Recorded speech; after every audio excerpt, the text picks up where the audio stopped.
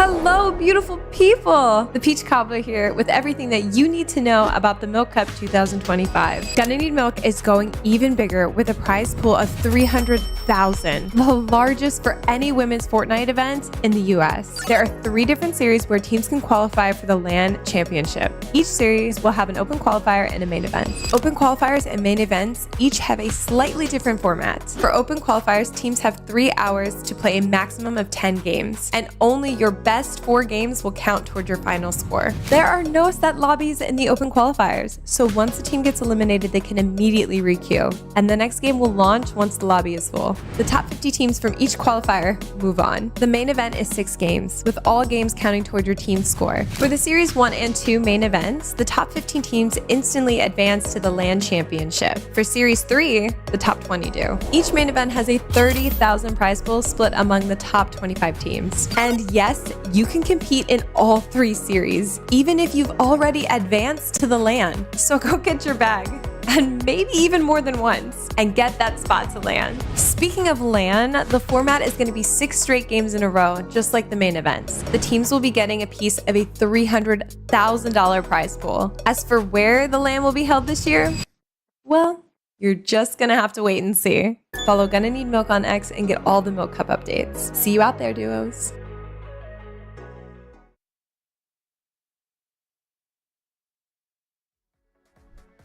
50 duos competing on the day, 15 spots for LAN available, and 1 championship title. Welcome everybody to the Milk Cup Series 2. Gonna Need Milk partnered with Radiant and the Peach Cobbler, committed to building a space in esports for women, and it has been wonderful to see. We have the largest prize pool in US women's esports history, a competition that keeps heating up. I can't wait to get started, so get your glass of milk. Cozy up, it's going to be a great day of Fortnite. My name is Sierra Dawn. I'll be your host for today, and I'm joined here by some very wonderful, very familiar names. We have Kelly Link and we have Monster. How's it going today? Are we excited for some Milk Cup? I am so excited. I mean, Series 1 was absolutely incredible. It was so exciting into the final game, and the qualifiers, I think, were a lot of the same. Just 1 point separating first from second place, and I think we know who that first and second place team are. Yeah, definitely. You know, we're going to have a lot of Nina Veda talk. Folks that are, of course, on the heels of that team there, we'll be talking all about throughout the day today. But, you know, I'm just excited to be a part of this whole ecosystem, right? It's my first year I've been brought in, so to get a chance to jump back on the mic here to talk about the Milk Cup and all that's unfolding is definitely exciting for me. And Sierra, for you as well. Welcome to Fortnite. Let's go. Welcome. Thank you. Watching through Series 1 was so much fun. So to be here for Series 2 and watch all these talented players be on a desk with you two, mind-blowing. I cannot wait, especially too with how the series and everything has been gearing up. Series 1 was just an absolute blast to watch through. I mean, when we're looking at the teams competing, of course, there's a prize pool we're all looking for, but we're also looking at those spots at LAN. So when you put all of that together, it's just one wonderful competition. And looking at the event format, when we are looking at how this was built out, Kelly, it was something that was really cool. We have duos this year, unlike last year. Right. And with the 6 maps ahead of us, you know you're in for a treat. Also, with it being Battle Royale mode, we know that that's just so much more competitive for these teams. And having it be, 15 teams coming through, I love that you said it's not just about the prize money, but also those spots on LAN, because 15 spots have already been claimed. So the remaining 35 are going to be figured out either through today or the Season 3 main event as well. So lots to go into. And of course, even though the teams that may have made it through the top 15 last season, they're still going to be going hard. They're still going to be going for that first place spot, Monster. Yeah, and before you know it, your last opportunities are right around the corner, because time flies when you're having fun. And so far, we have seen a lot of some serious competition unfolding here for the ladies. And you know what? We do have some new folks jumping in that might have missed that first May opportunity to go ahead and qual through. So there's a lot on the line here, as we all know. Once your opportunities start to get cut short, the pressure begins to rise, and we're in a completely new Fortnite season, so this will be very exciting, especially when we start thinking about what is on the line, right? How the points are going to be accrued here. I mean, Kelly, take us through it. Victory Royale being worth 65 points. This is pretty top placement heavy. Yeah, we saw that during Series 1 as well, just how important those placements are. And when you actually look at the leaderboard for Series 1, you could see that the eliminations actually went to Canary and Fran, but Nina and Vader every single time made it to the end game time and time again. And I'm jumping the shark a little bit here. I'm talking a lot about these duos, and we haven't even gotten to that part, but 1 point per elimination. It's going to be quite passive in the early game, which means that Storm Surge might be an issue. I loved seeing how that played out, though, because maybe you got a beginning of the game that was a little slower, an opportunity to go get your snacks, get some milk or whatnot. But those end games that we had with all of those teams vying for those placement points was just electric. We got some chaotic end games. And, you know, a couple of the teams that have a little bit more of that aggression did take advantage of the points that you could get from those elims. So I'm really excited to see how this is going to be playing out today. Especially, too, it's not just the spots for LANs, but I called out that there's such a big prize pool here. You're looking at the largest prize pool combined in the U.S. for women's esports. And the qualifiers have a lot of that money as well. I mean, Monster, when we're looking at a first place spot with 8 Gs on the line, that looks pretty nice. Yeah, Fortnite competition, no stranger to big prizes, but lately, nothing like this. Like, the Milk Cup is really bringing a lot to this economy right here. And the breakdown, very generous. $30,000 per qualifier. We mentioned there's 3 of them. Yeah, and they can continue to play season to season. So this is an incredible opportunity, and you just really got to appreciate the fact that these sponsors, the partners, right, everyone involved bringing us together, they're making a huge impact. So with that being said, there's a ton of cash here. There really, really is. It's a good time for these ladies to be involved. And we've been so excited to talk about the players, especially too, what's really exciting is the opportunity to see repeating duos from Series 1. So Kelly, when you're looking at a couple of the teams that really made some waves, we'll get to see them back competing today. Oh, yeah. I love that change that we saw from the Milk Cup previously in the last year. The teams that qualified weren't needed to qualify in or weren't allowed to play in the other qualifiers. So to have them all come back, to have those big names, especially having it be 15 teams qualify through, you know, I want to see every team, the top competitors, really getting that practice in for the major LAN. And you can really only do that if all the top competitors are here. And my goodness, Monster, you could literally just throw a dart at this screen and you can hit a huge duo in the competition. Yeah, you know, my first time casting over the Milk Cup was that first qualifier that just, you know, concluded. And I got to say, my favorite player to come out of that was definitely Canary. Like, seeing what she was capable of, really, I just was not familiar with her game. But since then, I have absolutely decided to find her on Twitter, follow her, follow Frantic. I'm checking out their gameplay. What they're doing is incredible. And this is a strong duo, and they've continued to be so consistent. Looking at the way this is going to play out for today, I'm expecting them to do well once again. So I wouldn't be surprised, Kelly, if they're up at the top. I mean, they were up at the top during the qualifiers, beating out Nina and Vader, the reigning champs, by just 1 point. And having Demon's Domain uncontested is going to just give them everything they need to set themselves up for the early, mid, and late game. And both, I mean, I know you're talking about Canary. You could take either of these players right here, have one of them go down early, and then the other one will be able to solo clutch all the way to the end. It is absolutely insane what both of these players are capable of. Yeah, and then you go ahead. Sorry, my bad. Well, I was just gonna couple that with the fact that they have Demon's Domain, right? This is a very popular draw spot. We've seen how this kind of has been contested season to season. They are uncontested here, so you have the rest of the lobby also kind of looking in at them and saying, you know what, we respect their space, and we're gonna give them the drop. So that's something that starts to compound here when it comes down to Fortnite. I mean, you're talking about how they won out that open quals by 1 point and the team that they're able to beat, and seeing them just narrowly take down the Series 1 champs and Nina and Vader, I thought was just super exciting. When you're talking about the teams that have all the aggression, those were the 2 teams that really impress. And I'm really eyeing up if, Kelly, we're going to see a back-to-back champ here. I mean, it's so exciting. I know that there maybe hasn't been a community establishment of a rivalry between these two duos, but if you look at the top of the leaderboard for the Milk Cup this year, it is pretty much these two that are competing against each other. And Nina and Vader have proven themselves time and time again just absolutely how incredible and how knowledgeable they are of the game. And again, landing Utopia City uncontested Monster is going to give them a lot of leeway into the early game. Yeah, I love Utopia City for them for a lot of reasons. It gives them a lot of room to work with. They're kind of center. Like a lot of teams that played her don't have a ton of trouble rotating. And then you think about who are they going to rotate towards. I mean, K-Mors is being contested by ABG, Lena and her duo. So it's really interesting how the center of the map has this high level of contestation happen between two pretty good teams and teams that are showing up from for their first time essentially this year, right? They didn't make that first qualifier, Kelly. We were talking about that as we were kind of teeing our way into today's show. So I think it's not going to be in the favor of any of the teams being contested in the center map because Nina and Vader are going to have a free opportunity to come in and kind of clean up house, really. I also do want to speak real quick just of how smart they are as a duo and how adaptive they are for tournaments. Every tournament, every cash cup we have is going to be different, and they've understood the assignment where eliminations were only 1 point each, how valuable those placement points were. And a duo that is typically incredibly aggro actually pulled back a little bit and were a bit more passive, and that's how they came out on top in Series 1. So I'm interested to see if we're going to see the same thing come out today.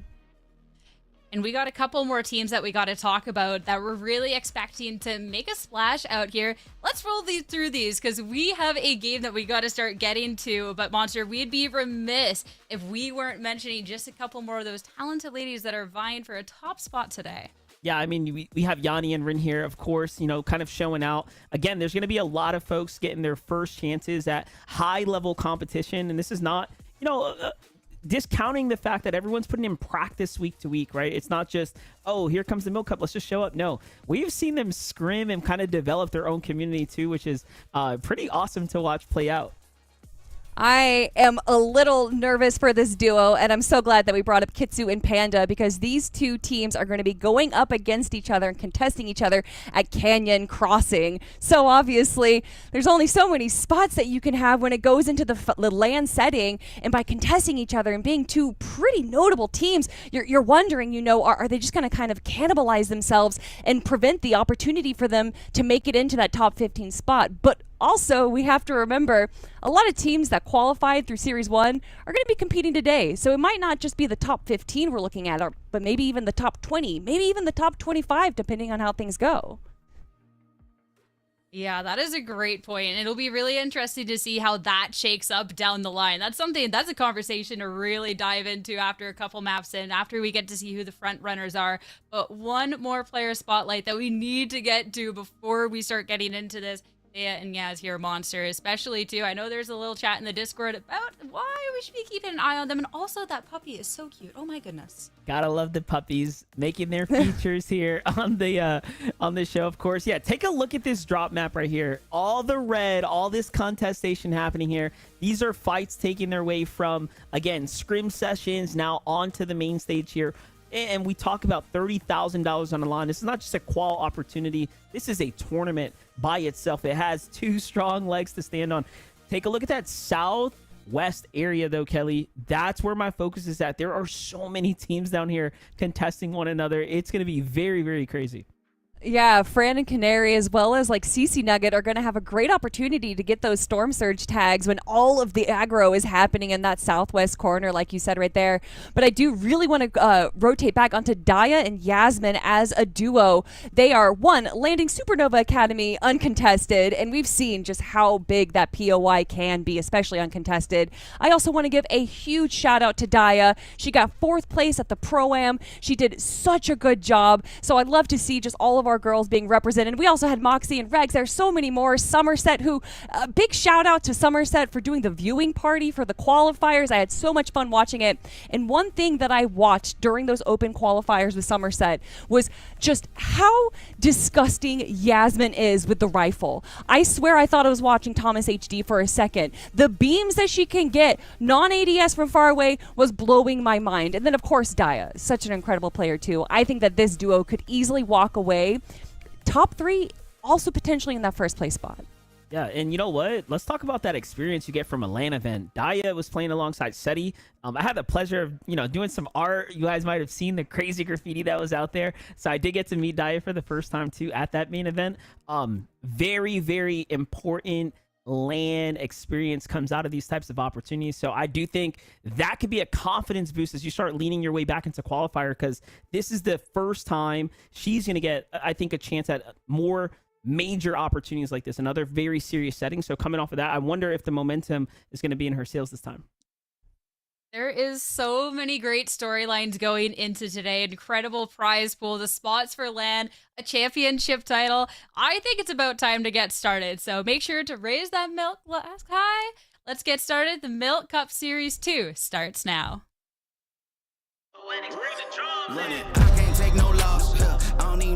I didn't think the games could get better, and Game 2 certainly brought the heat, brought the kind of that high-stake competition that we were talking about, and brought the drama right away. Competition is definitely a high bar, especially with some of our returning Milk Cup champions. A lot on the line, very clearly as far as the top end is concerned of the leaderboard. Before we didn't really have anything in the women's scene of Fortnite, and just to have something like this, like Milk Cup, like, it really just feels great for everyone.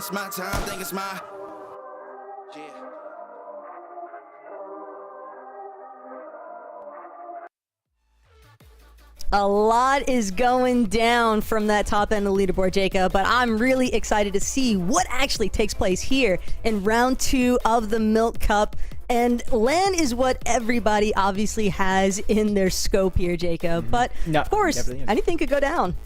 No, it definitely is. We were talking about some of the teams, the upper echelon teams that you kind of spotlighted in that pre-show. But just remember, there's like 11 returning teams that already have their LAN spot already locked down. So it's about roughly 80% of the lobby here today is still trying to earn that spot. And if you take a look at the results from main event 1, it was about a 10-point difference from qualifying to the LAN to having to repeat that qualifier process again. So to me, this is going to be exciting because it was even less than 20 points between first and second place.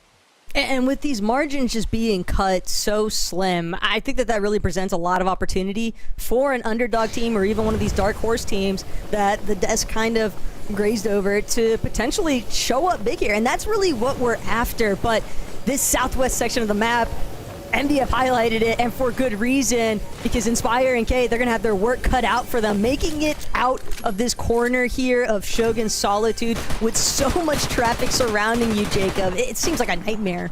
Hey, but what a bit of loot to get for Inspire. Luckily, Kate has the backup, goes into the bushes, trying to hide just a little bit of where they're getting tagged up at, but unfortunately enough, Inspire's going to go down. Kate, with no loot, is going to have to abandon ship.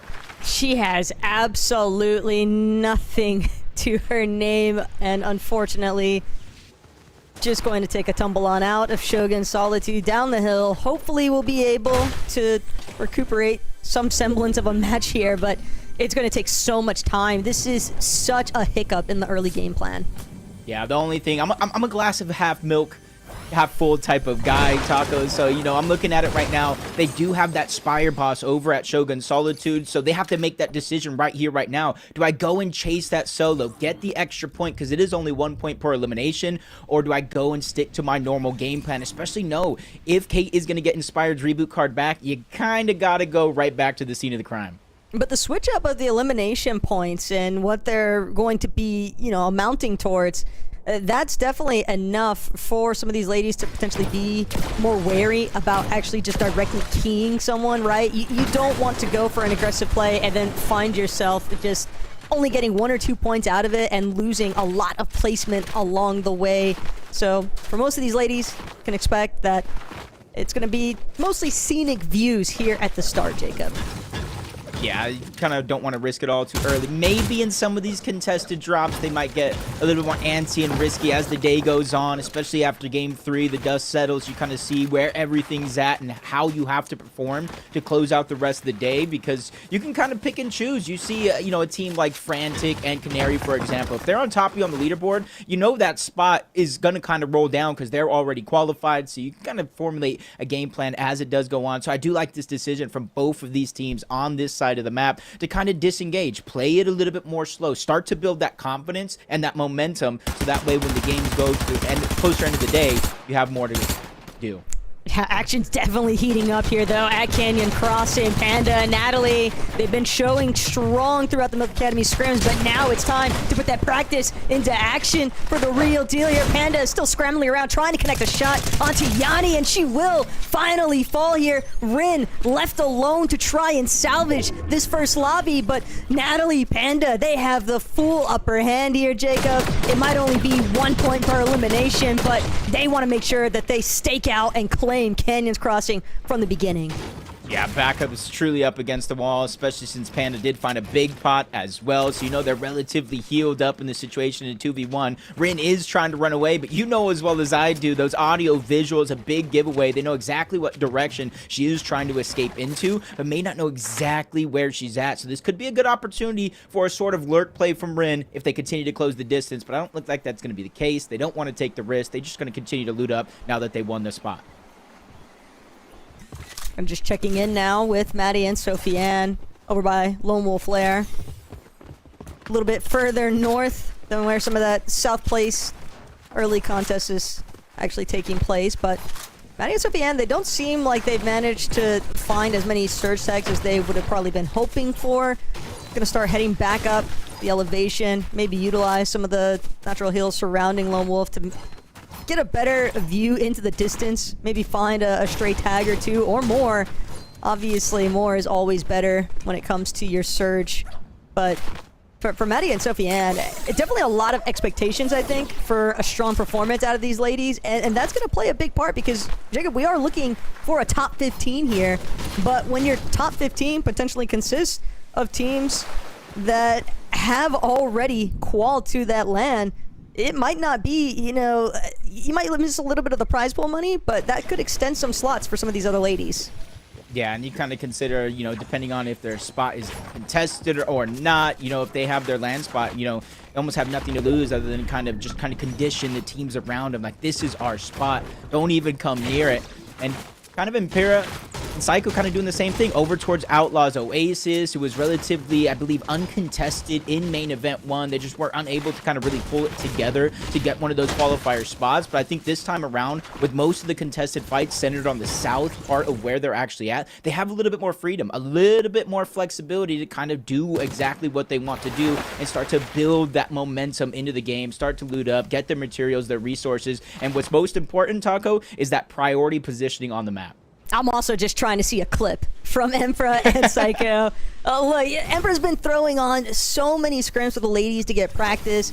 It would just be phenomenal to see her go absolutely buck wild on the live broadcast, Jacob. Okay, call it bias, whatever you want to say, but love those two to death and would love to see them prosper. But it's the same for all these ladies, right? You never want to see anyone actually be out of that top 15 for threshold or qualifying for LAN, but unfortunately, losing is learning, so there's that to work with for these ladies at least.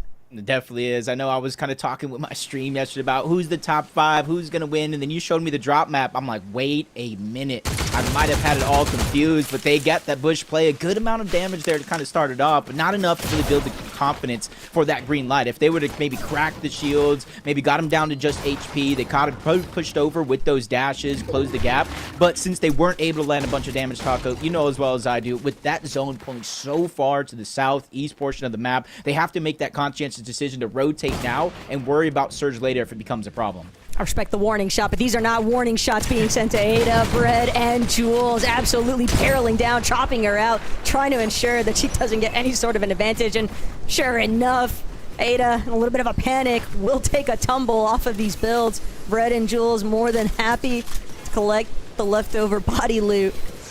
But They do have a ways to go into the next zone. Knowing that they have their surge locked down, Jacob, with 2 eliminations, though, that's going to make it a little bit easier for these two ladies to kind of just fixate more on how they actually want to rotate. They could white line in if they wanted to, but they might also look for a little bit more of a dead side angle. Yeah, and I like that because you're kind of handing out those 2 eliminations, the Storm Surge, and you notice in their loadout they do not have any bit of mobility. I didn't see any of those dash sprites. You don't see they don't currently have any charges as well. They don't have the cape, so they got to start prioritizing their rotation, and having that Storm Surge is a huge amount of flexibility for them to do just that, and they have the med miss smoke, so they can, in theory, stay as long as they want in the zone. It's very, very early, only 1 tick of damage, so they have all the time in the world to kind of rotate on over, and this is on the other end. You're seeing where the zone is kind of pulling over towards brutal boxcars. I feel like maybe this season, this has kind of been where the zones have been pulling more times than not as well. Okay, I like that shot over Tokyo MB, though. Keep in mind that from our first Milk Cup qual this year, we definitely saw some pretty heavy pop-off moments. And I think that it's definitely possible. You never want to undermine, I think, any of the ladies that are competing here today, because we know Tokyo MB, they're willing to get aggressive, especially coming out of that Flooded Frogs uncontested, but just a lot of, I think, random pot shots kind of being distributed all across. A lot of these ladies not really willing to commit to any hard fights, just trying to get into zone.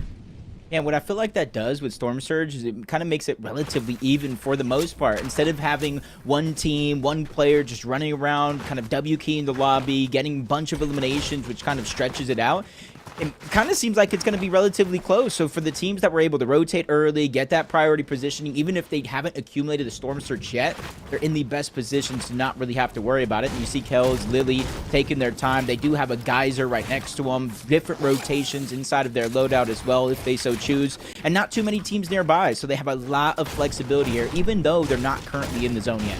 That looked like a positive, though, for Kells, scoping right in onto the dash sprite, and they're definitely going to need it because you already made the call out for it, Jacob, but mobility is always going to dominate when you're trying to make some of those endgame rotations. And without it, these ladies are definitely going to be feeling the pressure, just trying to work their way into the edge of the zone or anything like that.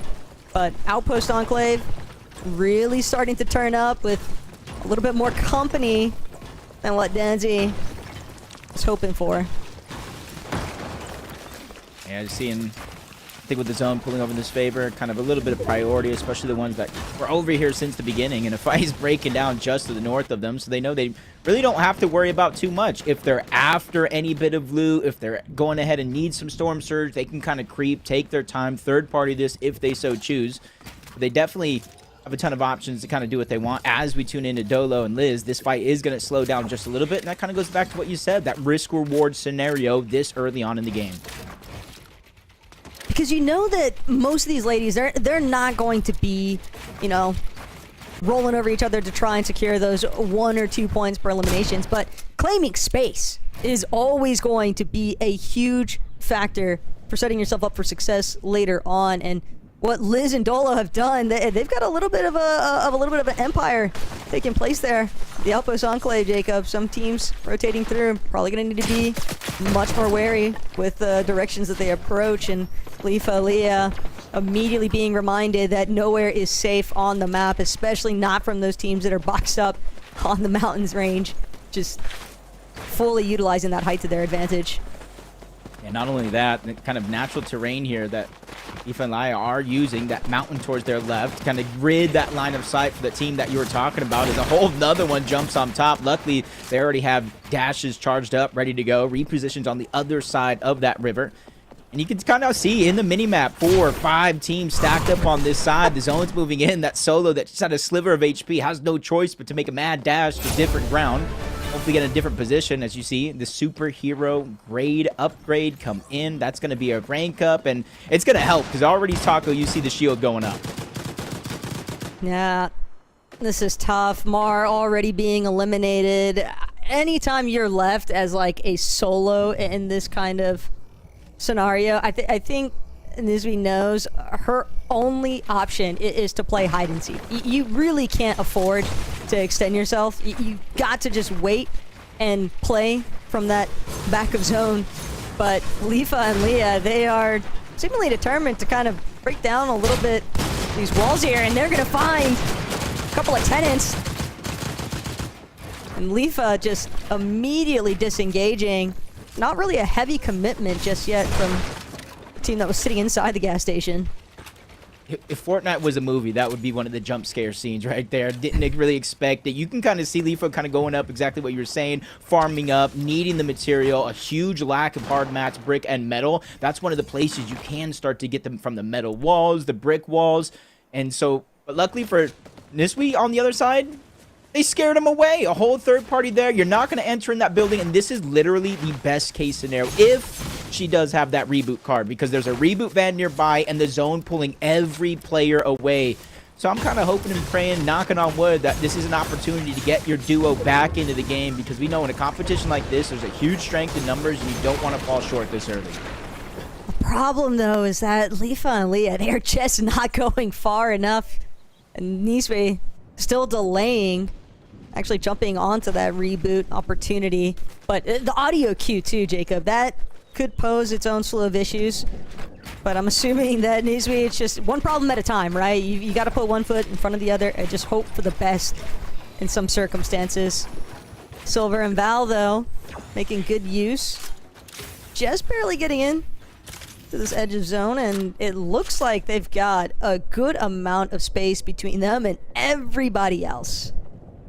That's exactly what you want. I like how they're not even getting greedy, being that team on top of the mountain. You know, just kind of trying to lay low relatively for the most part. Lulu, Timon just kind of boxed up just outside of Foxy Floodgates. And again, this is getting to the portion of the game where you got to be really, really decisive and care about your rotations. The more close you get in towards that direction, there's very, very crucial different elevation changes up on top of the Foxy Floodgates, on the side of the mountain, or underneath where there's a lot of tunnels to access. And there's a lot of teams coming on this side of the map that you have to be careful for. And then you add in the island that's there that gives a huge line of sight over these mountain ridges. Yeah, that island is going to be a huge threat later on, especially if there isn't already a team up top claiming it. But hard-pressed to believe that no one's taken advantage of that elevation point. Still, Lulu and Simone, though, Jacob, they seem to be totally aware of the fact that there's definitely teams higher up than them that could be a serious problem. Horse Girl, just trapped. This is one of those out of sight, out of mind kind of instances where you really just hope that the lobby doesn't notice you. And however her surge is looking, though, that's going to be the real problem here, because you take shots as a solo, Jacob, you've got to expect some fire back, but also just the duos that are already based up more center points higher up, you can definitely tell that they're going to be more than happy to try and take down this solo. Yeah, this is a 100% not safe rotation. You either got to go through Foxy Floodgates into those tunnels where you know at least one or two teams are already hiding, or you got to figure out a way to get up that waterfall, the zip line. But again, you're so exposed as a solo, no heals, no resources. Even on top of that, not a lot of material. So it's a huge mountain climb, both literally and figuratively. As Lifa, I just kind of go under the radar again, using a lot of the natural cover to their advantage, just trying to sneak around, lurk. They know they're not too far away from the zone, so they're just trying to make it there. The big problem, Taco, you see it, I see it, 114 damage below the Storm Surge threshold, which means they're going to have to get proactive. They're going to have to figure out a way to get aggressive. Otherwise, every 7 seconds, 25 damage will take onto that HP or shield. And they might not be the only ones that are a little bit pressured looking for Surge. Lily, Kels, sure, they might be 131 above currently, but that's bound to shift rather dramatically the moment that we get this next zone pool. So many of these teams that are going to have to be desperate and go for those desperate maneuvers. As a result, they're going to be the real deciding factor for how feasible some of these rotations actually pull off coming up. But Lily, Kels, still kind of just trying to monitor every direction. They want to be certain that they are not going to get pinched on this next move out. Yeah, and even though they're like 150 above, they're finding little tags here and there. They know the next zone, that could easily be a coin flip if they're above, below the threshold. I see other players kind of suffering, being below that damage. You're seeing a couple of ticks right there, right before our very eyes. And they're letting the only team close by start to rotate away. And that's why you're seeing that conscientious decisions early on to kind of rotate slow, not loot up. Turn to be the same Thor in the side as Leafa goes down. The duo follows, sent back to the lobby. That's Melanie and Scare taking advantage of every other team having to climb up this mountain and get Storm Surge. And they are just in a peak position, okay? It's going to be tough already for so many of these ladies to have to expend a ton of builds just working their way up this mountainous elevation, but they're also just completely uninvolved from the rest of the congestion that's starting to pool in some of these lower layers. Sarla and Leela, they're just trying to make their way across the field, and already the entire lobby seems to know exactly where they're at, but Sarla, Leela managed to pick off at least one solo in the process. It's really just that superhero rank up that they might be after, because that could be a really big refresh for them, for their HP. Not to be the bearer of bad news, Taco, but that one actually got stolen away. Not even by another player. Storm Surge. No one got that elimination. You didn't really see them move up the threshold, so it's going to be looming in the back of their mind. Sophie and Maddie, 15th in main event 1, and it was a huge solo clutch that got them there. So they got their spot secured, and it's all up for there when it comes to this duo, and I'm excited to see them play 514 above the damage threshold and without a single elimination, which means it's been all positioning, all priority, and getting those important tags. But this is going to be tough. You see where that pool went? This is max pool for 90% of the lobby. How many times have we seen just a max pool absolutely devastate the entirety of the lobby? And Sophie Ann, they're already just trying to burrow their way down. There's so many pre-existing builds just pooling every which way around Foxy Floodgate. But Fran, Kanari, they're gonna have to duke their way out of this one. Fran trying to see if she can break against the wall, and sure enough, with the backup, finds one. But Fran, she's under so much heavy fire. The lobby kind of just closing into this position. Might be a duo that's desperate for a little bit more surge damage. But Fran and Kanari, they found a little bit of a pause, a little bit of a lull. They know we've just got to get out of here because everybody else is catching up to where we're at. Yeah, they got that elimination. They're getting the loot. They saw that other team pushing up, and they just try to defend them off as much as possible. They're not trying to get every single scrap, but they're just trying to make sure to keep it away from everybody else. You see that they do have the gold cape with the combination, so they're going to be able to dash much quicker, probably take it step by step, box up, let it recharge, and repeat the process until they're safely in the zone. A lot of teams are going to have to follow suit and do that exact same thing. Regs and Moxie looking to play it perfect, but as soon as they make it just to the edge of zone, you see a couple of tags lagging on the Regs, forcing to reset there at the edge. And the women's lobbies, getting a near-perfect rotate is going to be very difficult, Jacob, because everybody just loves to stop and shoot. But look who Moxie and Reg might be squaring off against. It's Natalie, it's Panda. These two were really putting on a masterclass during the Milk Cup Academy scrims, and now they've got Moxie and Reg completely on the ropes because another team has seemingly started to intervene, just causing so much chaos, constantly breaking down their walls. They are not providing them with any form of relief, and Lily Kells also adding to a lot of the chaos. But Dolo, that's a clean elimination there for Lily. It'll be their first one of this match, but still, their Surge looking healthy. Yeah, sometimes the first one's always the hardest. It just peeks out. Lily gets that second elimination, and it almost gets stolen away. You see they're fighting for the loot, not necessarily the points on the other side. That's Smiley and her duo. Luckily for Lily Kells, they're just going to go ahead and backtrack in their steps. They realize the loot, the risk is just simply not worth it. They're above the damage threshold. Where they currently stand in their loadout and materials is perfectly fine for them as they see every other team start to rotate out. They're trying to be very, very cognizant of where they need to go next. Lily and Kells, though, potentially could play huge spoiler some of these later stragglers. But everything is starting to build. A little bit of elevation starting to be gained. Fran and Kanari overhead. You see the misform taking them front side, immediately trying to just crank up onto height, and now looking down, spraying everybody around them.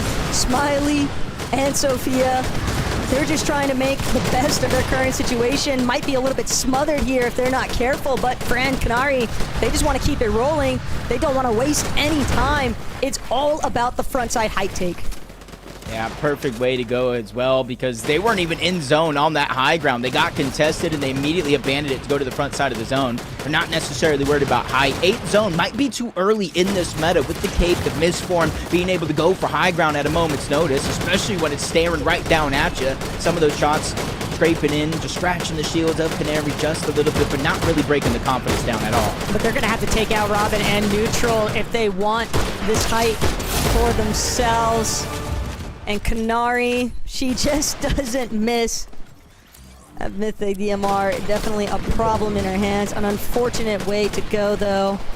But sometimes it's just how the cookie crumbles. A little bit drier if you don't have your milk with it.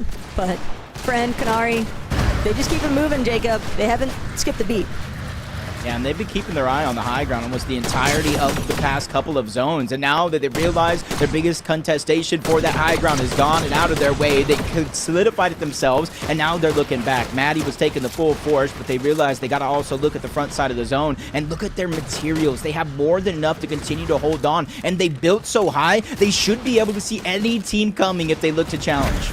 It's also the way that they're just going to have a much easier time claiming refreshes from these bodies that they're dropping and then immediately working their way back up to height. That bird form just taking you to places that other teams can't reach if they quite literally don't have any form of mobility. Daya and Yaz, they're just trying to make it out of the low ground. Player barely managing to escape their sights, but Canary and Fran. It looks like Canary spotted out a couple of body eliminations that make use of as they just continue to tarp ahead here, Jacob. They have an empire in the high ground. Yeah, and they're reinforcing that high ground. They have the cool look from up above. No team is going to be able to challenge them, and as soon as that second height does, you see it become a focal point of Canary. But looking towards the backs, audio, visual is a big giveaway. Kay's going to go down, and on the hunt yet again. Canary's making sure to get every single piece of resource that she can, and immediately in the same dash goes down right back on up, probably giving up all those resources to Fran, saying, here you go, what do you need? I got it all. It's the world's easiest connection there for Canary. Fran continuing to just ensure that no one will be able to break down this fortified base in the high ground. Abby trying to see if maybe frontside low could go better as a solo, at least with 6 eliminations. Things have definitely been scrappy, but Abby's still making it happen. The lobby starting to thin out rather rapidly here. She continues to just try and use this cape as the best method of an escape here, but immediately sent right back to the low ground. You can also deal with some of those immunity ticks that the Misform can provide here, Jacob. I think that's going to be the big lookout for some teams trying to buy a placement point or two. It's going to be the huge key at survival for some, especially those solos that we saw in a terrible position down below. Fran Canary has not looked back, has not really been tested. Down below, Yaz and Daya, they're finally moving up. They're ready to go ahead and challenge for it. Fran saw it coming. That's exactly what I'm talking about with them being that high, and a good shot to go ahead and slow them down. Yaz not going to be able to continue to challenge. And Ty just got set down low to the low ground. Going to get knocked as well. Fran and Canary in game 1, they defend their high ground, and they have their eyes set forward for a win. Yeah, the last thing you want to see is the team on height is still able to go up even higher, and now Fran reconnecting the zone, pulling back, allowing them that opportunity, and she is just spraying. That's really all you've got to do, because realistically, these low ground teams, they're gonna have to eliminate themselves eventually before they even start to begin thinking, okay, is this our chance to finally try and chop out height, to finally try and remove height? But Fran, Canary, they still have a decent amount of builds to work with here, Jacob. And these teams, the low ground, not sure what their heal situation is looking like, but there's only so many med kits before Storm Sickness comes into play. 2 solos down below. Yaz versus Lily. Frantic and Canary are just watching it all play out. They probably got their popcorn and say whoever wins still has to go through us. Medin and Smoke buying a little bit more time. Canary getting to the front end, making sure that nobody survives. Yaz goes down to Lily. Canary's making sure that if you come in my direction, you're going to meet the full force, and that's going to be a big shot for Canary. The confidence continues to build. Fran with no help because she's playing the heal off, and just in case, as Canary seals the deal. 9 eliminations and a game 1 win. Taco, that is how you start the day day with momentum. Is anybody surprised, though, to see Canary going ballistic in an endgame? I mean, even from the start of this matchup, from the moment we first locked in to what Frantic and Canary were doing here, Jacob, it just seemed like they had a steady game plan. They stuck to it. Their rotations, not always flawless, but the moment that they claimed the high ground in that 8th zone, it just seemed like nobody else could really take control of that frontside height. Yeah, they built high enough. They continue to pressure every second height team. And because they get Demons uncontested, they got the Mythic Spire. 55 shots uncontested. You're able to spray and just hold and pressure players down. And then you kind of let Canary do what she wants multiple times, grabbing eliminations, dropping down, grabbing those extra siphon materials, and just reinforcing their position. That was picture perfect for a game 1. Yeah, it's honestly unreal to think about this duo not only bringing home the first match of tonight's Milk Cup, but just keep in mind that these ladies have all been grinding for a really long time. And we even were lucky enough to see some of the women competing here tonight, competing at that Pro-Am that MDF referenced on top of the show. So let's take a little bit of a look back to what took place at the Pro-Am.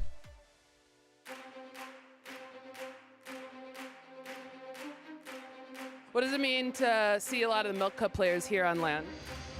I think this is wonderful for the community, and it's incredible. It's electrifying.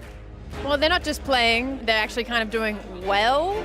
It's good to see. Like, they just need the opportunity, and they can prove themselves pretty fast, I think. It's cool. I mean, I've been watching all the tournaments the last few years. I know Moxie, Dire, Regs, they're great competitors. I've been dreaming about this a lot, like all my childhood. It's pretty cool, you know, seeing Seti and Daya in second place definitely proves that, you know, they can compete at a high level for sure. Oh no, not jinx it, don't jinx it. Oh, I love it. It's probably one of the best things that the whole gaming community could have ever done. I think it's a good opportunity and it's good. I love it. The thing is, I've been playing Fortnite for so long, and I can't wait to see who is in those top lists and to see who dominates. I think it's special. Actually, I play with a lot of them online, so seeing them here pop off and do their thing is different. My biggest inspiration actually is Moxie. She is really good, and I've actually learned a lot from watching her play in the Milk Cup. There was obviously a lot of questions during the Milk Cup when Moxie, Regs, and Daya dominated. You know, if they could hold up against other pros in a setting where they, everyone play together, and it's clear right now, they're putting on a show. So, who is winning the Milk Cup 2025? I got to go with Moxie, or maybe Vader and Nina. Vader. I'm gonna have to go with Vader. Vader is really good. I think Canary and Fran, only because Canary's so young and she's developing so quick. She is the future for sure. I mean, is there another answer? Obviously, me and Moxie winning that. We're winning it again this year. We got this.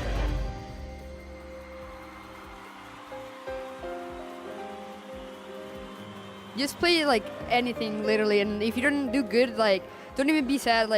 I came from nothing, and I'm here now, and it's just incredible. So just grind. Just do it. Just do it. Do what you what you want to do, and don't listen to the other people. Be consistent for 3 months, and you will see so much from it. Whatever you want to do, whether it's content or being a pro or whatever else. Trust the process. Be super confident when you play. It's super important to have confidence. Everyone starts somewhere, and everyone wants to make a name for themselves, and also just be involved. I think that's the main thing, is being involved. So I just love that they're actually promoting that. The exposure here is awesome for them, and I think they can take it to the next level too. It definitely proves that, they can compete at a high level for sure. Good luck to all the ladies out there for the Milk Cup. Absolutely. I want to wish you guys the best of luck. I wish all the players good luck in the Milk Cup. It's good luck in the Milk Cup. I'll be watching as always. Play your heart out. The game's not over till it's over. Good luck out there, guys. Hope you guys are enjoying the Milk Cup.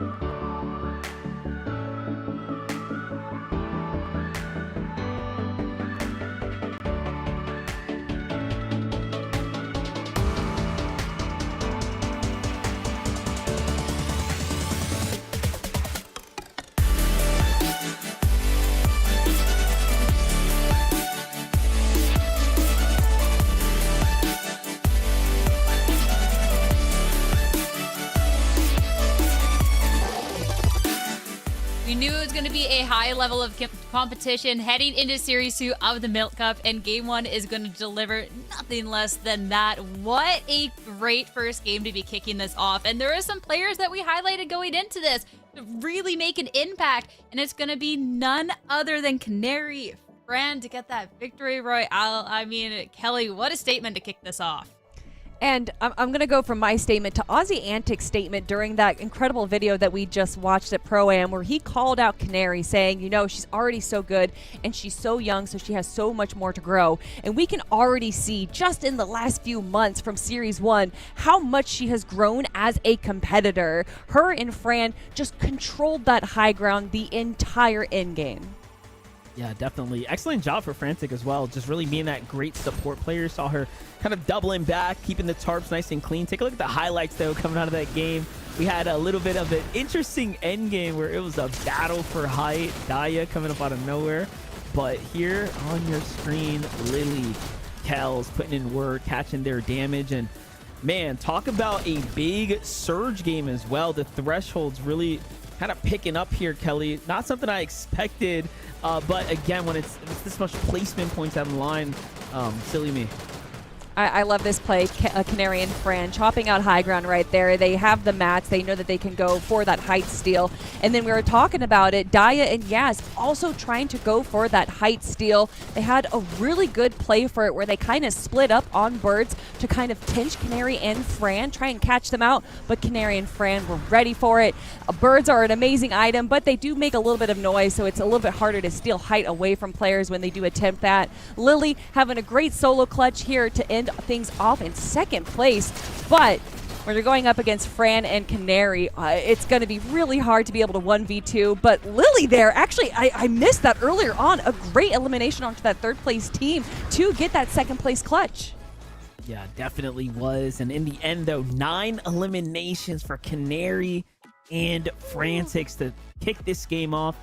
What a way to start game 1. So much momentum coming in there. Tons of elims as well. Daya and Yaz earning that second place, by the way. Sierra, you saw them fight for high ground. That took a lot of heart to do that. And I'd say it was definitely worth the risk. Oh, yeah. I love the confidence in that, too. And I love how to see these changes with the birds, to be able to see how that fight kind of changes a little bit with being able to contest just a little bit later. I loved this. And looking through the top teams, of course, we still have six games on the day, so 5 more to go. But sitting there, a lot of points for Fran and Canary definitely looks nice. I mean, Kelly, going into this, of course, this format, placement definitely gets you a lot of points and elims for the rest. But I want your take on the top 5 teams that we see here. I mean, you can already see, like you were saying, 12 points separate first from second place. But once you get down to the lower placing teams there, a lot of those points are so close together. We do still have plenty of games left. So a lot of these teams aren't going to be too worried about their current position. They have plenty of opportunities to kind of change up their strategy, maybe go for a different end-game play to go up the leaderboard. And one of those teams that we can expect to go up the leaderboard is Nina and Vader, our reigning champs from Series 1, currently sitting in 5th place. Yeah, one thing I want to highlight, though, Kamors and Kay there, right? We talked about how they might have had something to worry about on the drop. But right. Game 1 turning out very well for them, 13th place. So you have the catalyst of course, your early game fights. But it's about making endgame at the end of the day. And that's going to be the most difficult thing. To add on to that, actually, the team that they're contesting, Panda and Lena, also in 10th place right now, showcasing that maybe if you're not going to go for these kind of big off-spawn fights, but instead you go for the split, that there's an opportunity for you guys to make it into that top 15 spot, because neither of these teams are actually able to make it into the top 15, so they haven't picked their qualifier or their LAN spots yet. So to see them be able to handle a similar situation like what we saw from Series 1, but have a different outcome, just bodes so well for them, Sierra. I love that call out as well, because of course we're looking at these top teams and who is going to be taking that championship spot, but a lot of these teams, that opportunity to qualify for the LAN, that is going to be a really big important piece. And when you put that sort of pressure on these placement points and everything else, be able to see that they can get that many points from the get-go, even if it could have been a little bit tricky with those drop spots, I think is going to bode really nice for them, especially to here, Monster, if they can keep that consistency up or any level of consistency to ensure that they stay above that top 15 threshold. Yeah, sometimes what happens is you get a little confident, right? You get some points on the board. You're like, all right, we're not in last, let's go ahead and push them off the drop. And then that's where things can go south for one or the other. But like I said, I wanted to tiptoe around the conversation because I do think it's important that they secure their LAN spots first, right? For other teams that have been here, that got to play in qualifier one, that don't have that pressure, they're just fighting for the money. But for others, it's different, a different stake on the line here, pretty much, right? So I'd go for LAN security first before, trying to bully someone off the drop. Maybe get a victory royale first. Make sure you're pretty high up there on the leaderboards for anything else. But yeah, just to be able to see the difference in what we're playing for today is great. Especially too, since for Series 3, we do get 20 teams qualified there. But with how fast the scene has been rising up, I mean, even when you're talking about someone like Canary Kelly, who was called out in the prom video, to then you call an owl, the progression that she's made. There's other players too that are constantly on that path. So the competition only gets tougher. I mean, there's a reason why they call her the Peterbot of the female scene. She's absolutely incredible, and she has so much more to grow. But you know what, Sierra? What I want right now is more Fortnite. Well, I have just the thing for you, Kelly, because we have more Fortnite ready. Game 2 of the Milk Cup is ready. So let's head on over to your casters, Taco and Jacob, to take you through. The perfect moment, Jacob, because game 2 right about to be underway, but more importantly, Frantic and Canary, so happy to see them find that win. It looks like their time spent practicing in those Div 1 quals, Jacob, has definitely paid off. I do low-key need to see them run it back, though, with Pilot. We even saw him giving them a beautiful shout-out to the ladies in the Fortnite scene for the Milk Cup stuff, so if they run it back, I think we could definitely see some fun stuff coming out of them. But locking back into Milk, Canary and Frantic have definitely set the tone for what to expect after that first lobby.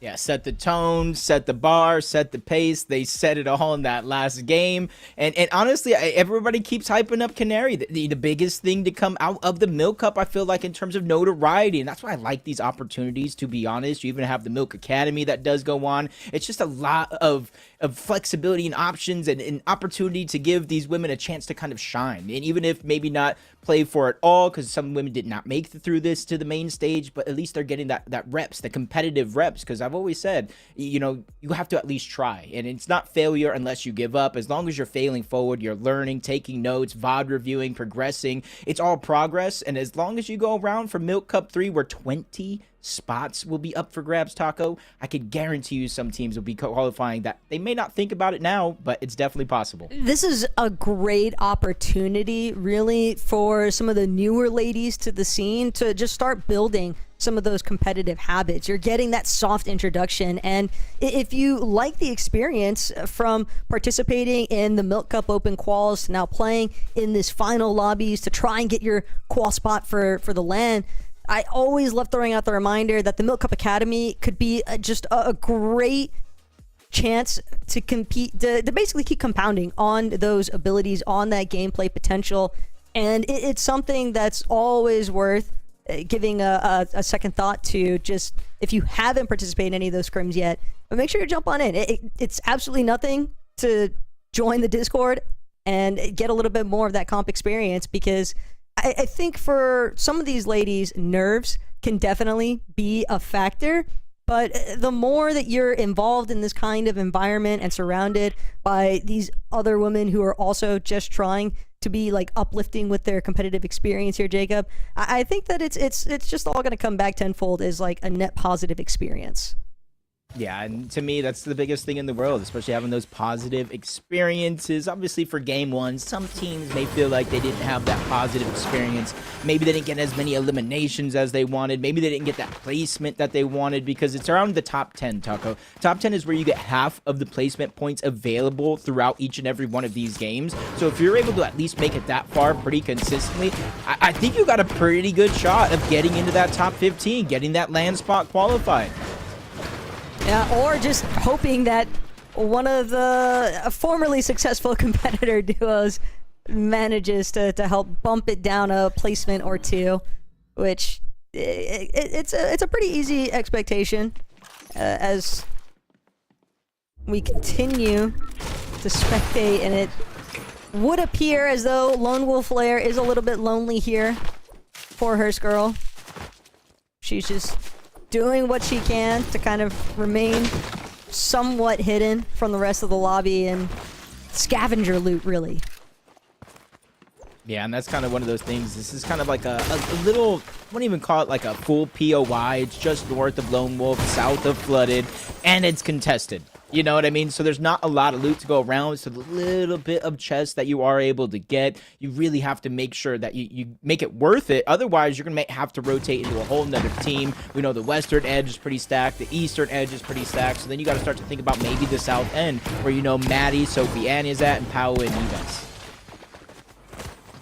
Taking a peep, though, over by the first order base. Lily and Kels just trying to be as quick as they can with their loot. And these fringe positions on the map, Jacob, they can be nice for a starting point in terms of not having to worry about too many people trying to, like, encroach on your spot and basically blow up your turf, steal items out of your loot path.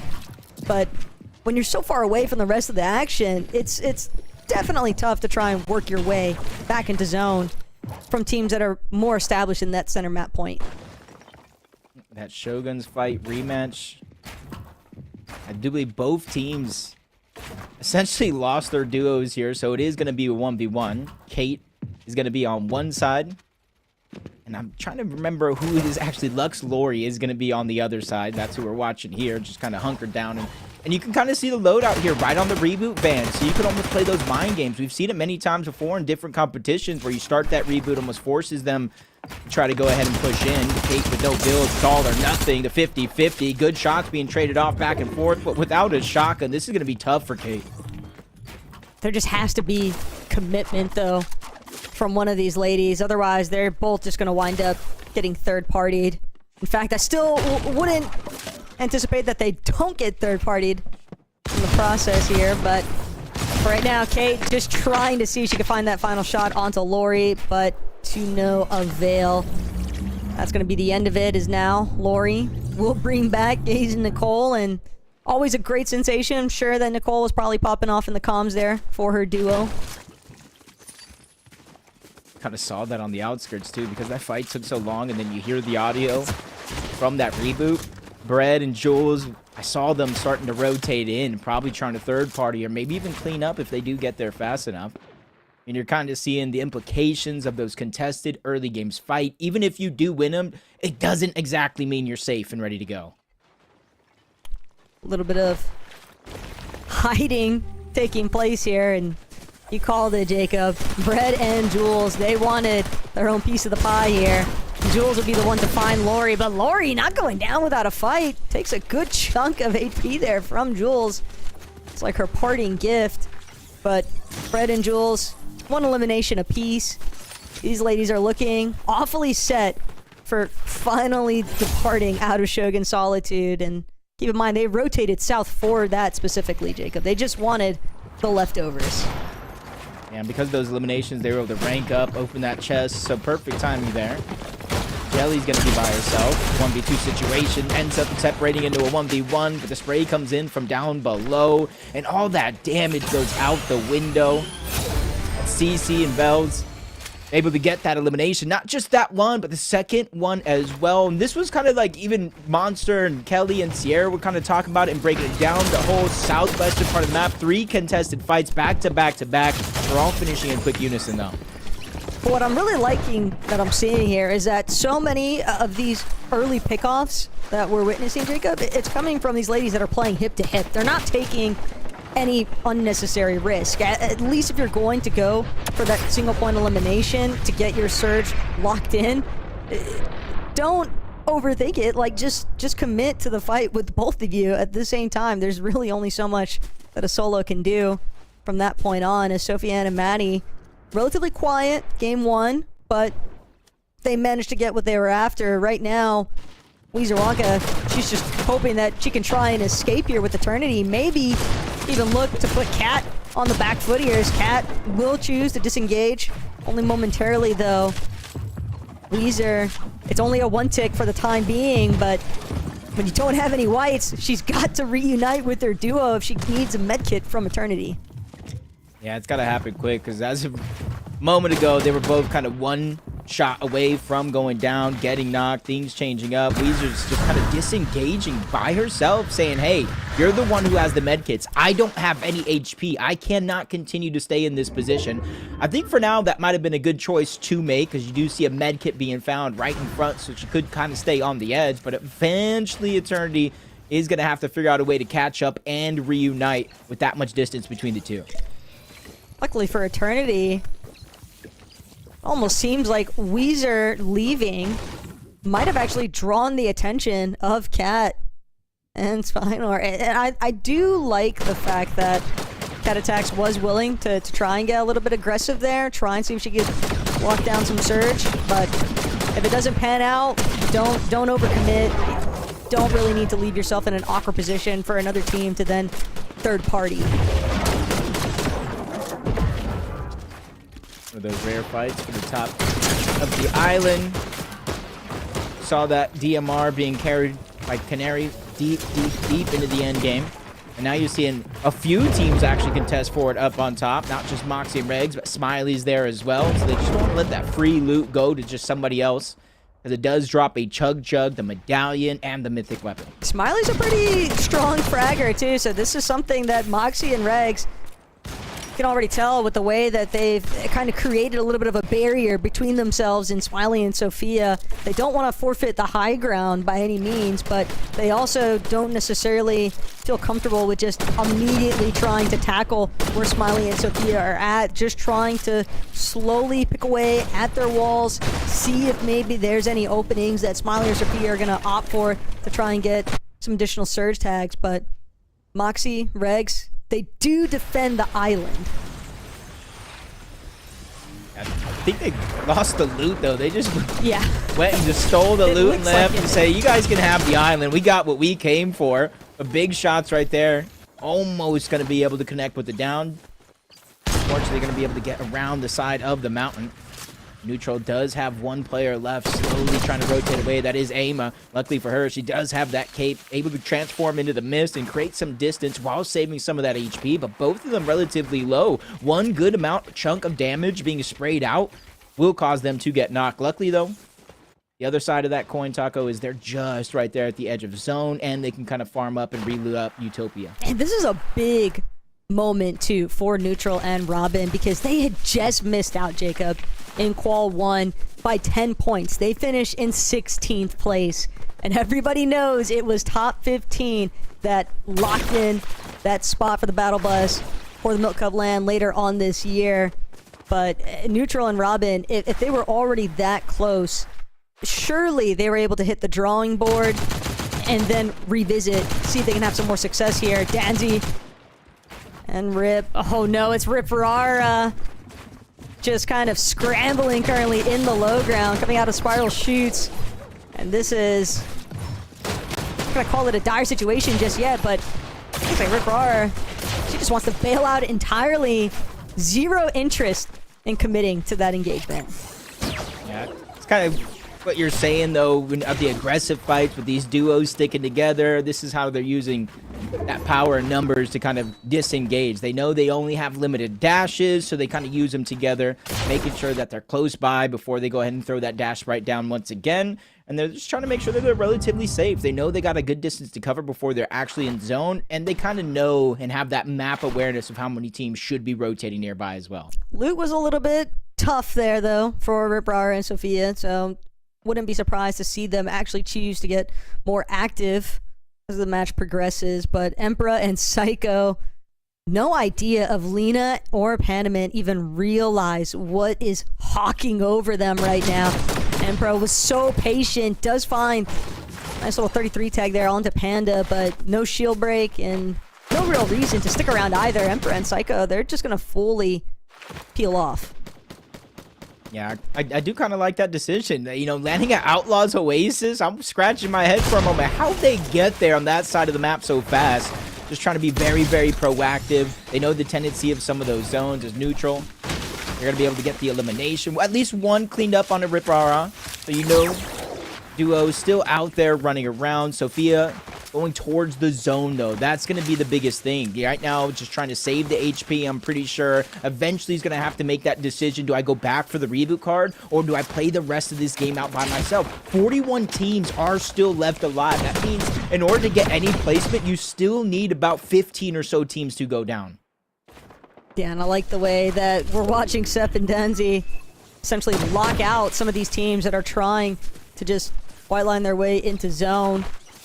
Those ladies that are already ahead of you, Neutral and Robin, they committed a little bit of time there, Jacob, just hunting down Rip Rara and her teammate Sophia, but only finding that one elim onto Rip Rara. They're still steady ways behind the rest of the lobby, trying to keep a low profile if possible, but they might even choose to stick around for that reboot band that we heard off in the distance that I would imagine is probably Sophia trying to bring Rip Rara back. And it might only be the only choice. You're seeing a couple of players in the feed getting knocked, but you're seeing not full teams are getting dropped, so a few solos beginning to litter themselves around the lobby. Ava and Chloe just kind of targeting out one of those bases. They're not safely in the zone just yet, but they're putting themselves in a spot where they have a few different options. They can continuously try to rotate in, but they know the zone is closing from the east all the way to the west, so they could try to hold some teams out, depending on choosing where they're at or how confident they are in Storm Surge overall.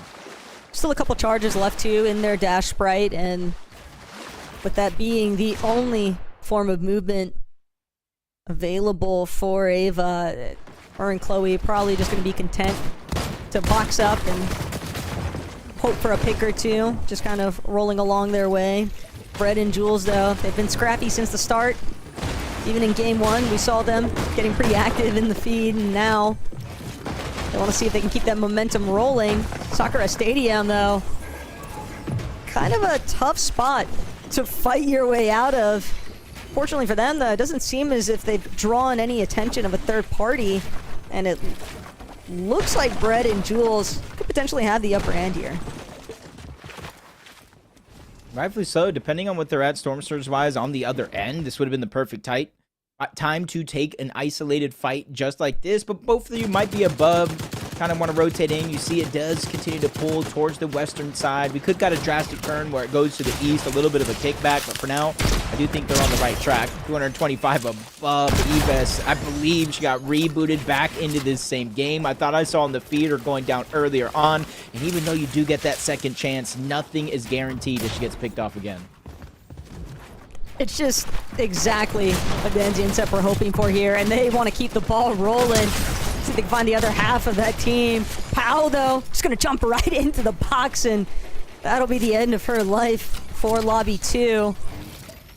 That next trip on the battle bus, maybe try and, you know, reformulate a new strategy. It's just tough when you get locked on the edge of zone there by a duo that's also running an exotic shotty. Kind of love seeing the kind of progression from game to game. Rose and Elle just trying to get a little bit of the high ground. The team that they're fighting against, Noelle and Botley, they were the ones at one point that went down to Storm Surge. In this game, they kind of suffered. They weren't able to accumulate it as the zone continued to get smaller and smaller. This is going to be their best opportunity with teams being forced away from this rotation. Only maybe 1-2 other teams are even looking back, and even then, what are the chances of landing those shots? So if you do find yourself below that threshold, you got to start thinking now, even with the rotation around the corner. No look at Bali, though. They're going to be the team still kind of tangled up here with Elle and Rose. And Elle, Rose, maybe playing a little bit of fire here, and looks like they want to start to get a move on soon. When you know that there's going to be a team kind of trailing you, and this might be the decision, though, from Elle and Rose. Kind of hang back, let Botley and Nolik rotate first, and then they'll just shift their rotation a little bit just away. They're just trying to shift enough, Jacob, that they're going to be out of their line of sight, but also still not enough to get themselves completely picked off either if they're not careful. Even though they're not in zone just yet. Momentarily, Rose using that elevation to try to fire some shots with the DMR. 86 below the damage threshold. That's not a ton, but you know as well as I do, if you don't have those opportunities to get surge with distance, you're almost forced to go box to box, especially since there is a team hiding in a bush right in front. That could be the disastrous moment waiting to happen. CC and Duo looking at Val and Silver on the other side, trying to pressure right below the covers. They already have 3 eliminations and over 800 damage above the threshold, so they're just continuously trying to be proactive, almost like an awareness check on some of these other teams. I think it's also just CC and Vel's trying to clear a path. That little shift onto the hill of elevation could be some nice territory to claim for themselves, but you have to eliminate or force off Val and Silver, and they don't seem like they have any interest in departing from this current location. 6 medkits, Jacob, is ridiculous, by the way. It is, but considering their situation right now, 52 below the damage threshold, in theory, you don't always want to stagger yourself this far back, but you can stagger yourself with those 6 med kits. Every team is going to have to rotate through. There's a small chance they use the island, but as soon as they get above that damage threshold, they try to prioritize that rotation. They probably know in the back of their head this is the slower side of the zone, with it continuously pulling from the west early on, now shifting to the east. So they're hoping they don't see that many players on this side. They make a safe rotation there, and then they'll worry about damage as soon as they make it in. And hey, if there was ever a worry about the mats, maybe running by that gas station, they can always refarm a little bit of metal there, potentially. Gizu and Karina, though, they're going to be just trying to run straight in the zone, Jacob. They want to try and beat some of the congestion that's really starting to build around them, but they haven't actually worked their way in just yet. One more time, going to utilize that misform to just send themselves a little bit further in to that center point, but Vader and Nina directly behind one of the most terrorizing teams in this lobby. And granted, game 1 didn't necessarily have the flashy finish that we've come to expect out of Vader and Nina, but you can never really count these 2 ladies out, Jacob, because they are more than happy to take a fight at a moment's notice. But right now, their interest seems to lie exclusively on just maintaining strong positioning. Yeah, it almost seems like they're using brain over brawn in a lot of these situations. You know as well as I do how aggressive they can get, how many eliminations they can pick up in the blink of an eye, but they know most of those points in this format is going to be at the top side of the leaderboard, and they're trying to play consistent like they did through main event 1. So as long as these eliminations naturally present themselves, those are the ones they are going to go after. 375, the pre-pieces in. Kat, I'm so sorry. Nina and Vader just took you down the blink of an eye. Luckily for you, though, your teammate did abandon that ship, did try to go on out, especially since it's a far rotation. Sooner is better than later. Yeah, but watching Karina just get ripped apart like that, Angie, this is going to be a very difficult spot because the misform charge, sure, it can be strong, Jacob, but you've also got to be careful about not getting locked into somebody's box, and we nearly saw that happen to Angie. So definitely just a fun little thing to kind of keep an eye out for. Some of these ladies that are still competing is Mia, Ada, right on top of the resistance base, and it looks like that slow side rotation that they'd kind of tried to follow a little bit earlier on with some of these other teams has worked out for them. And you can kind of see right now, one of them's just in the box, the other one's lurking, just trying to catch anybody off guard. They don't want to just fire shots kind of aimlessly into the distance, especially since they have surge. They're trying to be more calculated with their efforts here. Melanie and Scare, same thing. They're not necessarily going for high ground just yet. They're just going to dash right down and use a couple of those dashes to quickly try to make their way in towards zone, especially since it is opening up on this edge. They know teams will not be on that side of the zone, or at least not just yet. And if they do end up on that side, Taco, they're going to have all the knowledge in the world of it happening. But they only have 1 Dash Bright charge left to use, unless Scare is holding on to another one. But they can find a refresh, Jacob. That could go a long way. What they really need is some form of ability. Otherwise, they're going to find themselves trapped in those low to mid-ground layers. And things are rather dicey currently for the teams, just even coming out of that first lobby. I mean, the team on height, Friend and Kanari, they literally watched the lobby eliminate themselves for them. And I think that's part of the reason why Mel and Scare, they're trying to be proactive, trying to make sure they control front side low, if anything. Yeah, I don't know if it was Scare, Melanie just quickly saw over from that tiny hill that they were on, that no team was currently over there. Scare tried to jump on over, but since it hasn't opened up just yet, them and everybody else that's trying to be this proactive has to hunker down, wait for it to open up. Looked like Canary and Fran was feeling the pressure. Or just a little bit. Canary with no shields. Regs and Moxie slow to rotate. They're kind of prioritizing waiting for the zone to actually open up. So that way when they do use their mobility, make it on that edge of the zone, it has opened up and they can start to pick a safe spot to box up at. And drew a little bit more attention from the rest of the lobby than what they've been aiming for. But final charge out of that dash bright. Regs, Moxie, just waiting for their green light. It could come at the expense of K-Morse's life, but no, she will manage get away. Is now Regs, Moxie taking care of that tree before they make their next move. Canary and Fran, though, Jacob, they are absolutely stacked when it comes to their loadouts. Yeah, stacked is an understatement right there. Mythics, exotics, golds, chug jug, they have everything they need for success, and they already reposition in a spot where they can give themselves an option to go for high ground if they do want it. Moxie and Regs just trying to watch the side of the zone, waiting for it to open up. It is going to pull in their favor, but if you see, it's going off that cliff, a little bit of open water, so this is not going to be a safe rotation for anybody that lacks the materials. Danzy and Sap, another team kind of just lurking across the way, holding down a slightly elevated position. They're not really aiming for any sort of straight pot shots just yet, mostly just trying to prevent anybody from coming into their boxes. Canary, Fran's gonna get knocked. Canary left to try and clutch this out as a solo. We've seen her do it so many times before though, but first, it's all down to Danzy and Sep to see if they can shut down our Lobby 1 winners here. Canary getting absolutely beamed from every direction, and finally, a quick moment of relief as she falls towards the backside, but that's going to open the door right now for Moxie, Regs, Daya, Yasmin, all teams that we saw trying to overtake the high ground, and sure enough, Yaz and Daya, they are completely ahead of everyone for height.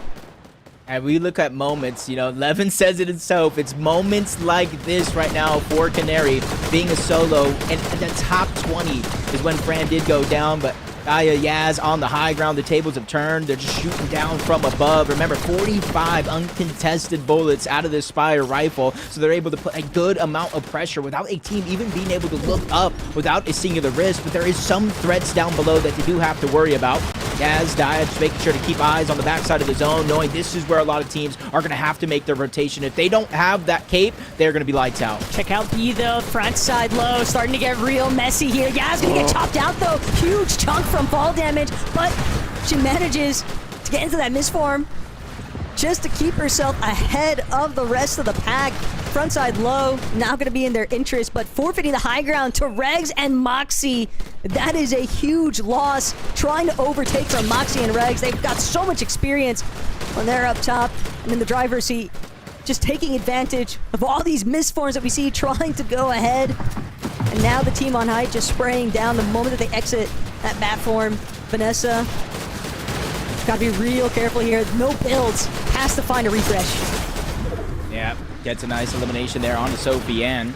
Siphon does not come in. I'm unsure if she was able to get the knock, so that's going to go elsewhere. Luckily for them, they did get the superhero grade, so they are getting HP and shield, but is the timing there for them? Canary still alive down below, but it's Regs and Moxie that is still full control. Getting the elimination onto Bread, jumping down, cleaning up all that loot before reuniting on that high ground once more. 6 eliminations already as Moxie picks up another. This is a very familiar sight, just with a completely different team. Jules will manage to escape that final blow only for a couple seconds longer. Daya also having been cleaned up. Lily now gonna take her chances of burning towards that front side of zone, but Moxie and Regs from way up above, they're the real birds controlling the sky here, and Moxie immediately trying to take shots down onto Mel's. Regs will get the credit for it, but open season currently for Moxie and Regs. Oh, and a blessing on top because it does cut back. They're quickly running out of builds. Regs is the only one with materials on, and that's why you see her dropping down, trying to clean up some of the eliminations and try to get the scraps that are left behind, but no opportunities has presented. But at least they're in the top 3 with only one solo running around, but that's a dangerous one. That's Canary going up. Moxie almost getting caught off guard. A missed shot, but you ain't gonna miss twice. Canary going full hammer right now, forced to dash off, tries to catch herself on the misstep, into the misstep. That is a lot of confusion being caused before Canary eventually goes down. The movement was getting pretty swifty there for a second, but not even Canary could turn that one in her favor. Regs though, Moxie, Regs, she's got to be the one to close this one out. Regs finds the siphon just in the nick of time, but it's all Vanessa who comes out on top here. An unfortunate spillover. Moxie and Regs, they looked like they had that completely under control, but just at the last second, Vanessa and Liz, they completely take over, Jacob.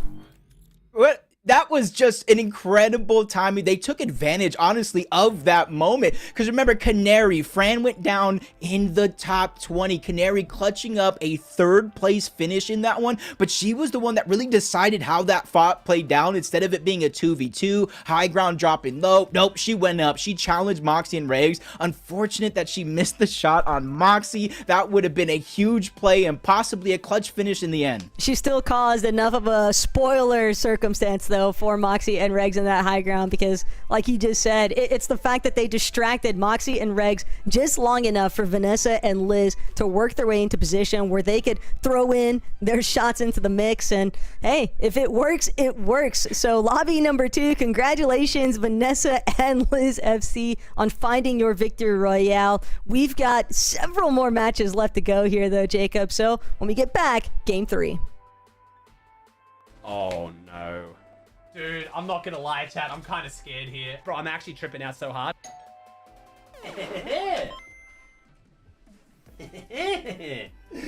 Now you can see why I wanted you guys to be able to see it.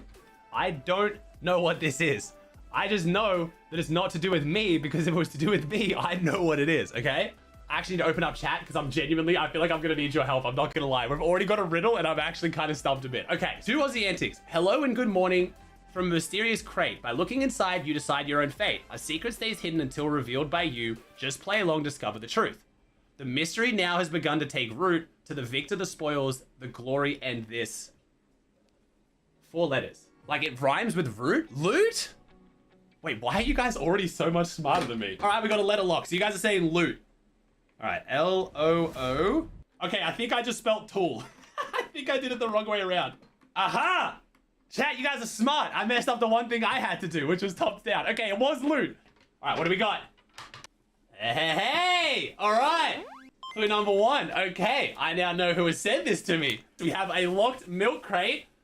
We have a sealed milk bottle. We got this one. Okay. All right, well, this one I can open easy. So let's not make this hard on ourselves than what we need to.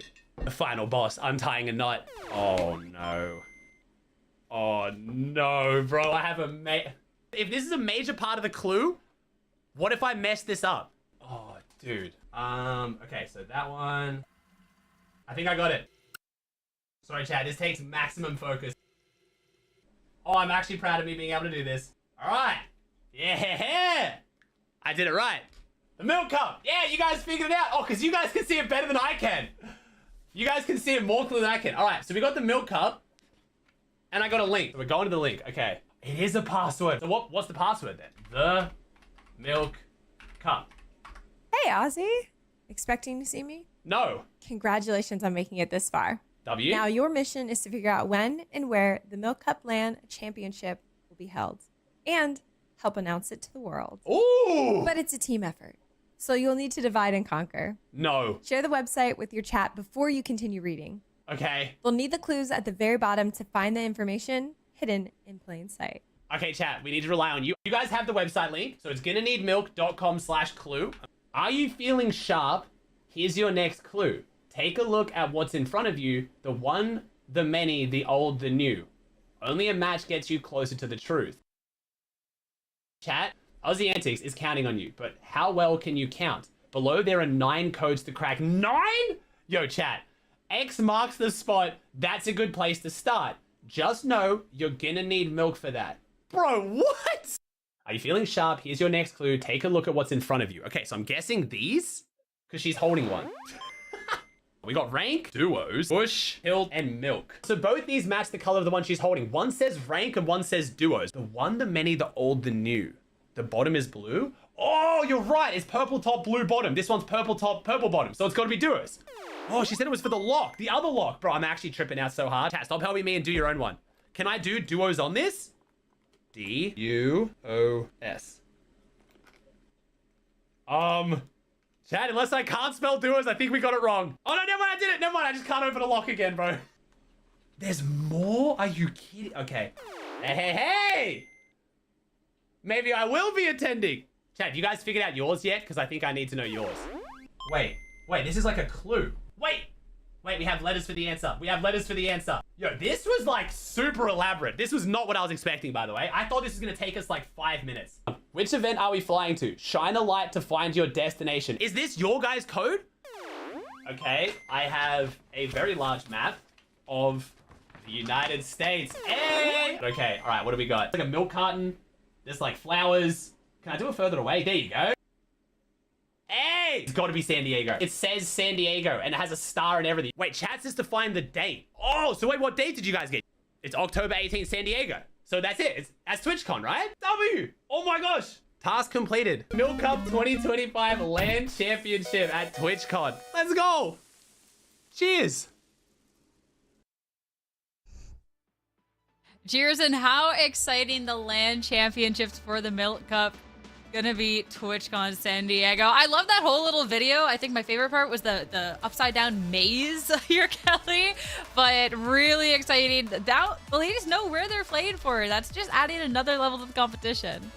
I mean, listen, only an FNCS champion like Aussie Antics would have the brain power to be able to break that down. Of course, we all know his chat's the smartest chat in all of Twitch. So honestly, TwitchCon is the perfect venue to have the Milk Cup. I had such a great time at the LAN last year. So to know that it's going to be at TwitchCon where there's just so many more fans and so many more competitors, it's going to be so exciting to get there.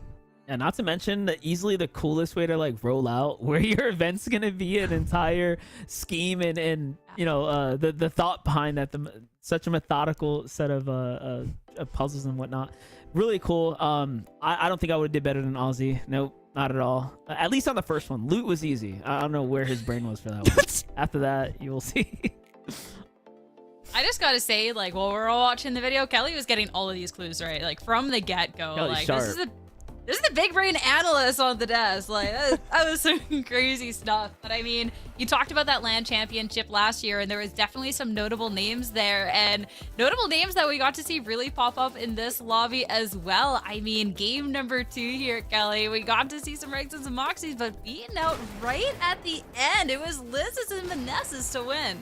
Yeah, Moxie and Regs definitely changed up their game plan from game number 2. Game 1 went well for them, but I don't think it was really like kind of the placement that we expected from them. So we saw right away they go for Rift Island in game number 2. They kind of wait for an opportune moment to go and take height away from Yaz and Daya around zone 9, zone 10, and then they were able to control height really well. But when you have Vanessa and Liz on the low ground, just dominating player after player, being able to pick up all that loot that drops on the low ground, it's going to be really hard even from high ground to be able to take them out. Yeah, this is a huge moment, huge game, honestly, for Vanessa and Liz right here, showcasing how much, you know, of their mastery they've got for endgame. Regs and Moxie did a great job holding high ground, but the low ground plays from, you know, Vanessa there was just honestly perfect. But look at the highlights coming through as Regs kind of clean up house. This is the fight for the end, and it really was a two-way battle. Like, these two teams going back and forth here, kind of carrying the story all the way through to this end game. Liz, of course, taking advantage of those upgraded gauntlets. Is just perfect play there from Vanessa and Liz, and a 12 elimination victory royale is nothing to overlook at. That's going to be a over what 70-point swing for them to throw them way up the standings there, Sierra. Yeah, not quite enough to be taking a first place, but still going to be putting them within that 7.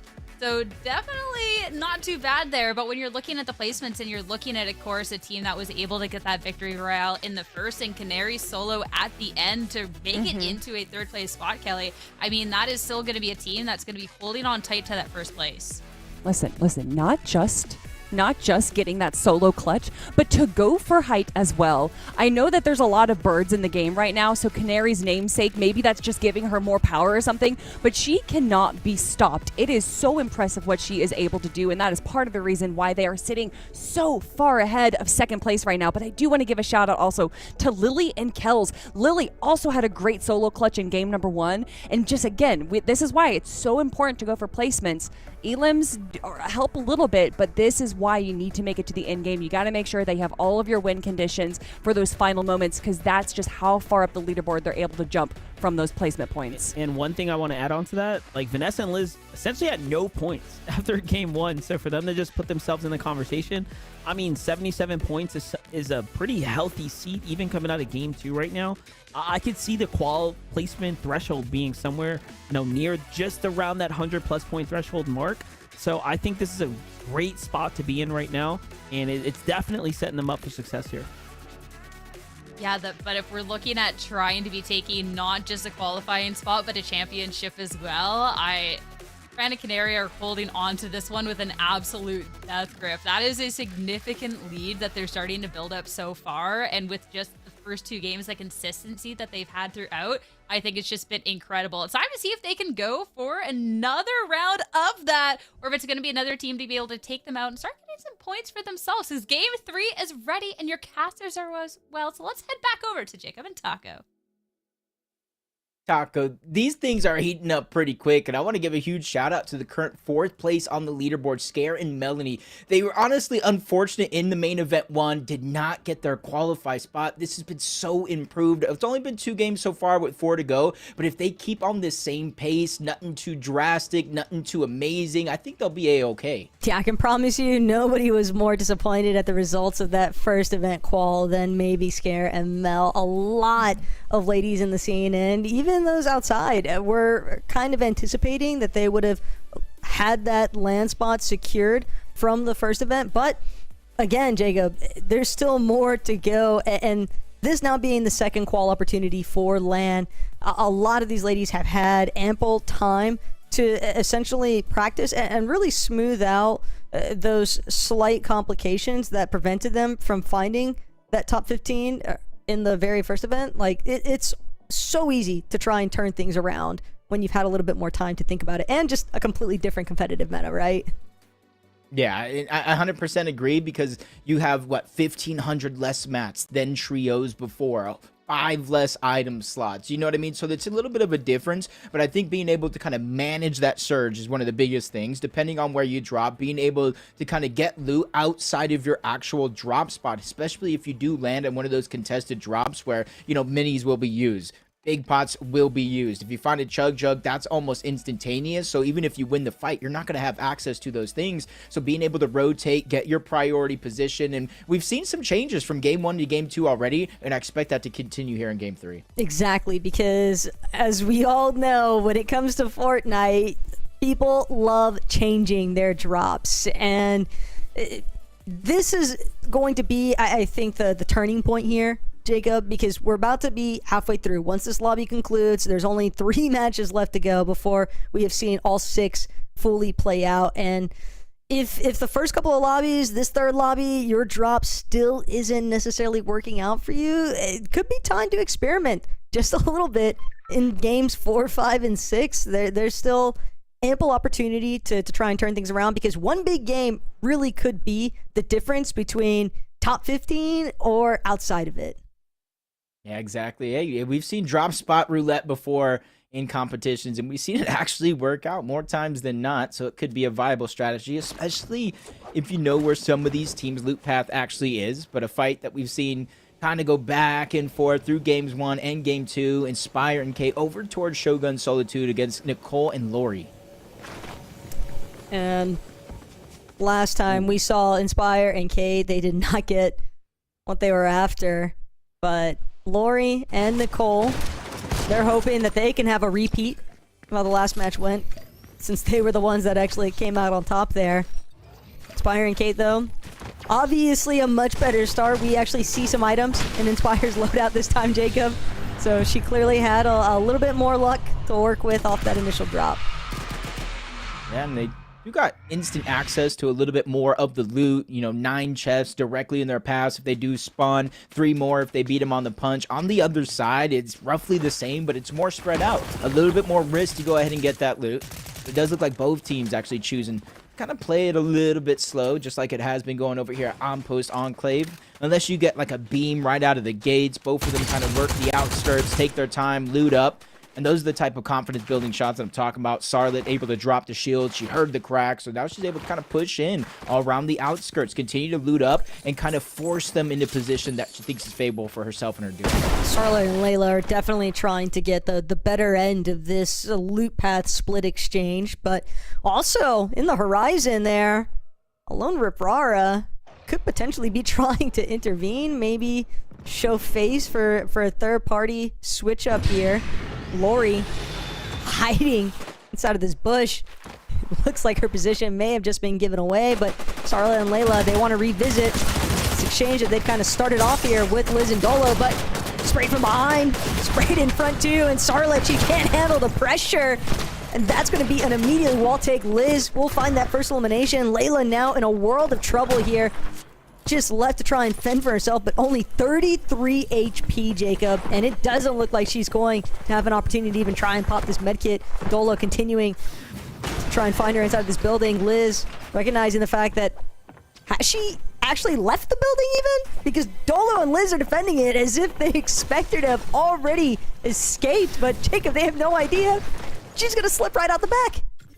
Yeah, neither one of them even know. I do believe it might have been Riprara and her duo that kind of caused that third-party distraction, getting good damage onto Sarlet, which eventually led to her demise. And then on the eastern edge, probably from Kappa Kappa, there's a whole nother team looting and moving in as well. So whoever survives here is not out of the clear just yet. Back on over towards Shogun. I think, you know, with 2 games to play, both of these teams are really kind of adjusting their strategies, trying to change things up, and not necessarily take that 50-50 fight right out of the gates with the loot that they have. But Kate and Inspire, they're trying to keep Nicole and Lori just under their thumb here at Shogun Solitude. But now, Kate and Inspire, they don't seem like they're super interested in trying to take that immediate 2v2, Jacob. It's almost like they're waiting for Nicole and Lori to get a little bit further along with NPC battles, and then they might decide to actually jump into the mix. Yeah, well, some early game fights are going slow. Others continue to heat up. Emma and Barina just getting attacked from above. Barina's just trying to help. 98, that's going to be a big help. Good damage onto both as they each get their respective eliminations and kind of clear out the rainbow field for themselves. And this is one of those spots that, if it's contested, you got to split loot. You're so out in the open. It's kind of tough, especially with more teams rotate in. So now that they're able to kind of finish the fight quickly, get their surge, they have wide open space where they're currently at. A little bit of a pause here as things have definitely slowed down some for Dolo and Liz. It's all about the refarm here now, though, as Liz and Dolo are finally going to begin to make their departure from that outpost enclave and just trying to take whatever they can get. They're definitely going to need to get a little bit more feisty in this mid-game, Jacob. A refresh could definitely bode some better results for these two right now. Yeah, they definitely kind of looking for some loot. You can kind of see just that chunk of HP missing onto Dolo. And so essentially one good shot, maybe even with the DMR, the 3-2-1, with both teammates kind of aiming down sights. Got to be very, very careful as you continue to maneuver around their map. But you see kind of where the zone is heading overall. Lonely is kind of, our Lone Wolf is kind of right in the center. You're kind of seeing where the outskirts are. Canyon Crossing just on the outside. Almost gets boxed up. Yanni's actually going to go down. Rin separated for the short moment. Lands a good shot, but eventually goes down. Both of them spraying into the box. And they're letting them know, this is our crossing. You will not pass. It is also a signature move now from Natalie and Panda. Natalie loves emoting on players that she elims. I'm spectating a little bit of her action from the most recent round of the Milk Cup Academy scrims, and she was definitely letting everyone know that if she takes them down, she's probably gonna dance on your body. Sorry to say, but I guess you've earned it if you're able to defend your position like that. Those are those mind games, because I know if I get emoted, I'm easily. a little frustrated. I'm like, okay, I'm going to get them back next game, and then I kind of do things that you wouldn't typically do, so that maybe that's kind of part of it, saying like, hey, you might have to worry about eliminations as Kate does go down, and That's Bread and Jules yet again. Back-to-back games, rotating over towards Shoguns. You see Kate and Inspired, the only ones there. They did win their fight, so it is going to be a 1v1 as Inspired finally evens up the tide. Fall damage onto Bread. That's going to be a big chunk of missing HP, even with a med kit there. That's going to force the pause to even use it. Inspired jumping around, trying to use that misform to disengage, reposition, but the shot still connects from Bread. She is just forcing Bread to waste so much time, though. But Inspired, down to her last little bit, the AP bar, just trying to grab whatever she could on the leftover body loop, but it's not going to be enough here. This Bread will manage to get the revive off onto Jules. The problem, though, Jacob, is that this was a very drawn-out battle. It was a showdown at Shogun Solitude. And even with Bread and Jules having successfully found those 2 eliminations, it could be difficult to actually transition this to mid and late game success just because of how far isolated they are from the lobby right now. Yeah, they got to make that decision. You know, even though they do have that mobility, the cape for the misform, you don't want to waste all of those charges just getting to the zone this early on in the game. They might want to prioritize, even go to the east where those mountains are, or straight up towards Predator Peak. Maybe use one of those launch pads, the natural mobility. Try to save as much as possible. Obviously, as they choose their loot, med kits or some sort of HP. Med Mist Smoke is going to be a must. Moxie, Regs, as we tune in. They finished one fight, but they already have 4 eliminations, so 2 teams already down, and they're trying to kind of pick up where they left off from that last game. Unfortunately, they weren't able to close it off with a win, but for some, that might be looked at as a motivator for them. Also, when it comes to Moxie and Regs, though, they feel like a team that kind of heat checks the lobby in various ways throughout each and every single match. And it always feels to me like the starting couple of lobbies, it's where they're really just starting to warm up, right? They're not fully in sync with it just yet. They're trying to, you know, kind of gauge, okay, who's going to try and fight us here? Can we rotate there? But once they actually pick up a little bit of steam, Moxie and Regs, they already indicated to us that they do have intentions of wanting to try and tackle that high ground if an option is given to them to try and take it. But I think part of the reason why High even went their favor last game, Jacob, was just knowing that Canary and Frantic were completely taken out of the battle there, since Frantic was eliminated so early on. And Pal and Eves, yes, they got to be real careful here. Always want to watch your back when you're trying to make these rotations. And for the most part, they do got a decent position on the top of that mountain. But as you see, they got that middle chunk, but on each end, the west side of the mountain, the right side, 2 more Dios already positioned up there, trying to get as much position as possible. And this is a good spot to try to accumulate that surge. And you see, the weapon that she has isn't necessarily the DMR. It's not the Spire, but it does grant that first shot accuracy. So even though you players might be far away, if you do have the eyesight to go ahead and land those shots in a distance, the accuracy is pretty good. So I do like what they're kind of planning, or at least trying to formulate in terms of strategy. Ooh. Some trouble brewing maybe for Haley and a Rising. But they're really just biding their time. They don't seem like they're in any sort of a rush.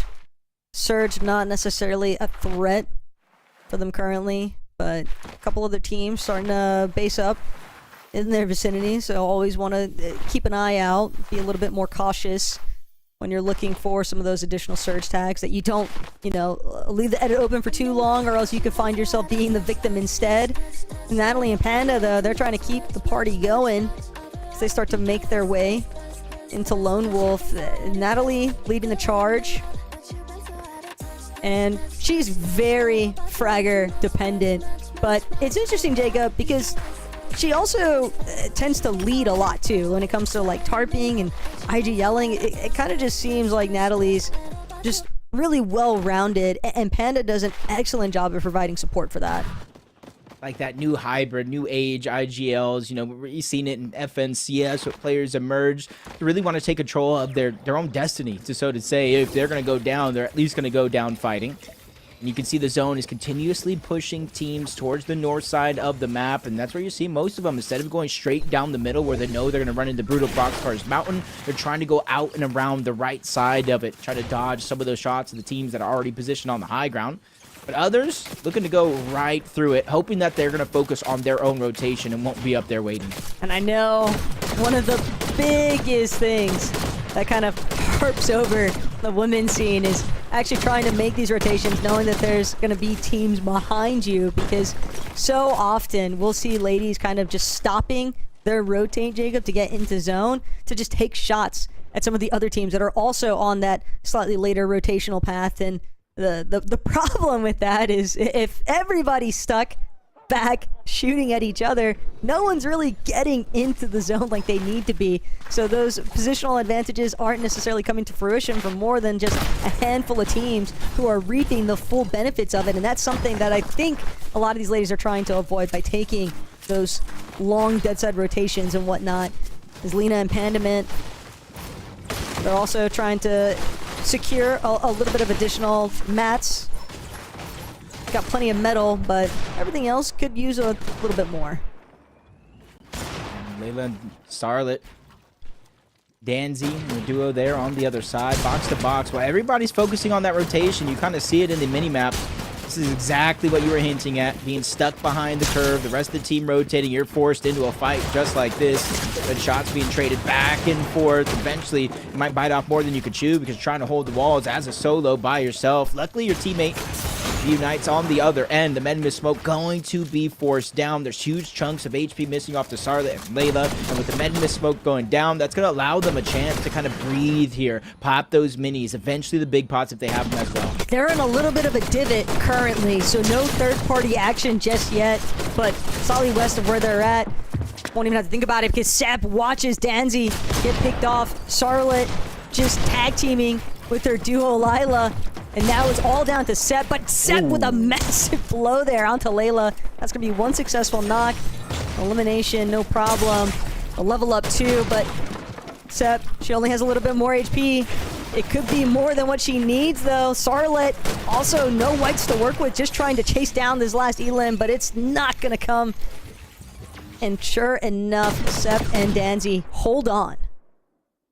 That's actually awesome. That's using your brain right there. As soon as she landed about, I think it was like an 80 white shot onto Sarlet, she immediately tried to back up out of the box, build up, create distance, let the storm do most of the work for you after that shot, and it's kind of think smarter, not harder, and that was a perfect example of that. Fortunately, your teammate did go down. So you're going to have to think, is it worth it to stop, get the reboot? I think where the zone goes is going to be very, very kind of a dictating factor if that reboot is going to come out or not. You kind of want it to push away from Buddha boxcars just like this. So that way you have a chance to slow things down and try to go for one of those reboots. Kind of a menacing crouch walk there, though, from Sophia. Almost feels like Smiley and Sophia are expecting company. Trying to set up a trap inside of brutal boxcars for an unsuspecting victim or two, and Sophia, one walk fully open. She's got a whole separate angle to Smiley, and Lena and Pandemit, they might be first couple of victims, but they will see Smiley rotating into the brutal boxcar, so now they know, okay, there's at least one player, more than likely two, because we didn't see the other, and can never assume that it's a solo. I'm sure that these ladies are watching the elimination feed. But Lena and Pandemit, they avoid danger for right now, Jacob. This is exactly what I was waiting to see. I was thinking, I got to imagine their surge has to have been pretty good up until this point, because they split Foxy. They don't necessarily contest each other or fight it out, so they go their separate ways. That leaves two different mountains, left of Foxy and the right of Foxy. With every team forced to rotate to the north, they can start to accumulate some good damage, plus the elimination that Lena does have as well, so they're 363 above. That allows them to kind of focus on what we think is a little bit of a slow side rotation, but we're in a duo position right above on that mountain. Luckily for Lena, not getting too greedy, just getting into the zone and just saying, hey, I'm fine with this. We'll worry about what comes next when the next zone reveals itself. Alifa and Leah, they're just building a fortress, but they're gonna have to get a move on along with everybody else. It looks like L could be in a little bit of a precarious position here, but Lifa, recognizing, hey, we're actually becoming the focal point of the lobby, and we don't like that. So they're trying to see they can find a little bit of breathing room here. They're going to have to push back Rose and L, just sending return warning shots. And a little bit of a standoff right now, though, Jacob. It doesn't look as if either of these teams are prepared to just outright brawl it, but they both know that this next rotate is probably going to be a lot easier if they don't have to worry about that other duo. Yeah, and not just them, though, as they find themselves 60 below an active, instantly active Surge. 25 damage every 7 seconds. You see them trying to pull out the Chug. You kind of want to save the quick heals minis for a little bit later. But multiple teams are starting to rotate on out, so this might be your only chance on the Rose. Good damage there from Leafa. Able to connect with some shots. Now the zone is kind of pushing and pressuring everybody in. Luckily for them, they do have those dashes. They have the extra dash sprite and the Chug for HP, but the next zone reveals itself. Storm Surge again. The speed bumps continue in their journey. They're still 49 below, but at least for now, Taco, they can start to focus on this rotation because they thought it was tough with that team behind them. Look in front. 2 teams directly there, and then 3 more on the line in front of them as they reach zone. But see, this is the problem, though. You stick around in that backside. You try to see if you can get some additional tags. Weezer and Eternity also in a similar situation. Weezer will put her team above with that shot, but only 58 above, and a whole duo still left to deal with. I don't even think that she can consider a reboot this late into the match here, Jacob. It's more so just about trying to play for placements. If she can get this elimination onto Sep, it could be enough with the Siphon materials and the heal in general, but Weezer just a little bit too aggressed on by the rest of the lobby. Not going to find that opening against Sep. Panamint and Lena, though, making full use of this central position zone. Okay, it's not a loadout you see every day, but they both essentially got the Outlaw, one being the Yoink. So if Panamint can get the Yoink on one, they both do another double pump. That's instant eliminations if they're accurate enough. And now they see the upgrades right there. Gold Cape. A little bit better. Some would think, you know, you maybe want that extra item slot, but the way some of these end games been going, Taco, you want that invulnerability from the Mistform more times than not, and that's going to give them that extra luxury. Anybody arguing about that can just think about Kanari's solo run in the last lobby, made possible thanks to that gold cape. But Vader and Nina, Moxie Regs headed directly towards them in those Mistforms, but they're going to opt to drop just a little bit below where Vader and Nina are set up here at Supernova Academy. 245 above, immediately jumps to just about 394 over. And Jacob, they are just looking to control the flow of this lobby. They have the surge damage. All they want is additional elimination points. Yeah, they have a good amount of elevation here. A lot of space to be elevated if they want to separate just like they're doing now. They can control the whole top side, the north, where a lot of those teams are going to continue to try to rotate into. The only unfortunate thing is exactly that. They're at the Supernova Academy. There's a lot of elemental builds or regular builds that are here from the Supernova Academy where teams are going to go into those buildings and try to hide, lurk around. Dangerous for anybody to try to go ahead and find their way inside. Vader knows better than most, though. She's going to make sure that she clears an opening before actually leaving their current spot. Psycho and Emperor, a little ways ahead of the same building there. Down on the low ground, though, Canary and Fran seem like they're waiting to seize their opportunity to the high ground. The way that Canary is kind of eyeing up, she's sizing up the team on high right now. Whether she knows that it's Vader and Nina is irrelevant because Canary and Fran, they're going to be down to fight whoever they have to if it means overtaking height.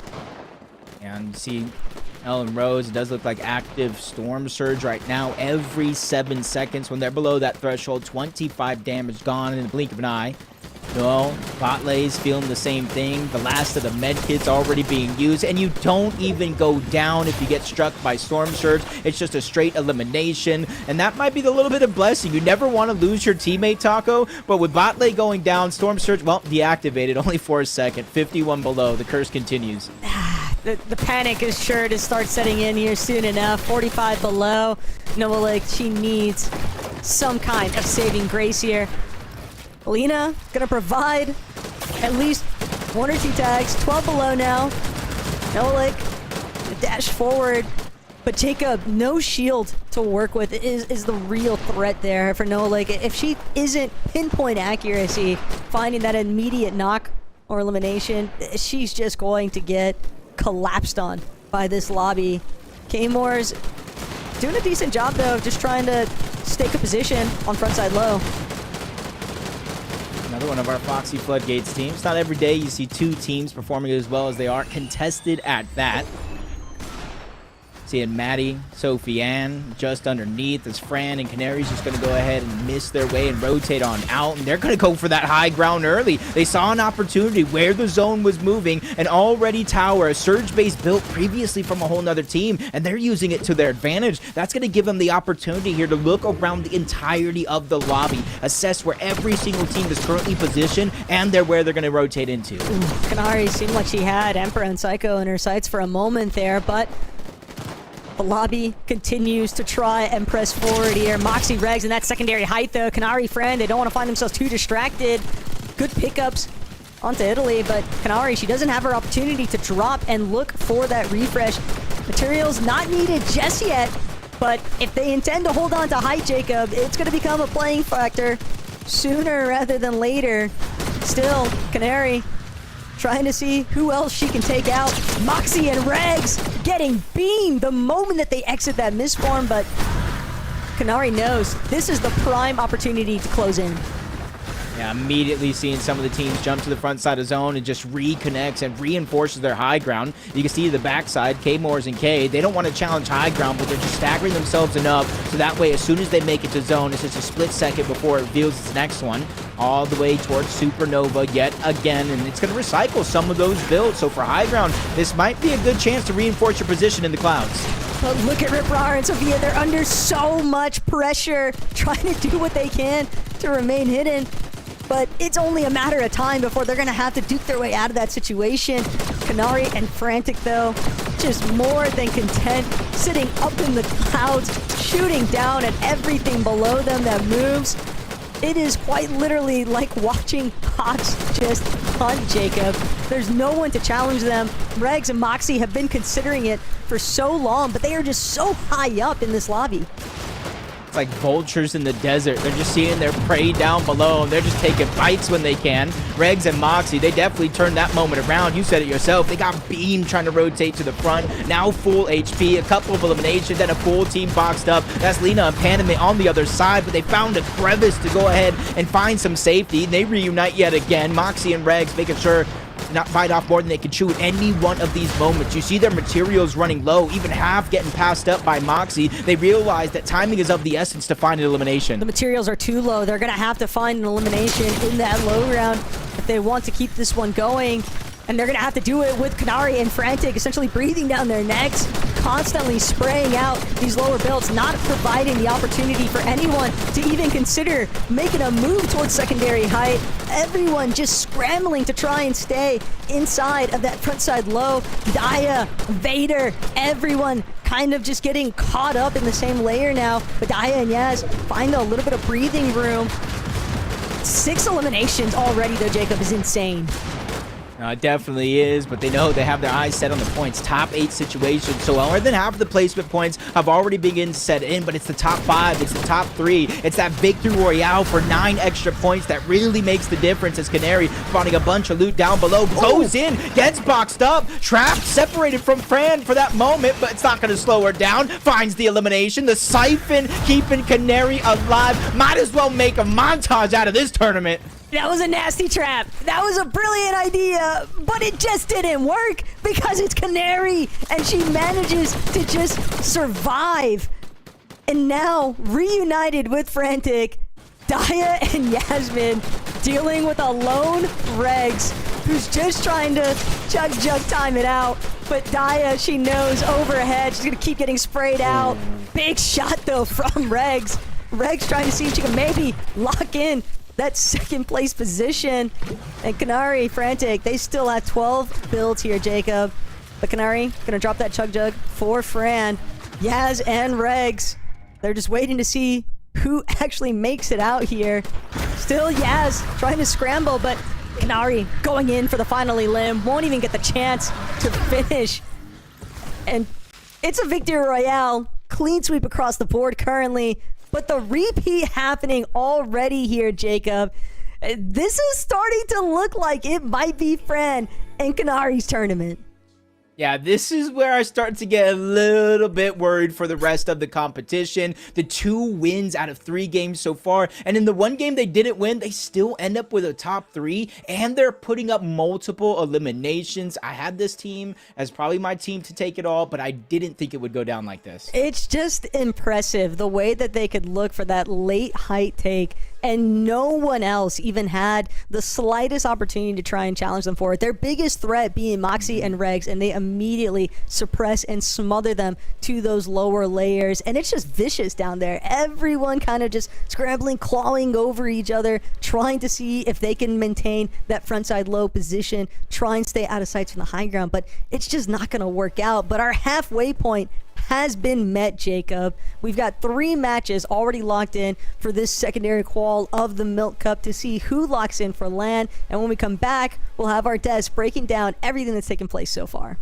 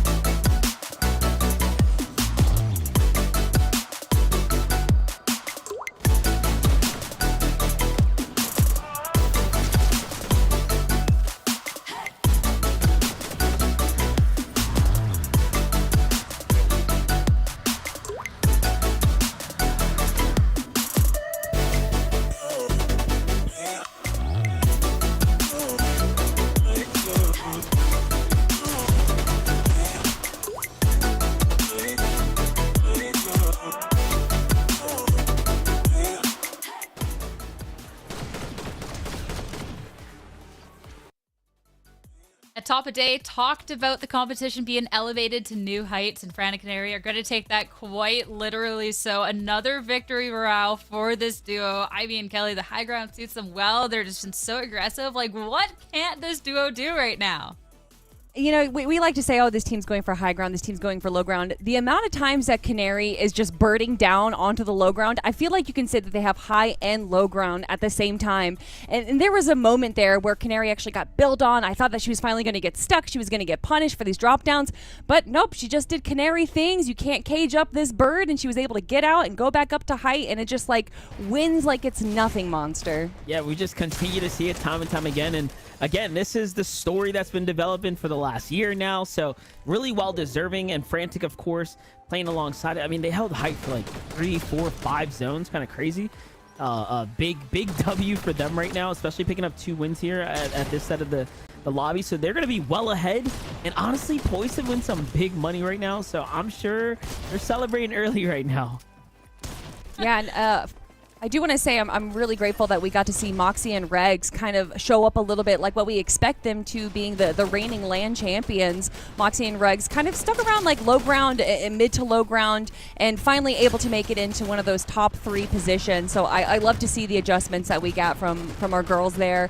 But just, I mean, this right now is just the Fran and Canary show, Sierra.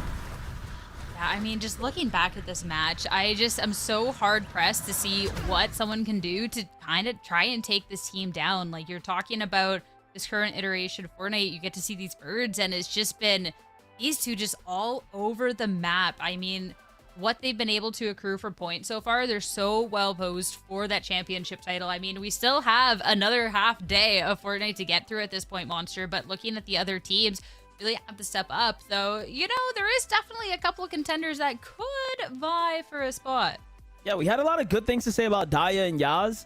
Well, look, Daya showing that she's got that momentum coming from the LAN event where she finished 4th, right? And now we're seeing her pop off here, looking to earn some big money right now. Of course, Team XSET following up behind that, Moxie and Reg. So we got a lot of representation from the XSET fam up here. Nina Vader coming in hot for 4th place. A little bit of an underperformance, but still not bad. Everyone very much in the battle right now. And then things start to drop off and it gets kind of competitive right towards the bottom there, Sierra.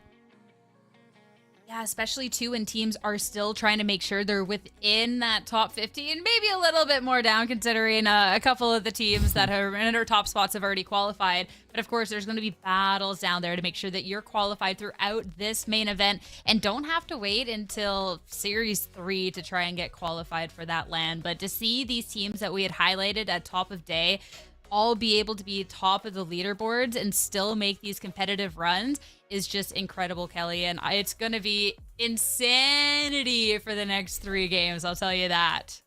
It is really cool to watch just how much the competition in the like female Fortnite scene has grown as a whole. And Somerset was talking about it during her viewing party, where when the Milk Cup was in trios, you may have had like 2 or 3 teams that really just like kind of stood out and like held the competition. Everyone just kind of fell by the wayside. But with duos, and especially the way that things have split up, and especially the amount of effort and time that these girls are putting into the game, there are so many top competitors. Everyone on that list in the top 15 that we were just, or the top 20 that we were looking at, I was like, oh, I recognize them. I know where they're like. There's just so many big names, and the competition is just getting so much more competitive. I love to see it, but there are still a few heavy hitters in the top of our leaderboard. It's going to be so exciting to see if it is going to be a Fran and Canary that can hold on to that top spot, or if someone else is going to try and take that crown for them. But this is the opportunity, everybody.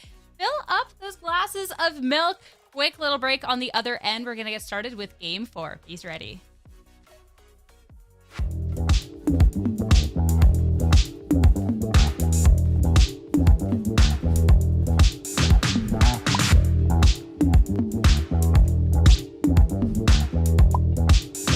I am the hunter. I'm going to be hunting all of my Milk Cup players. I don't know how to do hide and seek without props. Like, how am I supposed to do this?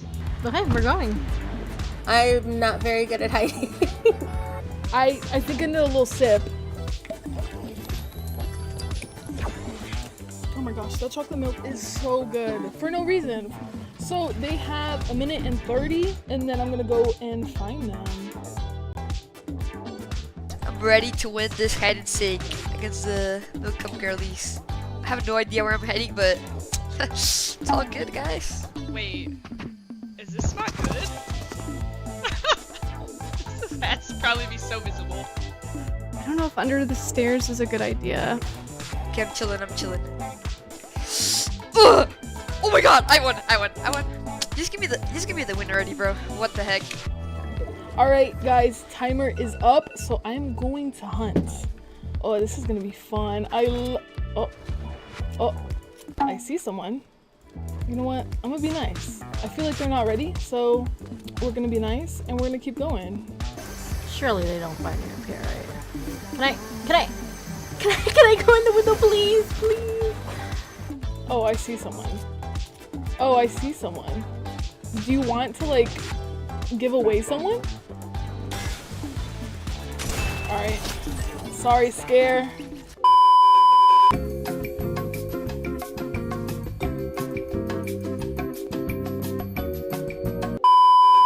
Oh. Got one down. Okay, I was not the first one to die, so that's a plus. Come up here. She's coming in here! No! Hi. I found another. I'm hearing explosions. I'm afraid. What was that? Oh my god, you're trolling. There's no way she saw me, right? I need to check trees, because I feel like they would be on top of trees, right?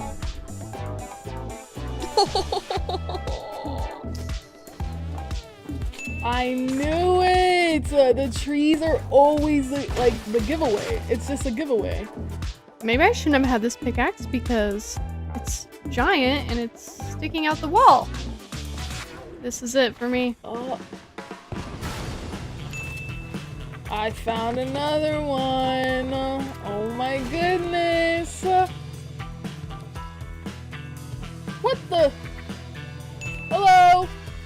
You're a part of the journey now. In here? In the bathroom stall. Ah! Peekaboo! I see you. I feel like I've seen everyone. Wait, is this hiding spot just that goated? I'm scared. What if I go out there and I open the door and they're right there? Like I see the footsteps. I don't know. I'm scared. I don't really know what's going on. Oh, well, you're fouled. Wow, that was scary, but like, why were they looting? She was looting my building. I haven't seen footsteps for a minute. Dude, I'm here. Maybe in here? Here you go. Here you go, sir. All right, we got someone. Nice. I think there's only one more person hunting. Wait, am I good again? Guys, how bad are we? Oh, the storm's here. They're gonna die in the storm. I think I lost this round, guys. Like, I'm still surprised I survived so long. I know I keep saying that, but like, I'm doing pretty good. Okay, they're right next to us. I have been found. well, all 9 of us are accounted for. Sorry, Scare.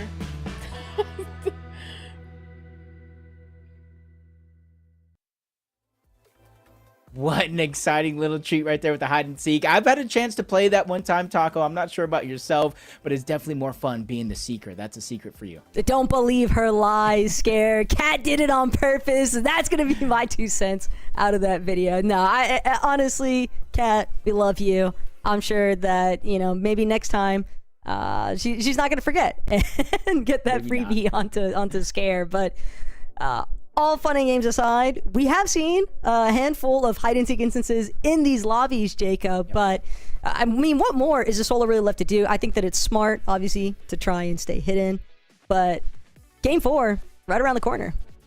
No, it definitely is. And honestly, at the top of the leaderboard, we're looking at it, and I'm looking at the score 189 for Canary and Fran, and it's not that big of a lead. It's only about, what, 26 points?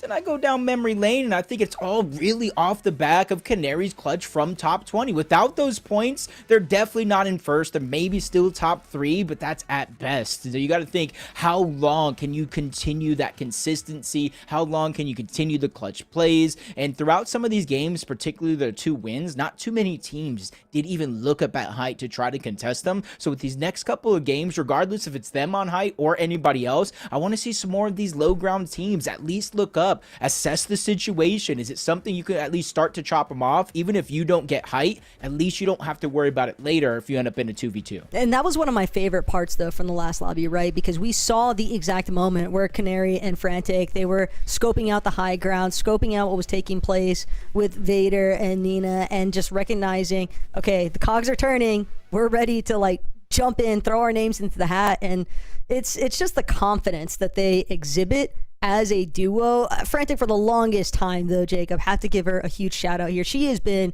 so uplifting towards her duo, Canary, and I think that confidence is really shining through in Canary's gameplay, because everyone knew she was cracked since she first came into the women's Fortnite competitive scene.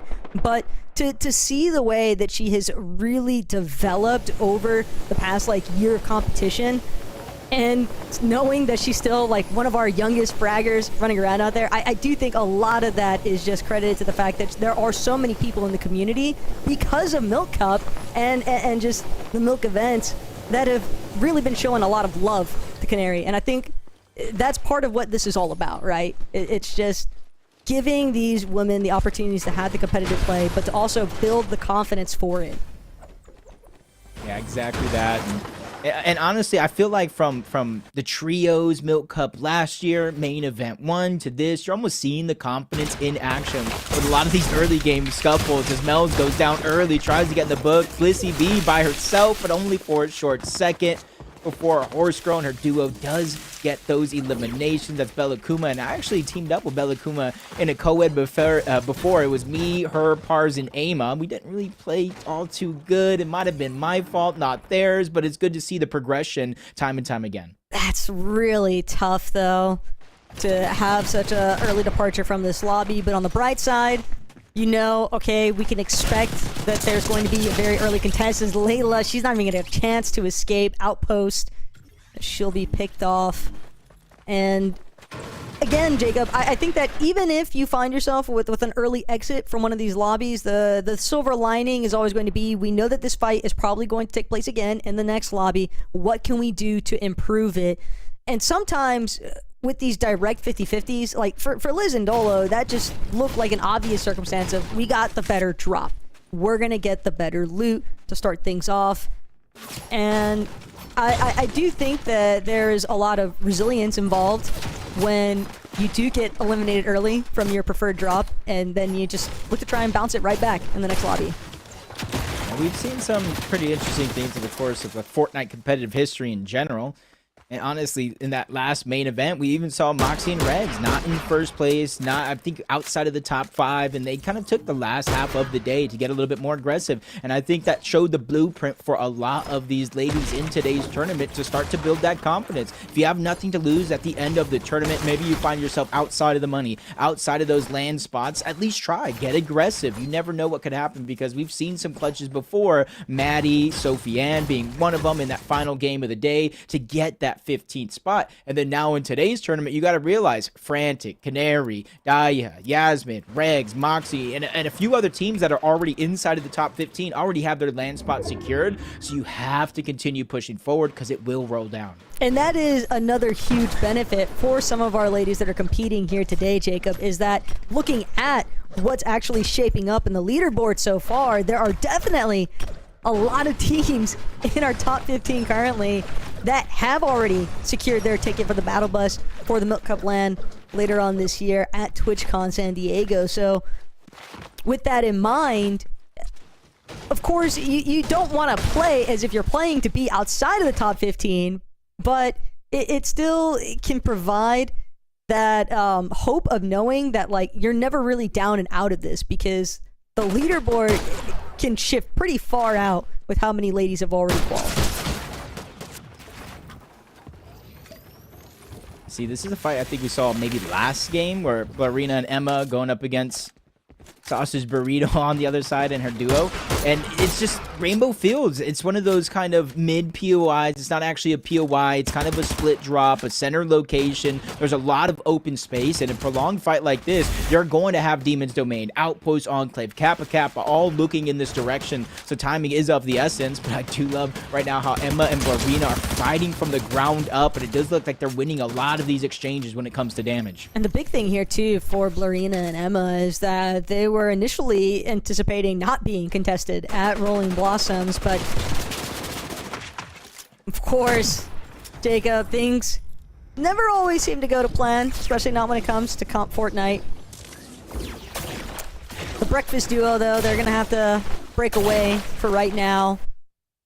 They've pretty much gotten everything they could in terms of damage acquisition for Surge, so they don't need to overextend their welcome at Rolling Blossoms. Better to just leave Emma and Blarina to their own devices out there. My eyes just kind of got peeled back here for a moment.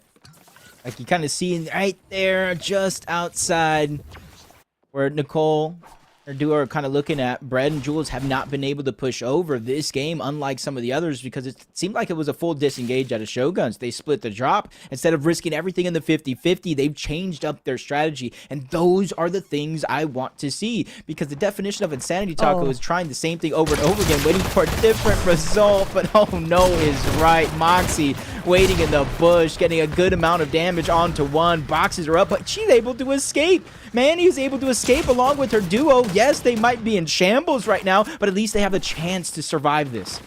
That was a little bit devious from Moxie. Even left the hero container as the initial draw in, right? But unfortunately, Manny will not be able to escape the clutches. Moxie able to finish off what she started. You knew after that first shield crack, though, Jacob. Moxie, Regs, that is not a team that's just going to let things go. Belakuma, though, has a real opportunity here to maybe shut Regs and Moxie down if they're not careful, but reconsidering and just repositioning instead. Yeah, you kind of see where the zone is zoned at.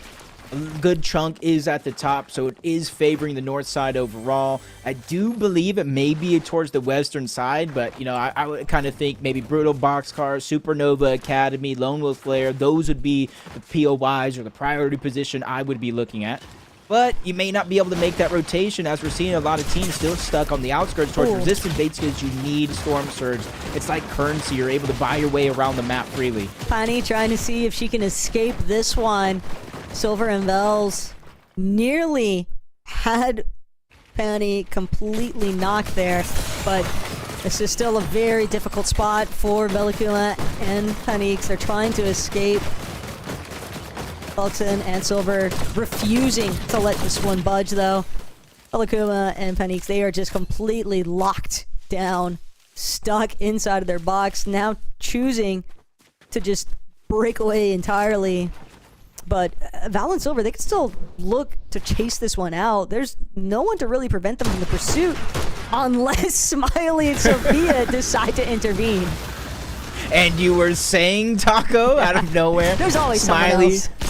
She does have the gauntlets, the miss, to try to break through the box, but in itself, it's not going to do too much. But she's able to get the piece control, daring enough to jump into the box, but gets dropped down to 1 HP. The tables have definitely turned. Luckily for her, teammate is there, trying to alleviate the pressure, getting the knock onto Silver. That was a must. That was a huge save, trying to keep her alive. You still got to be careful. Exactly this. I was going to say it. Looking at the mini-map, it's still a very, very risky position, because how many teams are still in and around the resistance base? But it's the fact that it's Pani and Belakuma that are the ones now aggressing onto Smiley and Sophia, just punishing them for trying to be the initial third-party catalyst here. Instead, they're going to find themselves a little bit caught up, at least longer than they had initially expected to be.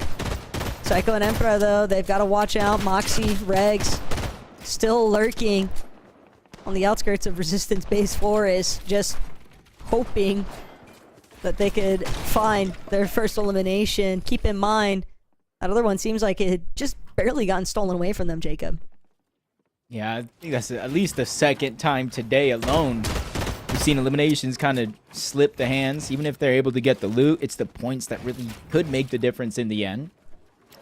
And for Moxie and Regs, they already land over on this side of the map towards the resistance base. And with so much activity over here, there's almost no reason for them to rotate to the zone. It is only the third one, relatively early, not a lot of storm damage. So they're just trying to accumulate as much of that storm surge as possible. So when it does turn online, it's one less thing for them to worry about. But it's still following a very similar pattern for Moxie and Regs out of the last few Milk Cups that we've seen them kind of, I don't want to say struggling to find their footing by any means. They're obviously top competitors in this lobby, but a little bit slower to the jump. That can't be said, though, for Bread. Absolutely locked in with that precision. That's going to be a big knock. And Spire, she might have survived that initial skirmish coming out of Shogun's Solitude, but Fred and Jules giving a reminder that no rotate is free. Yeah, just kind of looking at the inventory right now. Bread, no HP to regain. Jules is the one who desperately needs it out of the two. Probably trying to move ahead in towards the zone, look to see what they can find just outside of Crime City. I will say on the other side, because of that elimination, the zone is pushing everybody continuously through the north through these past couple of zones. So that is going to be the one opportunity that you have to grab that reboot card, go to Crime City, and get your teammate back. Checking back in, though, with some of the action that was building around Utopia City. Handful of teams. Kind of, I wouldn't say scattered either, Jacob. They seem to have more so collected on top of each other here at Utopia. And sure enough, scope back from the drone shot. It's going to let us see that there is a little bit of action pulling, but the Sausage Duo, they don't want to stick around and find out what happens next. They know that they're being trailed right now, kind of keeping tabs on the teams that are starting to work their way in too. But this is the pause now as Sepp and Danzy have caught up, and they still have to move forward too. But both of these teams are kind of toying with this outskirts of the edge of zone, so they will have an opportunity to at least recoup a little bit of the lost shields. Still, if they want that immediate fight, Jacob, it's going to be a tough one to establish when you have several other teams surrounding you. Yeah, especially when you see the Brutal Boxcars mountain just north of their current position. Luckily, it did kind of just center up. Instead of continuously pulling towards the north, it kind of putting Brutal Boxcars in the center of the zone overall. So there is a good amount of space on the south side of that mountain. Not forcing your hand just yet. You got to be cognizant of that. Could be a possible scenario that you're going to have to deal with. We tune in on Bread and Jules. Again, no HP to regain. And by both of them missing huge chunks, you got to imagine neither one of them having chug jugs, med kits, or bandages. So almost feeling like they might have to fight in this scenario. Almost gets boxed up. Bread just trying to make her way on out. That was a little close call there for a moment, Taco. And Bread, she's still not out of the thick of it just yet. Smiley gonna find Jules, but Bread looking for the immediate revenge. And it just doesn't work out. Smiley and Sophia have claimed the rights to this most recent box fight. They've got the full team chemistry right now here, Jacob, okay? You got the matching outfits. You've got the side-by-side wall takes. That's exactly what you're looking for in team chemistry. And for Stony on the outside by herself, solo, that's what you need to have happen. Clear the teams away from that side of the map. It's still fourth zone, not a lot of damage, so you can go back where you know a lot of teams are at. Sacrifice that HP, so that way you could try to get your teammate back up. But since a lot of the teams came from that location, my only thing is going to be about what loot or what kind of scraps are going to be left behind.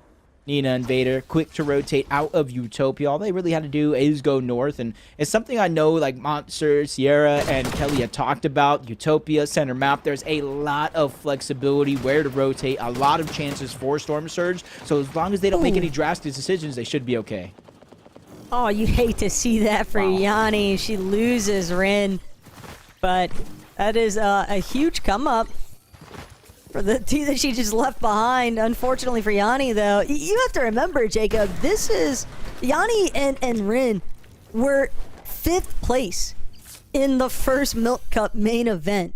Okay, they were a top 5 team, and they have had a really difficult showing in this secondary event. And a lot of that obviously credited to the fact that they are being contested off spawn by Kitsu, Natalie, and Panda.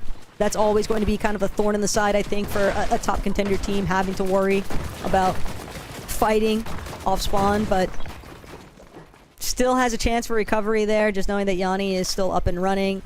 Emma and Blarina, on the other hand, though, they're trying to see if they can get a fixated position on this edge of zone, but they know Rip Brara, Sophia, a little bit too close to comfort. Kind of hitting on a point that kind of you were talking about of some teams that, you know, may have performed well in main event 1, that might not be performing here in main event 2, but the other teams are rising to the occasion. I feel like that's just a testament of how good some of these teams, some of these individual players have actually gotten from one main event to the next. And it almost has me at the edge of my seat wondering what is going to happen in main event 3 when you have 2 big chances to get practice. It's not even practice necessarily in a finals type lobby, because I feel like with these scrims you kind of play against a lot of the same players, a lot of the same teams, thanks to Emperor right here kind of coordinating those, but it's more so with the pressure, prize money, qualification spots, an actual live tournament. That is where some might need the experience. And so main event 3, I'm excited to watch, but there's still so much to break down here with 15 spots up for grabs. This is tough though for Empress. She's gonna have to dig real deep to work her way out of the dirt there, kind of trapped between 2 separate duos. But it's not over till you find yourself fully eliminated, right? Empress still has a chance. She's played ample amounts of comp Fortnite amongst the women's scene, and like you already pointed out, Jacob, even hosting a lot of times the scrim practice for all of these ladies to attain. That's a huge deal, just having someone to consistently coordinate. And I think it's great to see the ladies come together as well to participate in that. But Emperor, all that practice, she's really got to put it to work here. Simone and Lulu right behind her, hot on her heels. Decent position though currently for Emperor. She's at least gonna avoid a good chunk of the congestion. That's gonna definitely be building more towards that south side of the zone. But this next pool could be everything for her. Basically round 4 turnout. I was almost thinking she probably has her fingers crossed. Please go south, because if she has med kits, chug jug, she can go back into Flooded Frogs where her teammate got down, and a chance at the reboot. So even though that is a possibility now, it is the zone or eventually where it's going to be. So players could make that decision to try to follow over. Seps, Danzy just trying to heal up. We know the constant action they've been out, not just this game, but throughout the day. That's why they're going to net almost 800 damage above the threshold, so they're going to be able to focus on the rotation, but I might have spoke too soon. Yanni and Rin trying to approach onto the box between Ava and Chloe Ames, and they're getting the pieces and even pushing them back further and further. They're feeling the confidence more and more, and they almost have to. 27 damage, even if it's above, it's not a feeling of confidence, but now they're building it. Big shot's going to land. First down's going to come through onto Ava. Chloe's able to escape for now, using those dashes to try to create distance, but the pain, the damage from Yanni and Rin has been felt. Nah, Yanni is a woman on a mission right now, okay? The fact that she's able to get that successful reboot rescue mission onto Rin, and now finding that elimination, Jacob, it's going to buy them so much time. Sure, they're going to be straggling a little bit behind the rest of the pack, but they know, Chloe, this is a solo. They're looking to capitalize. They want everything that her body loot is going to provide. Yanni getting a little dicey inside the box for a second there, but will manage to convert into another successful elimination. That's their surge, now reestablished. Yanni and Rin can finally have an opportunity to try and play this game to how they prefer. And sometimes you just need that one game. We saw it after game 1, that 77-point victory royale because of a misstep in the first one. So anything is possible if you can have a comeback performance here. They just got to try to conserve. They're just trying to go ahead and bring all those heals into their surge base. You and I both know what they're doing here. So that way, if they take any damage on this high ground here, they're easily going to be able to replenish the HP, the shields that they're missing, so teams cannot easily push over and fight them. Their greed sickens me, Jacob. They have everything. Just Sakanari throwing like what felt like an infinite amount of medkits and big shield potions. Obviously, they definitely want to set up that surge base nicely there, Jacob. They've done such a great job at controlling the flow of the lobby, but I'm loving seeing this last second run out of Rin and Yanni Again, this was a top 5 competitive team in the first Milk Cup event this year. So to see them not get their big moment, I would be very surprised. And the fact that they managed to even turn this game around as impressively as they have from where they had started, that is huge in terms of momentum swings. And Yanni, Rin, they're just trying to keep it rolling. Love that they're also choosing to just break through Supernova Academy. They know it's probably their best odds at avoiding a surprise encounter, but also they might just want another elimination. Yeah, they don't really have that cape, so they're going to be as careful and precise as possible. Using the dash is only when they start to expose themselves to the rest of the lobby on the other side of those buildings. Not in zone just yet, so they know they're going to have to continue to rotate in, but just pausing here, regaining that sprint, regaining a little bit of momentum before they have to continue their journey outward. Lina, Candamit, same thing for them. Even though they're only 31 above the damage threshold, they know that cannot be a focal point. They have to get in towards zone. And without that cape, they're focusing using those dashes as their primary method of rotation. And so far, it does look like they're going to find success most of the way through. But as they reach the edge of the zone, Lina takes a good amount of damage and forced to hunker down here outside of the zone. It's always going to be tough when you just try to cut through the center of the lobby like that, Jacob, but it's worked out at least enough for Lina to expend the rest of the chug jab, but more importantly still, Sophia just completely picked off here. Ferrara too far to provide support, just on a completely separate layer to where her duo was just last seen. And now Ferrara also having to deal with these surge ticks. Jacob, the lobby might thin out real quick. Every 7 seconds. Yep, you already see it there on the outskirts. Ferrara was cleaned up. Kind of getting the hand force by Storm Surge, not getting damage early up. Even Danzy on the other side getting eliminated by Vader. Vader, Nina, we haven't seen too much of their name in the elimination feed. We know they're probably relying a lot on that consistency to try to break them through to get that prize money. Rain and Yanni, not done just yet. 3 eliminations. Why do I feel like, Taco, that's not enough for them to feel satisfied or confident? They're looking to really bring the heat in this match, Jacob, and they need it. They need a huge game to throw themselves back into that prize pool discussion of the leaderboard. Whether or not they continue to try and build it will only be determined, but first, they're going to have to do something about Canary and Frantic on the high ground. We have seen this in every single lobby so far today, Jacob, and one more time, Canary and Frantic more than content to just spray down. Everyone in these lower layers is basically at risk. I'm just thinking to myself, is this a rerun? Have I seen this? Nope, do not adjust your stream. It's just Fran and Canary. That's the confidence they have over the rest of the lobby with their loot. They're able to kind of look down. Emma and her duo just down below, just trying to go ahead and heal up before they got to make that inevitable rotation. CC got knocked outside the zone, Simone as well. But it's great to see Emperor. How long has she been a solo by herself? Important points, because placement points have barely started to set in at the top 25 and kind of cascading in from there with every team that does go down. One team that you would almost anticipate would be the ones to try and threaten high. Vader, Nina on the opposite end of the lobby currently from where Frantic and Canary are at. But Fran, Canary, they're closing in. They know that it's going to be a dog pile on here for height. This Frantic, Canary, they'll be the first ones to stake the claim, though. And just like that, Jacob, they have completely taken over. And this is the chance right now for any teams to start to look up. But I think Fran and Canary have noticed how light they've been on their builds in previous games as well. Double cone for reinforcing. Nina and Vader just trying to move through the front, reposition, try to overtake anybody. Fran starting to build in the wood. Got to be careful. Those are the soft mats. A huge sign of weakness, even though you might have some left over. And that's why she immediately sets her eyes on that low ground. Canary's already putting down pressure. She's joining in on the fray, making sure that no team has a chance to look up. And that was the one thing that I wanted. Challenge them on the high ground, but you're seeing them by force are making sure nobody can. Vader and Nina and that secondary height. Daya and Yasmin moving towards that front side low, but Vader, she's lost so much health. She's going to have to spend time healing that she could have been using for rotating instead. So now Frantic, Canary, they're going to have the upper hand yet again. Just continue to prevent any of these ladies from trying to encroach on their current position so high up in comparison to the rest of the lobby, and they still have those misforms if needed, but it's the front side that they want control over. Moxie gonna get dropped down onto, but Frantic, she doesn't find that opening shot she was hoping for. Instead, now getting chopped herself, she'll be forced to drop, but only for a moment. That bird form gonna take her right back up to height with her duo Canary.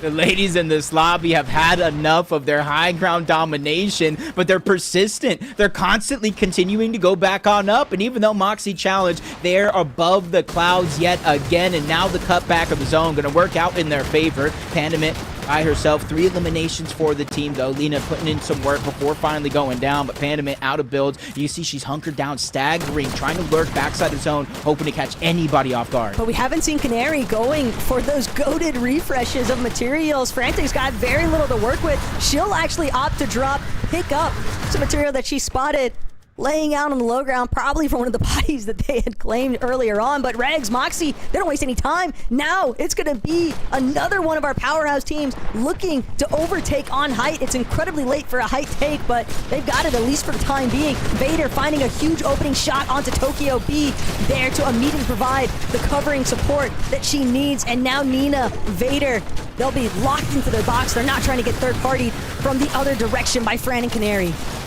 Yeah, just trying to slow things down, try to hold on to their control as much of it as possible, but that's not going to work. Nina does go down. Vader's actually going for a revive right here, right now. They know they have the bird form to try to mitigate a little bit of that damage and try to make it towards zone. This is one of those plays, Taco, when you look back, that can truly change the course of the game, as Vader's going to make it there on the other side, boxing in, but the full battle into the clouds continues. It's a relentless pressure from Moxie and Regs because they will not give it up without a fight. As above, so below. Action taking place every which way, but Moxie and Regs holding strong here. Smiley, she was a solo for so long. She's finally going to get eliminated in these lower layers. Moxie and Regs bringing the action a little bit more towards their front door, but it's because Canary and Frantic just sneaking their way back up to the high ground. Moxie inside of the med-miss now. Frantic's going to be dropping. Frantic's looking for the shot, but Regs, it doesn't hit. It doesn't connect. Secondary one going to come through. Now Frantic just chasing, scrambling, trying to see if she can bring down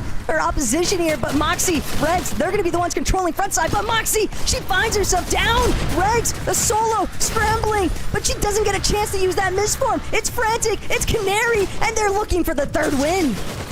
They're still left alive. Fran in another tight situation, getting the elimination before eventually going down, but Canary is there to clutch up, winning what, their 3rd game of the tournament so far, and another one, Taco, with double-digit eliminations. Okay, those Empress scrims from yesterday might have been foreshadowing, because Canary and Frantic, they finished first in the Empress scrims, and it looks like they are not skipping a beat here in tonight's competition, Jacob. They have just been rolling through that high ground, completely controlling the flow of the lobby. And even when they lose it, the fact that they weren't willing to just forfeit their claim to height, it takes a lot of confidence to play through that. And I've been saying confidence so much tonight, but it really does encapsulate this pair. Yeah, this lobby is seemingly so stacked right now, and I just like the changeup. I called it throughout the course of that last end game. Somebody needs to challenge them. You cannot let them have a smooth walk to the finish line. Moxie and Regs, not once, Taco, not twice, but 3 straight times battling for the high ground. So you got to give it up to Fran and Canary. Challenged 3 times, still winning not only the high ground, but the game. They deserved it. And it can never count out what we saw Nina and Vader dealing with also. To see what our top 3 ended up as in this 4th lobby exchange. Pretty crazy stuff, Jacob. I'm not going to lie. We have seen so much action, but knowing that 75% of the lobbies played so far tonight have been won by Frantic and Canary that is just insane work. Can they find another, or is someone else finally going to take the throne from them? We'll find out in Game 5 right after this short break. This is Yin, CEO of Milk, total boss. Yin is not a gamer. It's true. Gamer or not, Yin and the team at Milk made a pledge to support women in sports. And that includes esports too. This year, her team decided to launch, drumroll, Milk's women's Fortnite tournament series to help level the playing field in esports. For women tournament. But shockingly, that was already trademarked. So it's just called the Milk Cup. Tastes like victory and chocolate.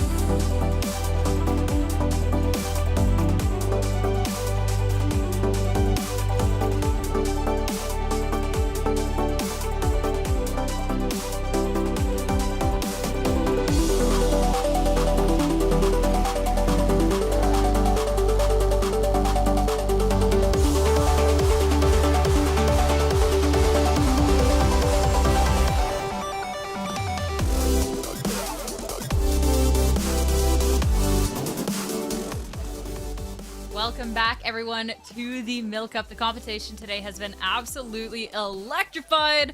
Woo, it's been so good. But of course, if you're looking for something to do after today's broadcast, or you just need something to do on a Friday night, make sure you join the Gonna Need Milk Discord. !! Discord command in chat to get the link. Lots of exclusive giveaways, game nights, and more. Make sure to head on into the Gonna Need Milk Discord. Also a great place to talk about the dominance of Canary and Fran in today's series, because this is just, I mean, a monster. Like, how many glasses of milk did they chug before this? Like, what? Nobody can stop them. Yeah, there's a lot going on here. 3 victory royales in the first 4 games. Pretty incredible stuff. Clearly, they're set up for success. And, you know, the money's rolling through the door, but they're not in the clearance yet. You would think if someone had 3 wins, they'd be well and far ahead, but I'm willing to bet Daya is right there close behind him. We just keep seeing Daya and Yaz pop up in these highlights. Right now, as we're going through this last game, I mean, Kelly, what are your thoughts? How close do you think it still is for them? Although they have been very much dominant. I mean, I love that you bring up Daya, because it really was the who's who at the end game there. We had Daya and Yaz, we had Vader and Nina, Canary and Fran, and Moxie. It was just everyone was in that final moment, because obviously placement is so important during these series. Canary and Fran had high ground, and I saw actually someone in chat being like, why does no one just look up? You know, it's like the Peter Von Pollo effect. Why is no one looking up? Well, we saw Moxie and Regs look up, chop them, take height, and then Canary and Fran with no mats steal height back.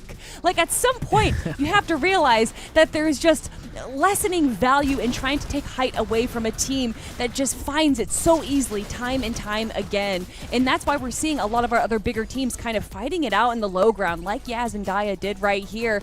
And honestly, I mean, this right now is the Fran and Canary show, but I am excited to look at the leaderboard right now, because there's some names that I'm interested in seeing jumping up the leaderboard is Nina and Vader. This team right here was a team that a lot of people thought were going to be in easy contention of first place against Fran and Canary, but I mean, what I'm seeing right here, Sierra, is an 80-point difference between first and third place.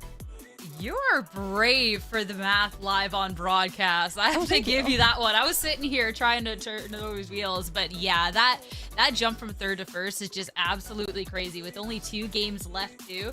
But Daya and Yaz, I mean, you were talking about the monster, and that's still a decent lead that Fran and Canary have over them, but it's definitely within that realm of possibility, especially with consistency that they've also shown tonight. Yeah, I mean, Daya and Yaz for sure need a good victory royale under their belt, and they would have to have Frantic and crew drop maybe in 10th or so, just outside of that placement point, which if anyone knows Fortnite, that's endgame. Like, that is still a very, very high bar to achieve game after game, and you see it in those end games. These are duos that are going toe-to-toe all the way to the final moments. Like, no one's just rolling over and giving away the victory there. And then also, I love how much of the community is kind of coming together. I was checking out the category, and I saw Sinnoh was live, and then the bingo card hit for someone for having back-to-back victories. Who would have thought it happened like this soon in the competition? But that's how much of a run Frantic and Canary are having. So it's still fun to watch from the outside. And I mean, at this point, who knows what's next?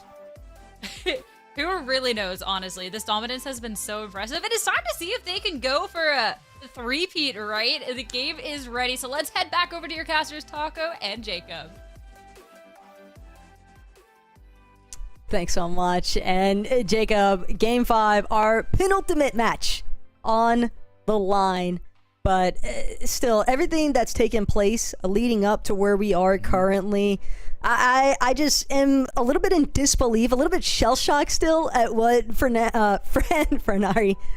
and Canary have been able to put on display tonight. I was gonna say Frenary, that might just be their name at this point, because I'm not sure there's anybody that can separate a duo like this. But this is kind of like we were talking about, like during the break, there's actually a good amount of teams that did not qualify through main event 1 that is in the running here. And even so, there are teams that qualified from main event 1 that will make sure that spot rolls down. And as I continue to look down the leaderboard, yeah, there might be a 30 or so plus point lead between first and second place, but in terms of those qualifier spots, it literally could be 1, 2, 3 points, and that's just a couple eliminations. That's staying alive a couple of placings longer in each and every one of these games. So as we close it out, games 5, game 6, I want to see some of these teams kind of maybe rethink their strategy a little bit. I don't want to say turtle and play super safe, because that doesn't really tend to go well for a lot of teams in the history of just gaming in general, but I want to see them play just a little bit more collected, a little bit more towards that goal of staying alive, being more consistent in these games to pick up the placement points. And also there's ultimately knowing that your worst case scenario for all of our ladies competing here tonight, if you find yourself outside of that LAN qual threshold, you're getting valuable experience and valuable competitive experience. And I just love seeing the relationships too that are being established all across the board, not even just exclusively in the women's Fortnite scene, but to everyone that's participating in like watch parties tonight, for example, showing love and helping to uplift all of our ladies competing here tonight. Thank you guys so much. That is really community, I think, that the Milk Cup has been able to accomplish, and it's just incredible stuff to see. And we've got some records being set in this secondary qual. More on that though, if Jelly is able to escape. But right now, her only intent is on winning this brawl, and she gets it. That's exactly what she needed. A little bit of relief there so she can now look for that reboot onto Claire Bear. That was good. I give Jellycat Lover all the credit in the world for that one. Kind of used the surge file to kind of pre-spray the ramp and then edit it for the elimination, really causing a little bit of confusion during that fight. But with the gold outlaw, you know, a little bit of great loot off spawn, able to save the day, because essentially, Taco, that was a 1v1. Game number 5 was on the line, and just a great clutch to watch. It's exactly what you hope to see in the moments where you're called up, trying to be great kind of circumstance. Because now Inspire and Kate, they have just been going through the ringer here at Shogun Solitude. A couple of times we've seen them make it off spawn, but now it's up close and personal. They want to see if they can fully eliminate Daisy, Nicole, and Lori. And Inspire still being aggressive as ever, a little bit too wide of an angle she gave.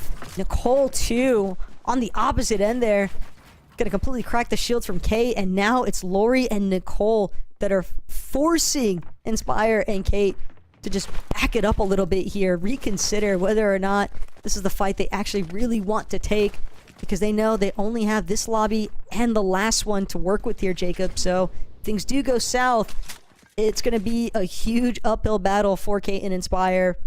I think that it's just impressive, though, seeing how committed they've been to just practicing this off-spawn contest. I think it's just unfortunate enough. Kate slowed things down, trying to get the minis, which isn't bad in practice, but Inspire just kind of separate, no real builds. They really got to start to think of something, but attacking from above without a shotgun is going to be the best chance that you got. All the way down, that's going to be the first knock, but no builds to box it up. No chance to really get the elimination just yet. Gets the scraps that were left behind by Kate to try to prolong this fight just a little bit and returning back to pick up that elimination. This is great plays being made by Inspire, but how long as you finally run out of builds? 1v1, the trading shots, her versus Nicole. The reload and the shotgun is going to be the difference maker for Nicole to save the fight. What an insane attempt, though. Like, that was almost so bad for Nicole. Inspire really did everything in her power to try and turn that one around, but it's just a difference in terms of the shotgun versus the Fury assault rifle. And the Fury can be great, don't get me wrong, Jacob, but that close of range, Nicole obviously going to have a more favorable odds to win that battle, but still, Inspire definitely left her mark. And she drew that fight out long enough that it's not like Shogun Solitude is going to be able to provide a whole lot of recovery there for Nicole and Lori. So they're still going to have to kind of dig their way out of the mud after that one. Yeah, and then I kind of think about like Bread and Jules that have rotated over. Maybe they saw it in the feed, but this is the first time I feel like we're seeing one of these early game trade-offs, the far north side of the map, where you kind of almost forget how many teams are actually in the lobby. You trade off between these two teams, and then a third party comes in and says, hey, I need some surge too. Kind of sidelighting Ange there for a quick moment. Forced him to kind of rethink this situation. You probably didn't even see him there. Now you're going to have to take that second, that third look to make sure it's all clear. And look, I know we talked about teams that were mentioning, hey, if you haven't been able to find yourself in that qual threshold of the leaderboard, you know, try to rethink your strategy. Try to maybe see if you can come bring something new in these last couple of lobbies. But for Cat Attacks and Spinor, these two ladies are potentially looking to fully lock in their spot for the Milk Cup LAN, Jacob. And we already saw Cat Attacks at the very first Milk Cup LAN. She had an awesome time. It was great to get a chance to actually catch up with her in person and talk to her, and knowing just how much it would mean to her to be able to go back, compete again against all these wonderful ladies and friends that she's made. Liz, though, a little bit more aggressive with it. But I do think that's a big part of the reason why we saw Cat Attacks and Spinor kind of just chilling. They could have been aggressive, but they don't want to do anything unnecessary, Jacob. They just want positioning. Yeah, it's almost like those self-mind games. You kind of looking at the points. Should I play aggressive? Should I not? Zell just kind of gets taken down for a short moment, stuck by himself. I don't see Rose in sight. It's really going to be left to that final game of the day. But, hey, anything is possible. It's like we've been saying, all you need is that one performance. We've already saw today in game number 2 a 77-point performance. And honestly, the way this point's looking with the roll down spots, you may even just need about half of that. So you can start to build that confidence, watching, planning, formulating a strategy here for the final game. As it's Nina and Vader that was able to pick up at least one of those eliminations, kind of making short work of their actual POI. Utopia immediately rotating towards the north. And you got to imagine the zone, even though it's early on, it's only the second zone, it's very, very telling where it's pulling, depending on if it's all the way towards the north with some water, south, or east. Nina and Vader, though, we're so used to and so familiarized to their playstyle just being, okay, we're just going to clear a path by getting every single elimination along the way.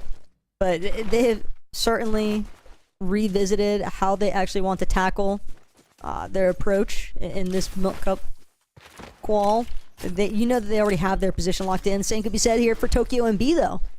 Team that came 7th in the very first Milk Cup main event, and now looking to just see if they can improve upon that performance. Leading into this match, Jacob, I believe we saw them in a top 5 position. So every little bit counts, and Tokyo MB, they've kind of just played a very consistent game. Talk about that top 5. You see and Yasmin just on the outskirts. They're another team that's above them on the leaderboard. So it's all about those decisions that you're making. Do you continue to fire for Surge? Is it worth investing? Do you rotate towards the zone? And this is one of those zones with Brutal Boxcar has been kind of being a focal point just outside Lone Wolf Lair. I think it might be more beneficial to kind of focus on some of those mountain ranges inside of the zone like Tokyo and B are actually doing. Because if it continues to pull towards the south like it has been, those teams are going to run into you eventually, but at least you're set up in a good position to take advantage of that. Always want to be aware, though, of where the island spawn is at, because while that mountain range seems appealing currently, if a team decides to mosey their way on over to the top of Rift Island, that elevation could definitely work against them. So, just something to keep in the back of their minds is Sophia and Riprara. They're looking to just set up their surge base smack dab in the center between Demon's Domain and the Outpost Enclave. And Sophia might have just spotted his first surge opportunity. A couple good tags there onto Layla. Maybe could have tried to, you know, Layla, I think, was trying to gauge whether or not she really needed to throw up the wall build there, but definitely necessary once those shots start to connect. And we're seeing some of these teams that kind of, they don't need the most impressive performance in this game, but they need to continue to remain consistent. Maybe get half of those placement points, so a top 10 in this game, so they can set them up for a final last game wonder. Stony and Handed, we saw some tough games so far, but I feel like they've been handling the pressure pretty well, all things considered. We saw Stony in a solo spot, unable to get the teammate back, but still able to make something of that game. And it's just sometimes those little points, you know, at least getting inside of the top 15 instead of outside. Is Simone's just getting pushed. I don't know where Lulu's at, but somebody needs to figure out a way to kind of alleviate the pressure. Finally, the back edit does get opened up, but not in time. Regs and Moxie are able to push through and solidify those eliminations. And look at Smiley and Sophia. They are probably cheesing currently after getting that set of eliminations, especially because they seemingly stole it from right underneath Moxie and Regs' noses. It almost appears like Moxie and Regs have been kind of setting up to cut this team off anyway. And now, Smiley and Sophia, they're instead going to be the ones to encroach on that position. A tough break, though, for the duo that they just elimed. Only one lobby left to work with. But Lulu and her partner in crime could always look to settle the score and get their bounce-back opportunity in that final match. It's never over until the lobby is actually closed off, Jacob. Yeah, there's always that fighting chance. You never know what would happen. You never know the kind of situation, position some teams are in. This is exactly that. You see Red Power and Sophia just getting pushed, separated from each other. One is elevated. It does look like Red Power is kind of stuck down below, trying to use the laser sprite to try to break through some of those builds, but unfortunately just hits the tip of that hill, not able to break through, really cause any damage or confusion. And this would be the time, if you're that duo on the other side, you know you have them split up, just strike while the iron's hot. This is a huge surge base, though, that Ribrara and Sophia have kind of devised, so it will be a little bit annoying to try and fully overtake, but Velcita and CC, they don't even seem all that interested in trying to get those eliminations. They look like they just wanted the perch that was offered from what Ribrara and Sophia had initially started setting up. And another Sophia checking back in. I swear we have like several. It feels like almost everybody might just be Sophia. But Sophia and Smiley are on the move. If you guys ever get confused, don't worry. We'll make sure to keep you covered. The Smiley's team. This is one of the teams, Taco, that we've talked about that you even mentioned it not too long ago. They already have their LAN spot qualified. So it's almost like reps. It's like making sure you get that practice. So yeah, you could be, scrimming in some of those, whether if it's a co-ed, the all girls, or just regular scrims. This is where you're going to really put that all to the test, kind of see where you're at against the rest of the competition. CC, Bells, I know this rotation has not been the most friendly to them from their landing just left of Demon's Domain, those mountains that a lot of teams decide to either split or contest. They've had a long road ahead, and so far they're figuring out a way to make it work. Not too many big problems so far in this game. They haven't ran into too many big players or teams contesting them on any of these rotations. This is rough, though, for Emperor. Just in that last match, Jacob, we saw Emperor playing for as much solo point placement to make up for having lost Psycho, and now shoes on the other foot here. Psycho is going to be the one that has to come up pretty big here. Still early enough, though, that a reboot isn't completely out of the question. I think that's what Psycho is probably sticking around for. But Smiley and Sophia, they got exactly what they were after.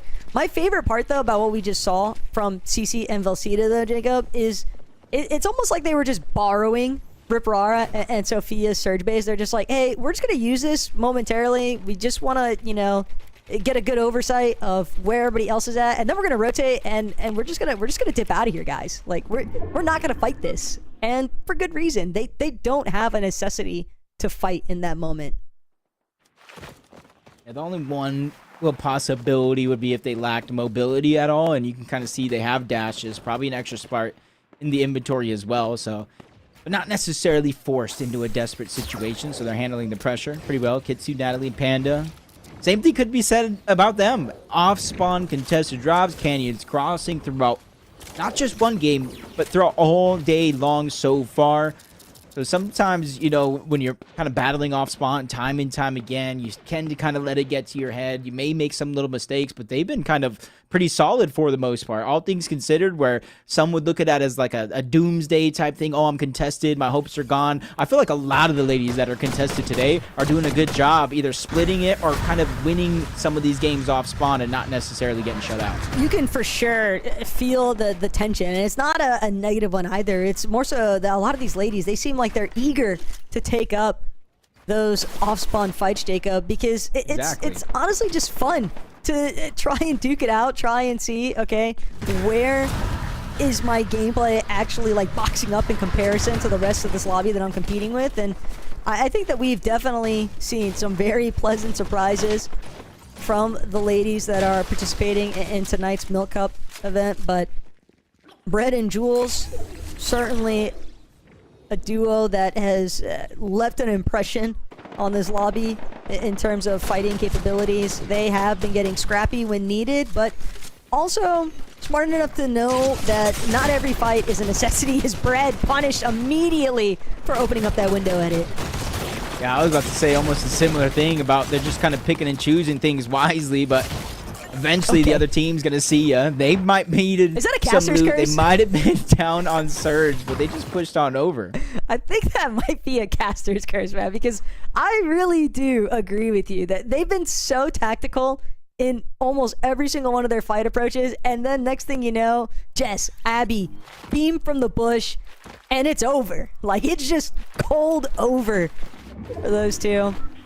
But not for Abby and her teammate. So more than happy to get those a couple of eliminations and all the body loot that came with it.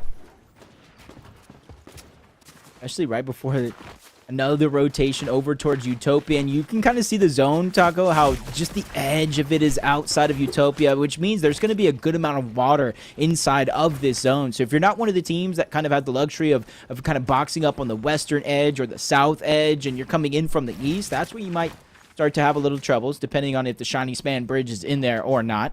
159 above the damage threshold for K and K-Mores. They're feeling confident, you know, splitting that Foxy drop, performing pretty well inside of that land bubble range. They just need to not lose sight of what's important, is that's the consistency. 136 damage, that is more than enough for you to kind of worry about rotating in this zone and kind of wait for next Storm Surge to pop. And they're clearly focused on those rotations. They recognize, you know, we could shoot at this solo, but we're also not completely into the safe zone just yet. They're also getting a little bit lobby focused here, and this could be disastrous if K-Mores and K are not careful. But a really big switch up from K-Mores and K, and this involves Pandaman and Lena over at Foxy Floodgate, Jacob. It's the fact that they're choosing to split that now, as opposed to the last event for Milk Cup. We saw those two kind of clashing a little bit more often than not.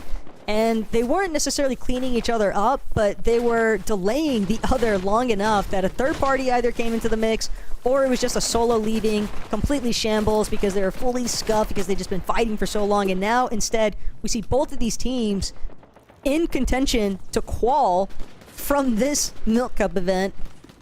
And I think that that's just part of the revision that we're kind of always hoping to see from like the commentary side of things. Like, what have you done to try and guarantee your success for the next round? And I think this is where they get a chance to show that improvement. Yeah, especially coming from Foxy Floodgates, where if you are going to get contested, more times than not, you see everybody kind of 50-50 that dive hole underneath, try to grab the weapon, and it's usually over within the first couple of seconds, unless, again, it gets prolonged, but that's when you get third party. But they've not only just been kind of splitting the drop, but they're actually performing pretty consistent in some of these games, and that's where they're just taking every opportunity in stride and running with it.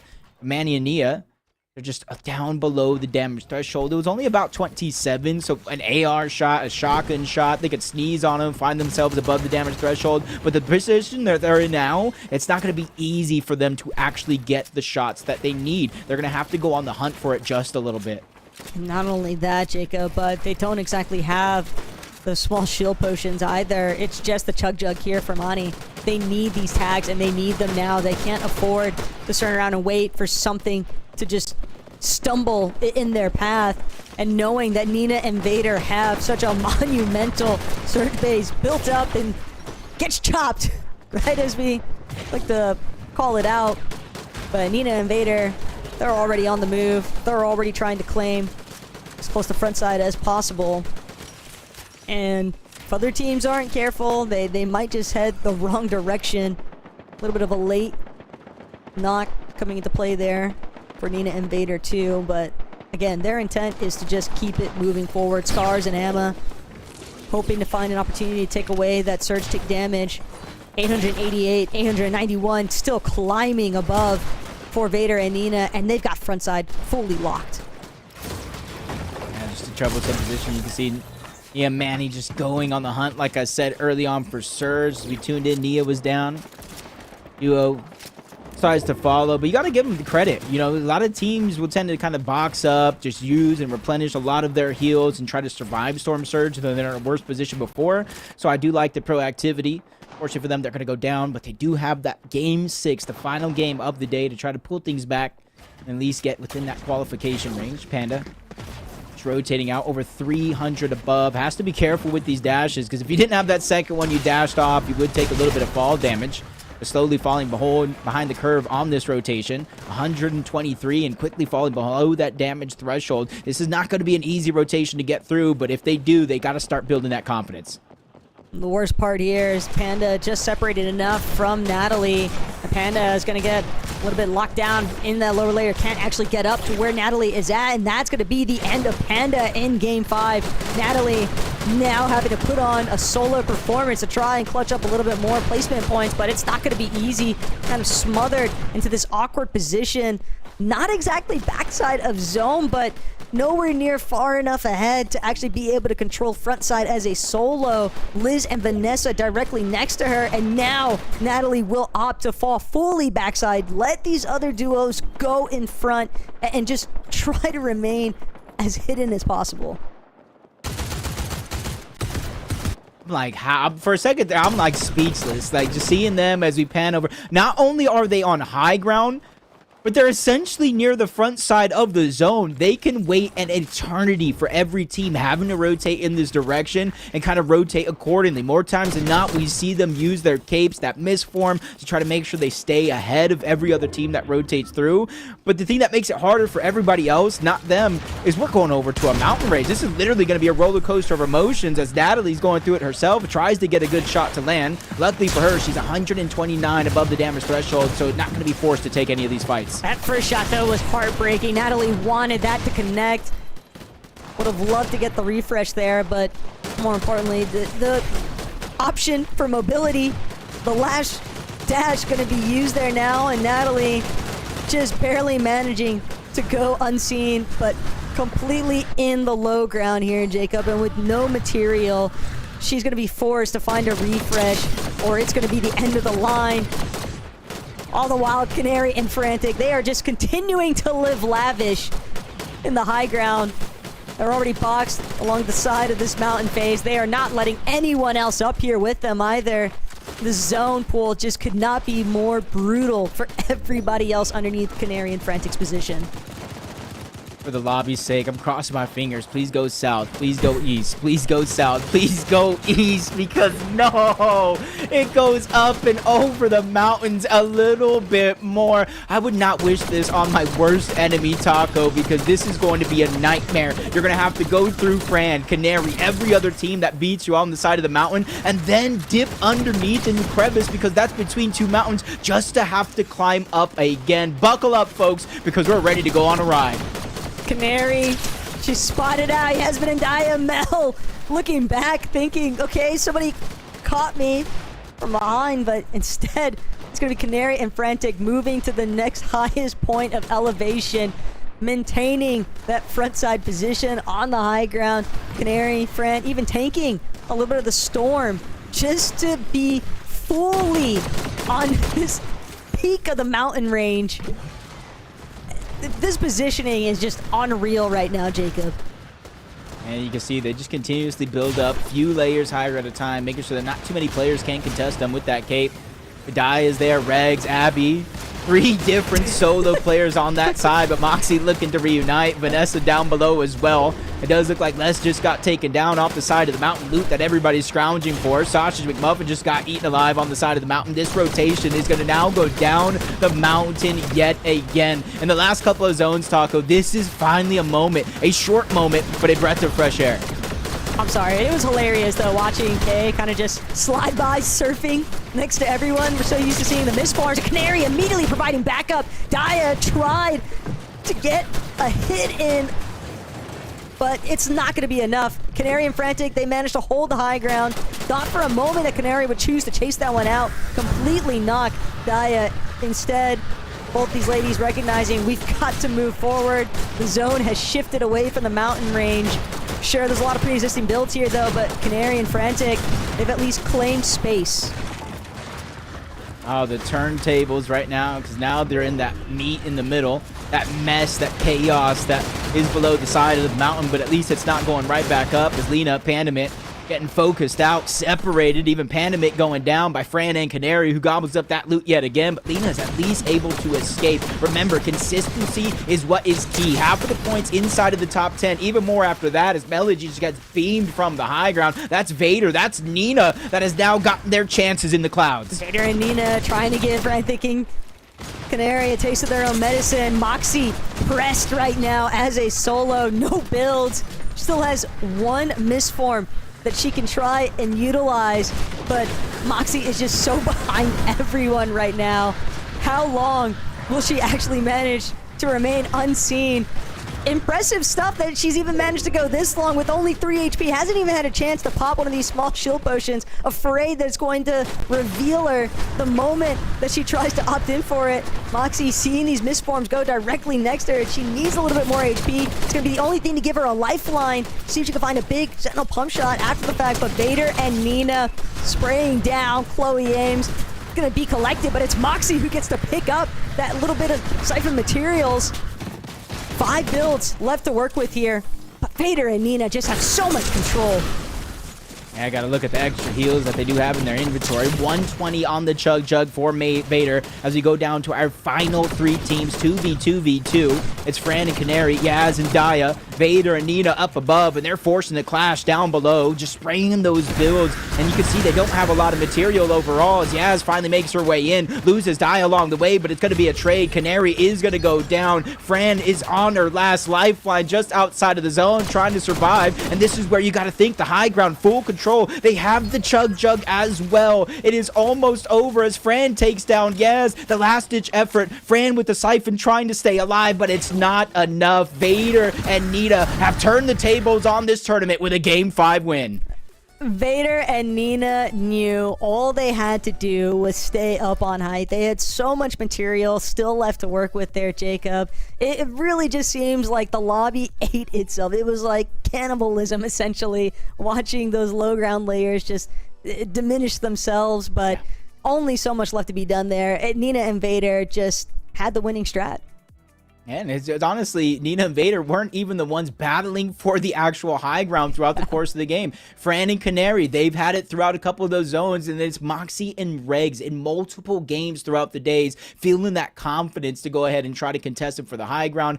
Unfortunately, they haven't been able to close it out for a win, but you're seeing what they're capable of. They have the blueprint and one more game left to do it. Yeah, really impactful stuff, though, for Nina and Vader. They finally shut down the Victor Royale trains coming out of Canary and Frantic, but we have one final match left to play through here tonight, Jacob, and then we'll get a chance to see what that leaderboard is looking like. So stay tuned, grab yourself a glass of chocolate milk to enjoy this final matchup, and we'll be right back after the short break.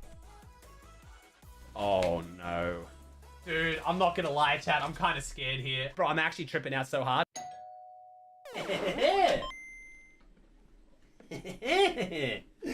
Now you can see why I wanted you guys to be able to see it. I don't know what this is. I just know that it's not to do with me, because if it was to do with me, I'd know what it is, okay? I actually need to open up chat because I feel like I'm gonna need your help. I'm not gonna lie. We've already got a riddle and I'm actually kind of stumped a bit. Okay, 2 Aussie antics. Hello and good morning. From a mysterious crate. By looking inside, you decide your own fate. A secret stays hidden until revealed by you. Just play along, discover the truth. The mystery now has begun to take root. To the victor, the spoils, the glory, and this. 4 letters. Like, it rhymes with root? Loot? Wait, why are you guys already so much smarter than me? All right, we got a letter lock. So you guys are saying loot. All right, L-O-O. Okay, I think I just spelled tool. I think I did it the wrong way around. Aha! Chat, you guys are smart. I messed up the one thing I had to do, which was top down. Okay, it was loot. All right, what do we got? Hey, all right. Clue number 1. Okay, I now know who has said this to me. We have a locked milk crate. We have a sealed milk bottle. We got this one. Okay. All right, well, this one I can open easy. So let's not make this hard on ourselves than what we need to. The final boss, untying a knot. Oh, no. Oh, no, bro. I have a If this is a major part of the clue, what if I mess this up? Oh, dude. Okay, so that one. I think I got it. Sorry, chat. This takes maximum focus. Oh, I'm actually proud of me being able to do this. All right. Yeah. I did it right. The milk cup. Yeah, you guys figured it out. Oh, because you guys can see it better than I can. You guys can see it more clearly than I can. All right, so we got the milk cup. And I got a link. So we're going to the link. Okay. It is a password. So what's the password then? The milk cup. Hey, Ozzy. Expecting to see me? No. Congratulations on making it this far. W. Now your mission is to figure out when and where the Milk Cup LAN Championship will be held and help announce it to the world. Ooh! But it's a team effort. So you'll need to divide and conquer. No. Share the website with your chat before you continue reading. Okay. We'll need the clues at the very bottom to find the information hidden in plain sight. Okay, chat, we need to rely on you. You guys have the website link, so it's gonnaneedmilk.com/clue. Are you feeling sharp? Here's your next clue. Take a look at what's in front of you. The one, the many, the old, the new. Only a match gets you closer to the truth. Chat, Aussie Antics is counting on you, but how well can you count? Below there are 9 codes to crack. 9? Yo, chat, X marks the spot. That's a good place to start. Just know you're gonna need milk for that. Bro, what? Are you feeling sharp? Here's your next clue. Take a look at what's in front of you. Okay, so I'm guessing these? Because she's holding one. We got rank, duos, bush, hill, and milk. So both these match the color of the one she's holding. One says rank and one says duos. The one, the many, the old, the new. The bottom is blue. Oh, you're right. It's purple top, blue bottom. This one's purple top, purple bottom. So it's got to be duos. Oh, she said it was for the lock. The other lock. Bro, I'm actually tripping out so hard. Chat, stop helping me and do your own one. Can I do duos on this? D-U-O-S. Chat, unless I can't spell duos, I think we got it wrong. Oh, no, never mind. I did it. Never mind. I just can't open a lock again, bro. There's more? Are you kidding? Okay. Hey. Maybe I will be attending. Chat, have you guys figured out yours yet? Because I think I need to know yours. Wait, this is like a clue. Wait, we have letters for the answer. Yo, this was like super elaborate. This was not what I was expecting, by the way. I thought this was gonna take us like 5 minutes. Which event are we flying to? Shine a light to find your destination. Is this your guys' code? Okay, I have a very large map of the United States. Hey! Okay, all right, what do we got? Like a milk carton. There's like flowers. Can I do it further away? There you go. Hey! It's gotta be San Diego. It says San Diego and it has a star and everything. Wait, chat says to find the date. Oh, so wait, what date did you guys get?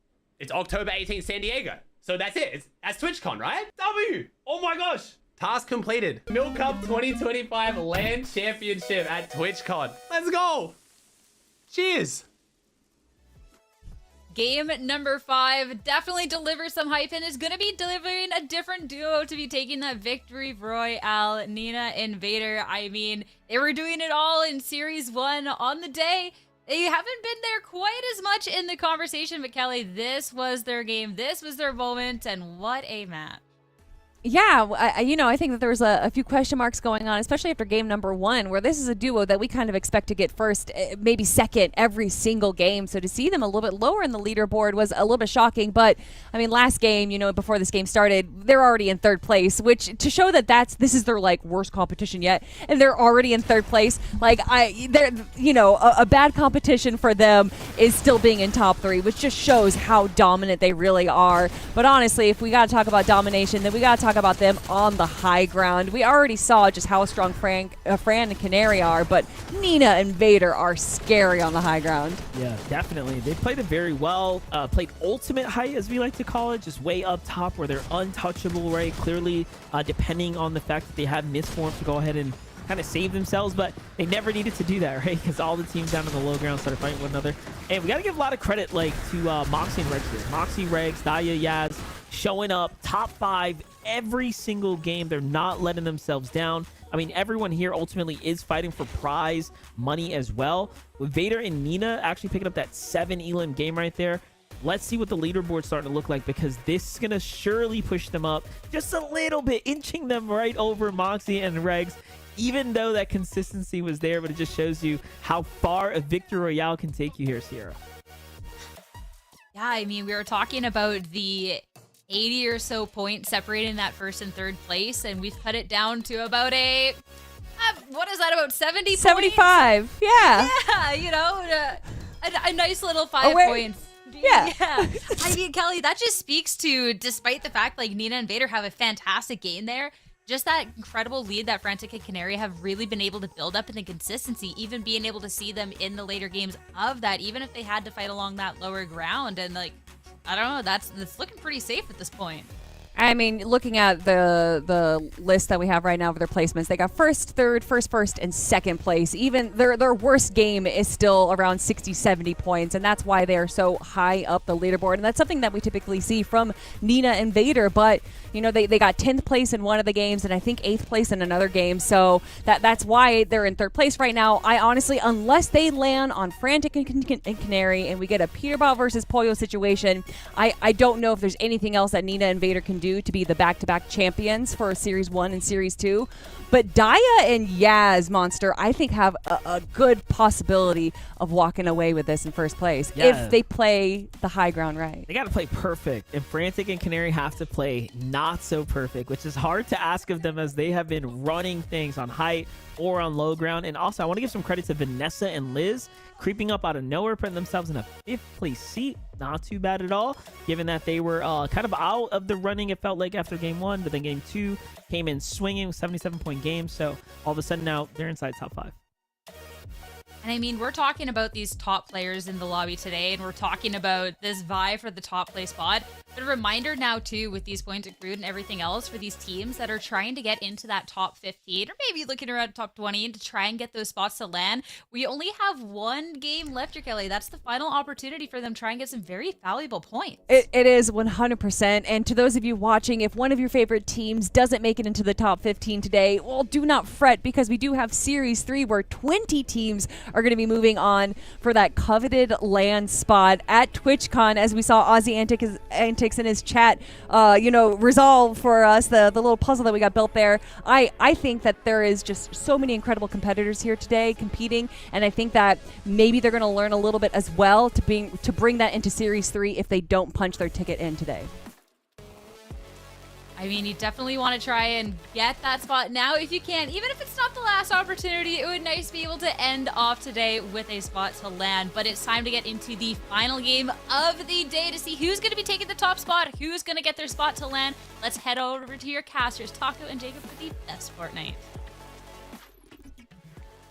Thank you guys so much. And Jacob, we know just how coveted those spots for the Milk Cup LAN later on this year at TwitchCon San Diego is surely going to be for all of these ladies that are competing here tonight. But at the end of the day, it's not about how you start, it's about how you finish. And even if you are outside of that threshold for qualifying to LAN, still think it's really valuable practice, really valuable lessons to be learned across the board. I think even some of our more veteran players are picking up a new trick or two throughout this competition.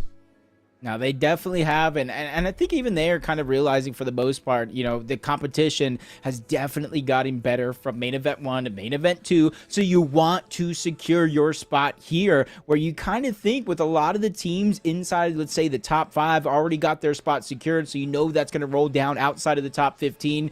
I'm not going to say this is going to be the easiest chance at all, but this is the chance that you have right before your very eyes. This is the chance where 1, 2, 3 points could truly make the difference between you being able to have that breath of fresh air, knowing main event 3, you don't have to fight for your qual spot, versus maybe ending up a little bit stressed after today's tournament, realizing you only have one more main event, 20 spots up for grabs. It's almost all or nothing to try to get to that LAN, because it's the LAN. It's the biggest event for Milk Cup. It's the biggest event that we're going to have at TwitchCon San Diego. And I'm someone that, whether I'm in the crowd or casting, I'm definitely going to be there, Taco.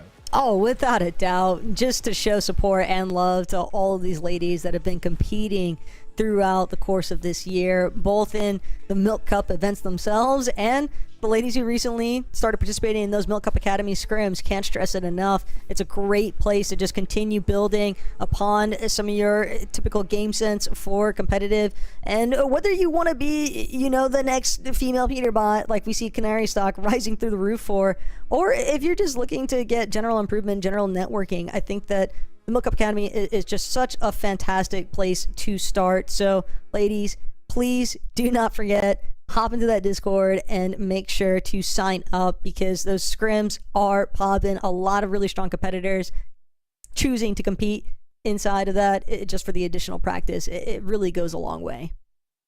It truly does. And sometimes it's just the reps. There's so many different scenarios that could play out in Fortnite, especially duos, that you want to just try to practice those reps. Even when some situations may look the same, they could have little intricacies that are just different and really change the course of the fight.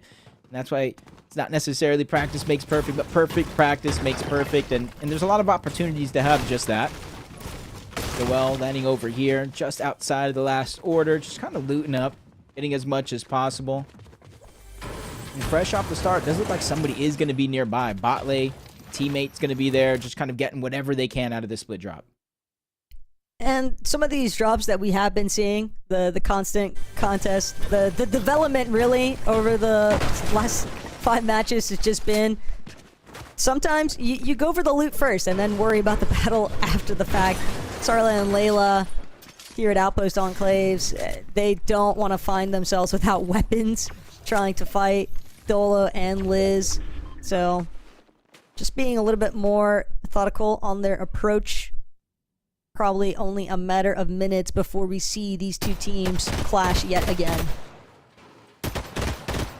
And top 10 for, I think, a good chunk of these teams would definitely put them within striking reach of that land spot. They didn't have the good start of the day, and just that's exactly what you said. It's not always how you start, it's how you finish. And you can kind of just dust yourself off. If you got your qualification spot here, you dust yourself off, and then you kind of get to that practice we were talking about. Main event 3, a little bit more practice if you already have your spot leading up into TwitchCon. So this is honestly could be a life-changing game for some of these teams we have today. I mean, even factoring in that there's, what, 30,000 on the line just for today's qual. And that's not even considering the amount of prize pooling that's involved for the actual Milk Cup LAN itself.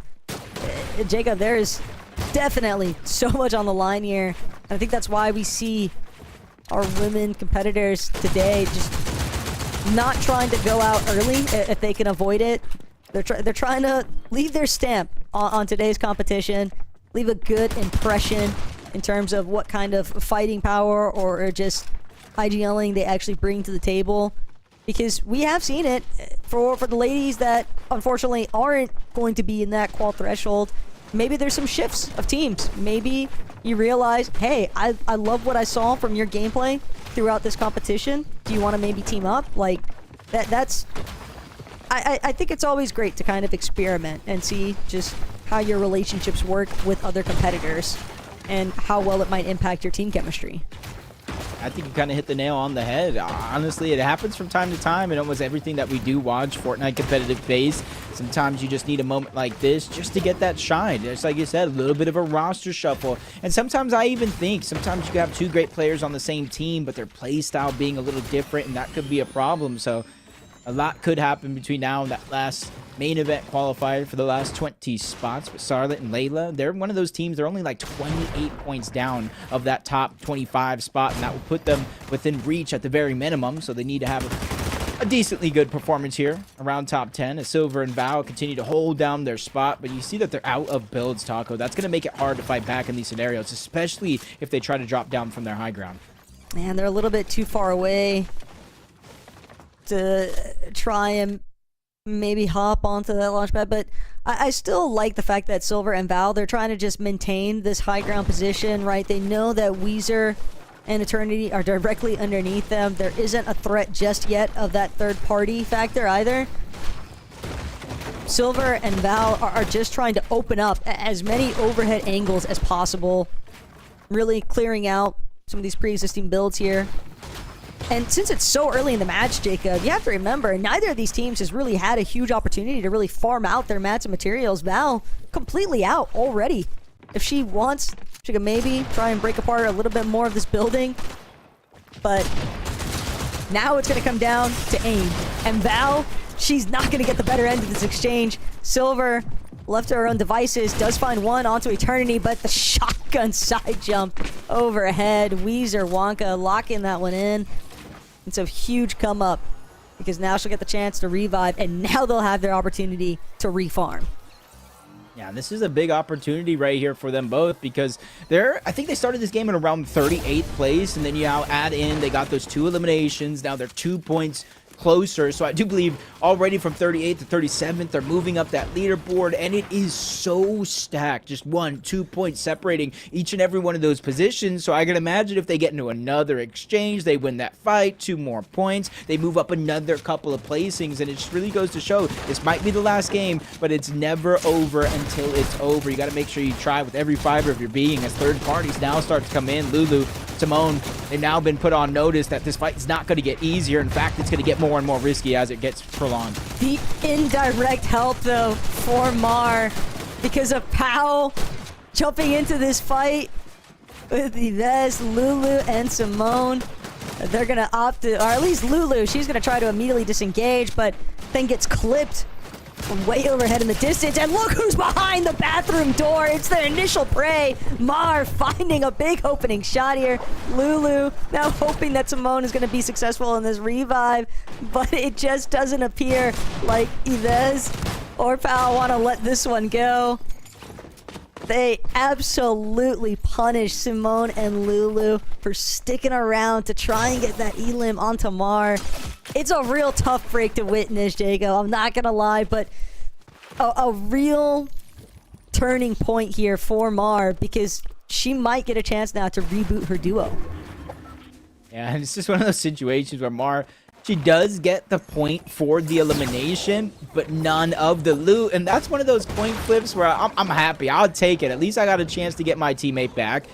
And it's only a chance, but you can see relatively center zone, multiple teams in and around their current location, some even landing and connecting shots onto Mar. That's the ones that initially started that chase on the one that Mar did get take down and cleaned up those eliminations. So this is going to be a tough spot, but so far with the dash sprite and a little bit of distance, I want to see Mar continue to run. She can try, but I did see a misform. I'm not sure if it was Yves or if it was Powell that was rocking it, but they are certainly looking to try and run Mar down. Could be a devastating end to Game 6. Sometimes that's just how it goes. And Spinor, without much options here other than to just try and play things slow as a solo. Yanni and Ren kind of stuck down below for a quick second, even separated. Noah and bot lane just kind of making sure that they stay together. We've seen so many times the strength in numbers, just being hip to hip, proving to be a difference maker in some of these fights. And that's why you're kind of seeing their opposition kind of reposition, try to get towards the other side. Neither one of them really having priority towards the zone, so they can choose to disengage relatively safe, one towards the north, one towards the south. It's just a matter of how much surge you have. It's almost like it's currency. It allows you the flexibility to kind of rotate, focus on priority positioning, because if you don't have it, you almost got to attack the first person you see. But if it's a battle of attrition here in the Storm in these early tick zones, Botley and Noah Lake seemingly in a better position there. They had the bandages, they had the chug jug, even a shield potion to try and replenish some of their lost HP. Maddie and Sophie Ann, though, trying to be slick with it onto Daya and Yasmin, but nothing comes up just yet. Maddie, Sophie Ann deciding, and that wasn't our shots opportunity. Now is our chance to strike. One tag onto Daya, but with only the one having been secured, we're going to check back in to the action taking place between Botley, Nolik, Rin, and Yanni. And neither of these teams seems like they want to budge. It looks like the intent is for Botley and Nolik to just wait it out. They know that they've got enough heals to survive this, and the same cannot be said for the other pair, so they're just going to leave off that geyser. And shouldn't Botley and Noel, I think there might be a rift underneath that they do have the option to take. Yes, they do. So no matter how far away the zone is realistically, I think they're making a good decision here. Kind of let the teams, let everybody in zone for that matter just rotate in, and then they stagger themselves back. I see this time and time again. The biggest risk though, Taco, so I will not think and let everybody believe it's the safest rotation you can make. As you get closer and closer to that zone, closer and closer to some of those teams that may or may not already be boxed up, you will be an open target. I was also just keeping an eye on their builds. Their material count was incredibly low. Only had like 8 builds, I think I saw on Nolik and their teammates, so they're gonna have to spend a lot of time refarming, and that could also be a serious issue for those teams that are already poised in those better positions. like you just said, because they'll just pick them apart as soon as they try to make their way to actually farm up some of those mats. Still, Liz, Vanessa, one of our teams that is already qualified for the Milk Cup LAN later on this year at TwitchCon San Diego. And they're looking for a repeat qual performance. Believe that they are inside that qual threshold, but you can't qual 2 times over, Jacob. It's just the prize pooling that they're after. And last time, I believe they got, what, around 10th place, which is that LAN finals, and about $600 between them two, which is a good amount of change for their efforts. And they just want to consistently move up that leaderboard, because every placing higher inside of that top 10, there's just more and more money to line your pockets with.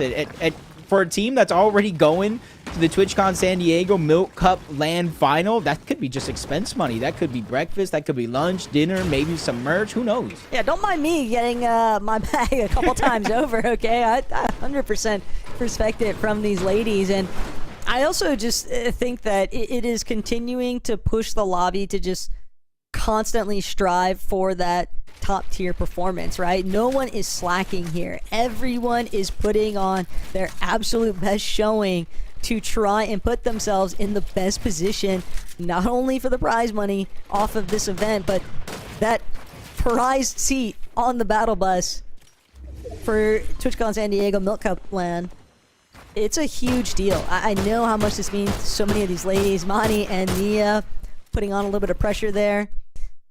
Also love seeing Hannah earlier on social. She was definitely amped. And that's another cool thing too, is that all of our ladies that are competing here tonight, you guys in chat wondering like, wow, I've been really impressed by what they've been doing. Check out some of these ladies' streams.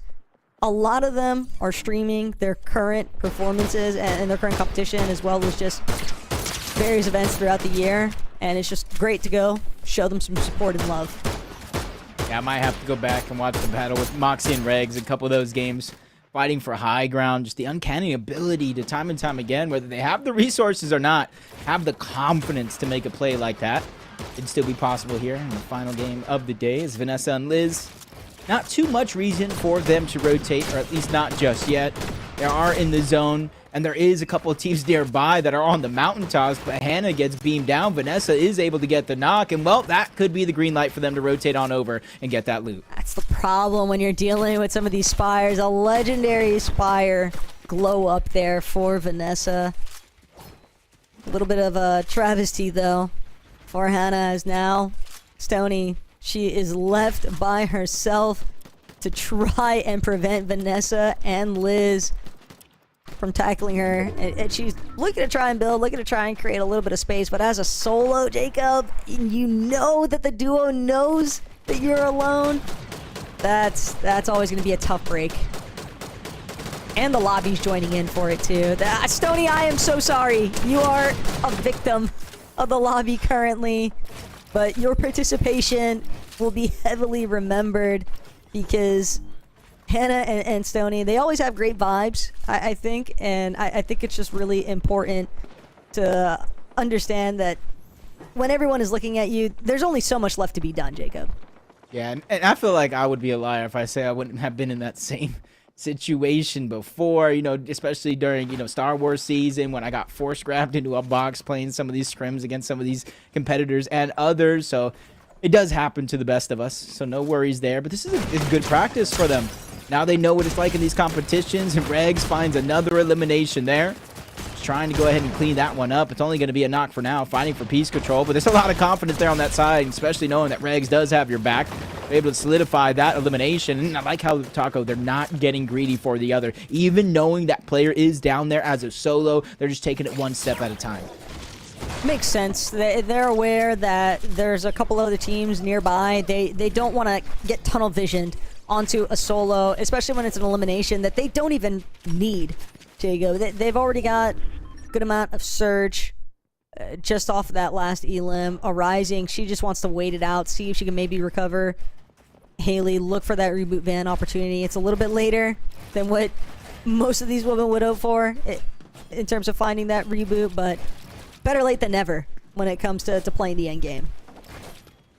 Yeah, If you find yourself as a solo, especially right now between these two teams, you're almost like, please pull far south, please pull far north. That's going to give you the best chance to get the reboot. And especially since you add in the fact that we just have a zone over here. I don't need no more roller coasters going up and down these mountains.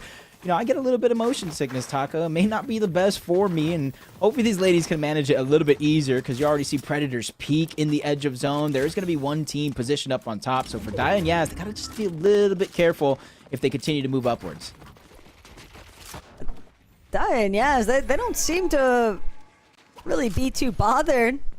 Seems like they spotted out the fact that, you know, this is a relatively unstaked position. We'll be the ones to try and control that midway point between that top of Predator's Peak and the underbelly of it. Smell and Scare. We'd kind of lightly touched on at the start of tonight's competition, Jacob, that it was just like crazy to think that that first Milk Cup qual event just did not pan out in their favor. But now all they need to do is just ride this one out. Danzy and Sepp hoping that they can ride out some of the pressure that's being applied to them, and sure enough, they will manage to get away into the bamboo forest. But Demon's Domain, a little bit of a cluster starting to build around the northern side of it as these teams pull their way into the next zone.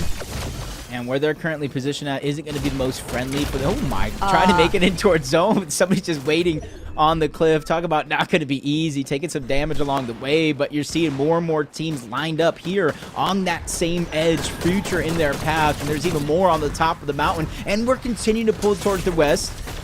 We are down below the damage threshold.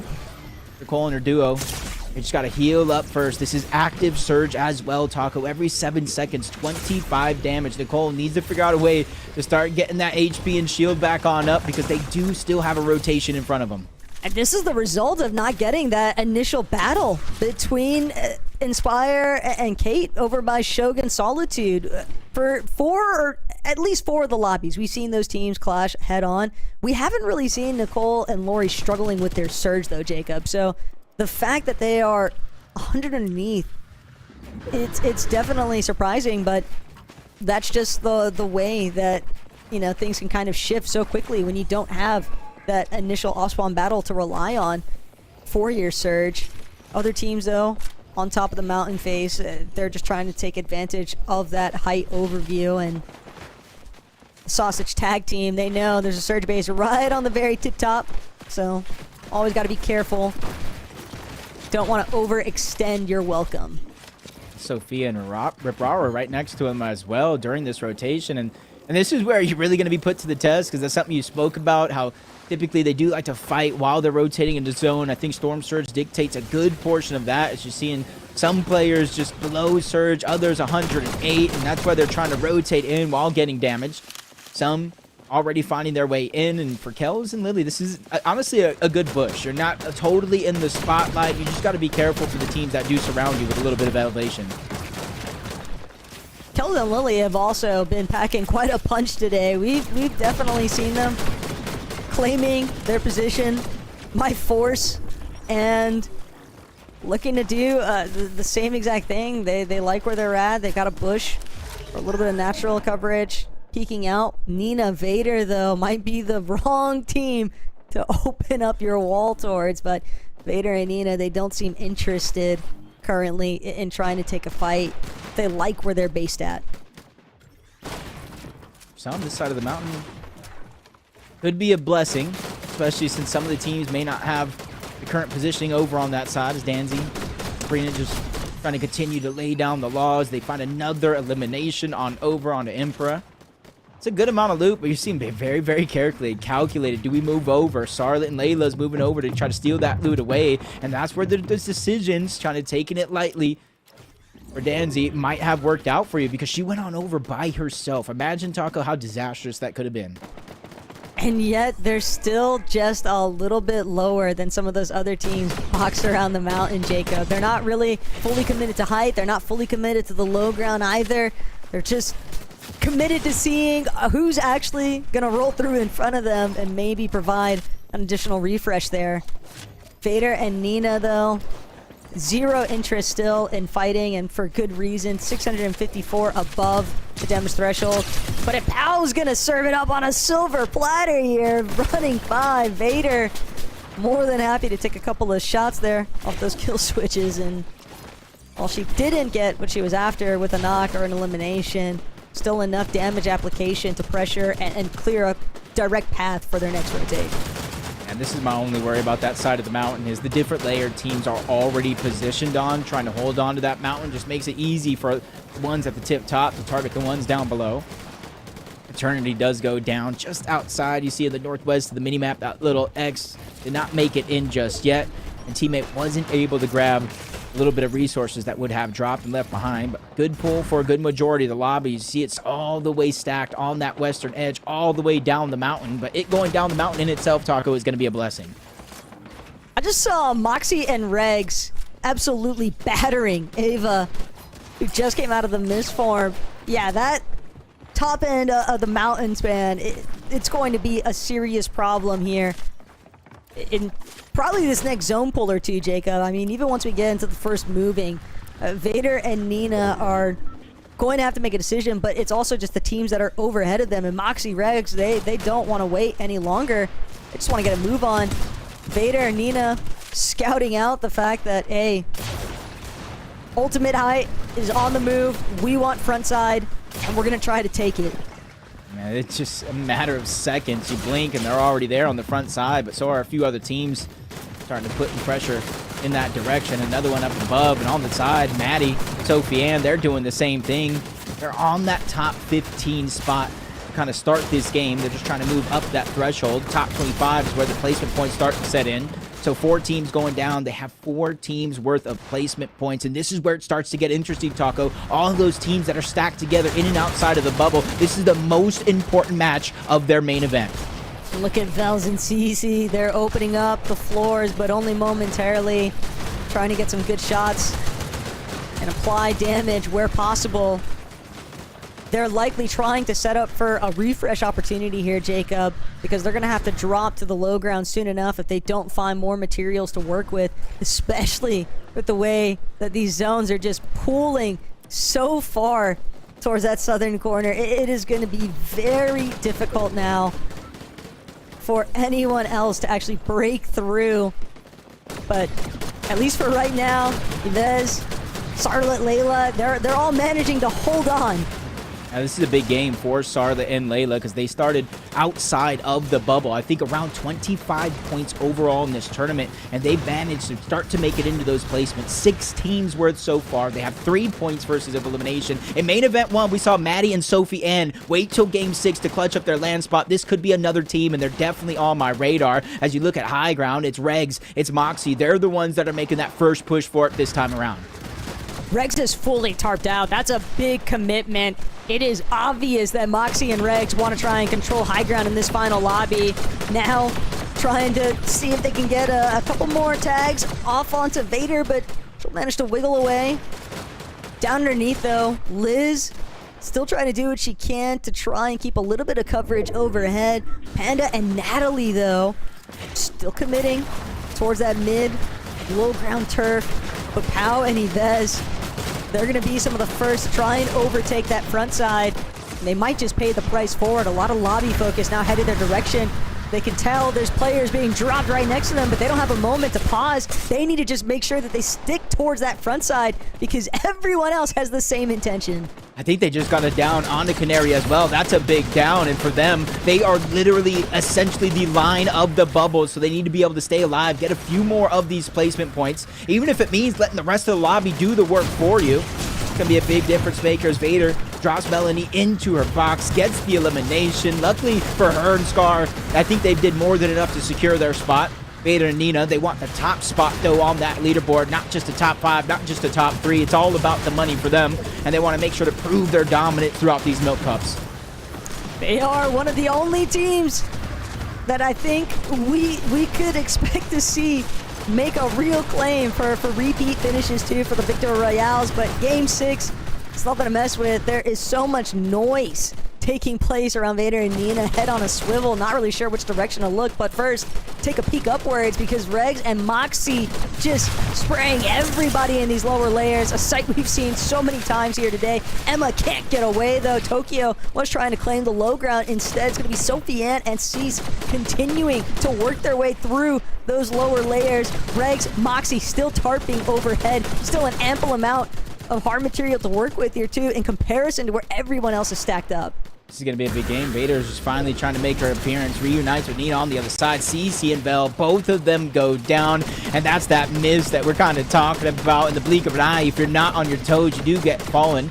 One player is down below, running around as a solo. That is going to be frantic. No Canary in sight. We've seen a big clutch from Canary in Game 2 today. Now it's Fran's turn to take the wheel and drive us across the finish line. Vidaya and Yaz editing at the perfect moment, utilizing that cape, the misform, to try to mitigate any of that damage. But somebody breaks in their box. The piece control goes over. That's Vader taking names and crossing them off for a list. One by one. 7 eliminations for them, and they look like they're in full control of the low ground. Regs and Moxie, though, they've still got their names pinned in this final zone. Nina, Vader, though, the fact that they're actually having to operate from the low ground. Regs, Moxie scrambling towards the upper layers. Sophie Ann will be Regs' 9th elimination. Is now Vader trying to see if she could stick it out, but it's not going to be enough. Regs, Moxie, they're going to be the lone defenders here. I believe we just saw up in the skies Canary still sticking it out. She's up, she's down, she's birding all around, but Moxie and Regs, they've just got the HP advantage. The moment that Canary exits that misform, Jacob, we see her be immediately eliminated. A big finish from our top teams here today. I even thought Canary was down and out of that game, Taco. That just shows the testament of how good she actually is. But Moxie and Regs, I said and throughout the course of this game, they were the first team to try to fight for that high ground, and they've definitely solidified it. That's just, to me, a testament of that second half team we were talking about and know they can be.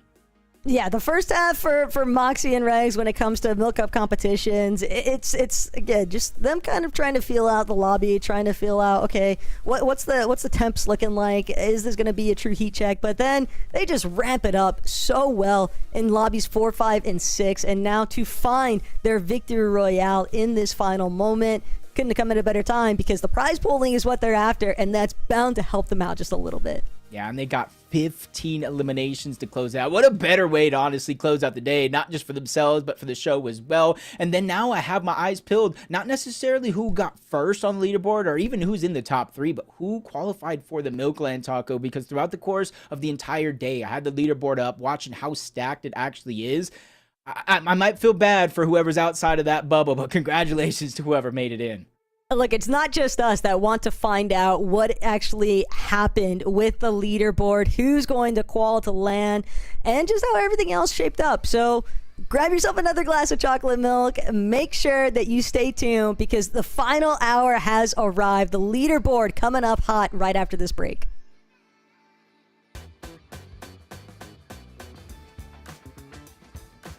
Hey guys, my name is Kay Morris. I'm a Fortnite streamer. I've been playing Fortnite for 5 years, and I'm here to debate some Fortnite topics and milk topics with Frantic. Hey guys, it's Frantic. I'm a Fortnite streamer, and I've been playing Fortnite for about 3 years, and today I'm going to be debating some topics with Kay Morris.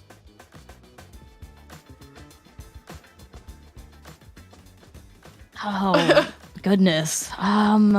Solos or duos? I feel like I believe that solos are harder because you don't have a second opportunity. You're just done for. Once you're dead, you're done. And I think duos is harder because you always have to keep track of your teammate and what they're doing and sticking with them, because if you guys split up for a little bit, somebody could get 1v2'd. I could agree with you, but I play solos on stream, and let me tell you, it's not for the weak. Solos is a battlefield. See, I'm not really a big solo player, so maybe you have the argument against me because I don't really have the experience with it. I also think that duos is harder because you have to have good communication with your teammate. Otherwise, things can get confusing and scrambled up. Whereas playing solos, you can kind of just do stuff on your own and you don't have to rely on anyone else. Oh my gosh, this one's rough. Yeah, okay. Wheels or doors? Okay, you have to think about it because a car has 4 wheels, but it has an extra wheel because you have to have a spare tire. And then there's a wheel on the steering wheel, but then there's 4 doors, but then is a trunk a door? Oh my gosh. And then doors on a house. There's not many wheels in a house though. I'm gonna go with doors. Confidently, because I'm staring right now and I can count like 11. No, that's crazy. I'm going doors. Because there's no wheels. Like, I'm thinking my house and there's no wheels in my house. I don't have a bike.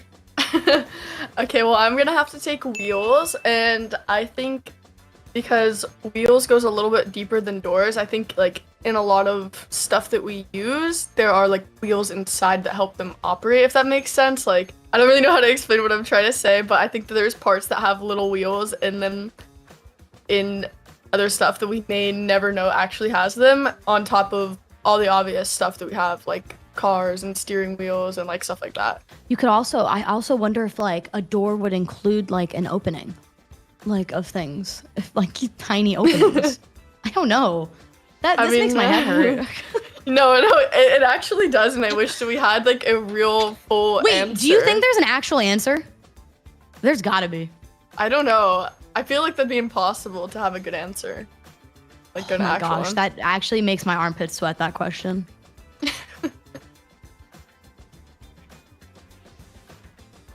So when I have my cookies and milk, I take my cookie and I put a fork in it, okay? And I have my glass of milk and I take the fork with the cookie and I sit it in the milk and I let it sit there for like 10, 15 seconds. And then the cookie is ready to be eaten. So I would say halfway in between full, well, I don't know how long a full soak would be, but definitely not a quick dip. If you're a quick dip, that's very strange. I don't know how you would enjoy your cookie if it's hard and not very full of milk. So when I dip my cookies in milk, my milk is usually like really cold. I know some people like do warm milk or like room temperature, but like my milk is always really cold and I dip it in with my fingers, and as soon as my fingers get too cold to be in the milk anymore, that's when I take my cookie out, and it's usually perfect. And so I don't know if I would say it's a full soak, but it's definitely not a quick dip either. Like, I don't know what you would consider You're a quick unbelievable. Dip. You're But, like- unbelievable. You just stoke your fingers in there? Well, no, and my fingers are like fully in it. Like I grab it on the edge, and like my fingertips like kind of touch it. Do you drink the milk after? I have before, but like it's not like wash your hands before. You don't have to have dirty hands. Fair enough. That's I why don't I know, use the that's my- fork, because I love drinking milk, so I will. But then like you I'll can't do the know. cookie, eat the cookie, finish my cookies, drink my milk. And then it's a little bit chocolatey from the cookies. Oh yeah. That's the best. That's the best kind of milk. Like the fork strat, like I don't know. I'm not feeling it. Like how do you know? though? I don't want to freeze my fingers off. Do you count? You just in your have head? to count. Well, I'd rather freeze my fingers off and get the perfect cookie. Thank you guys so much for watching, and I'll see you guys at the Milk Cup. Thank you guys for debating with me and K-Moores. I know you guys are having a blast watching right now, and I'm having a blast playing because I'm in first place, obviously. Shout out to my duo Canary. We're gonna take home the championship at LAN and for the rest of the qualifiers.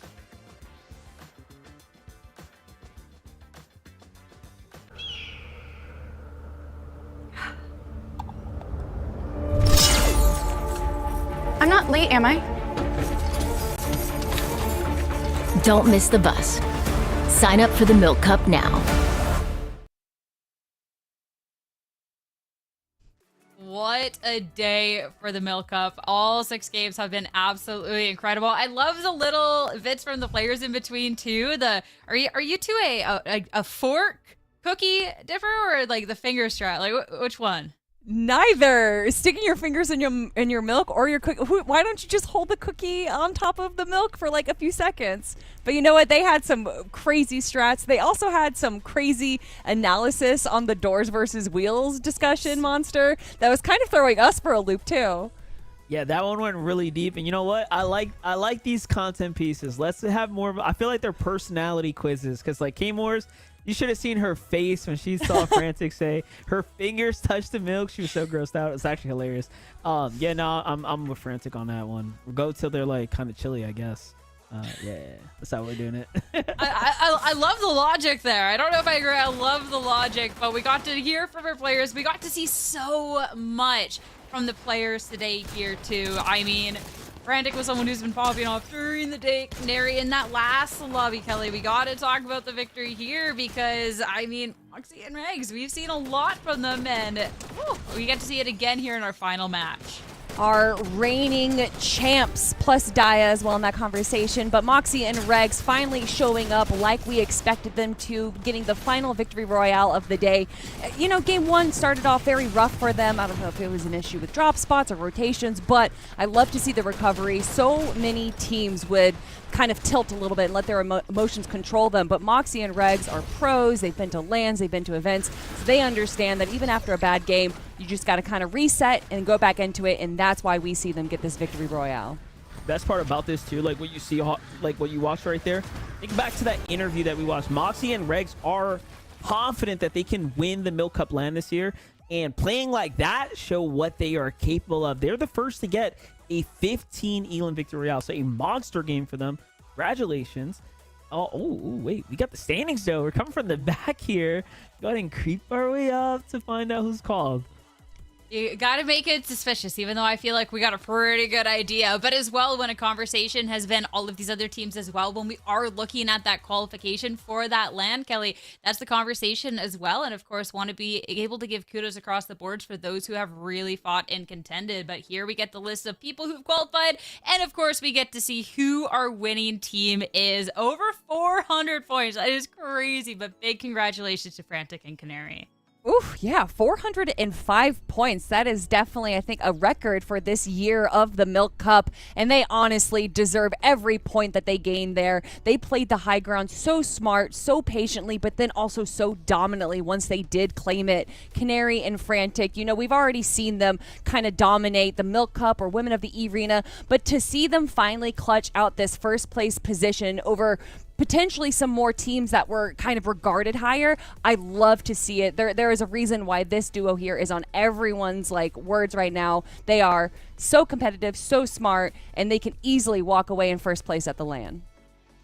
Yeah, all I'm saying is Canary's missing a jersey, all right? You know, what are y'all teams out there? Think about it. She's clearly the best player we've seen kind of rise up this year. Very much an outstanding performance today. Frantic popping off as usual, very consistent as ever. What a way for them to win. And let's not forget, what was it, $8,100, something like that on the line for first place. So not bad for a night of Fortnite, and another qualifier down in the books for them.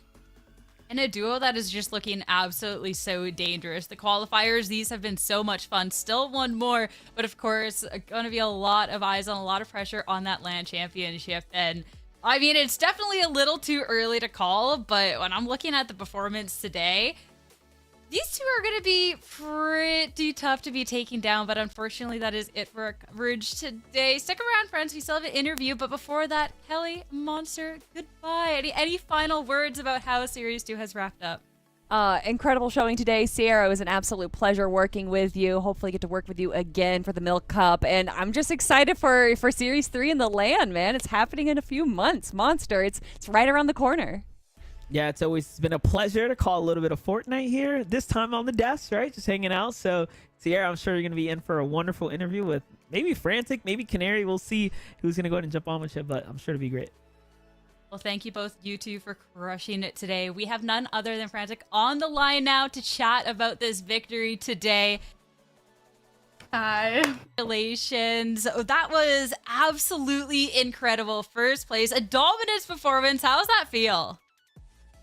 It feels amazing because me and Canary have been working so hard together, like, recently, and this is my first ever win in any female competitive event, actually. So it feels so good to finally get my win out there, get my ring. First of many, honestly. This dominance that you two had from the get-go of this competition, 3 victory royales, was incredible. And I want to talk to that dominance. You've been talking about that work you've been putting in. What else to be just so above everyone else in this competition today? I mean, to be honest, Canary is just the best player I've ever played with in my entire life. Anything I call, she's there. Anything at all, she just knows what to do all the time. I never have to worry about her. She's just literally the best player in the whole entire lobby. so we just like dominate everything. I don't know, and we just practice. That's it. I mean, both of you two deserve so much kudos. What you've two been able to accomplish as this duo has been incredible. And I want to know then how you're feeling going on forward with this duo, because we still have another qualifier, but a LAN Championship as well. And you looking in great form as of this moment. Like, how you feel going ahead? I mean, going ahead, we're just gonna keep doing our same thing. You know, we're not gonna stop grinding or practicing just because we got the win. We have the eyes on the LAN Championship. That's really what it is for me. That's what it is for Canary. We don't want anything other than to win, so that's what we're just going to play for. The same thing that we've been doing.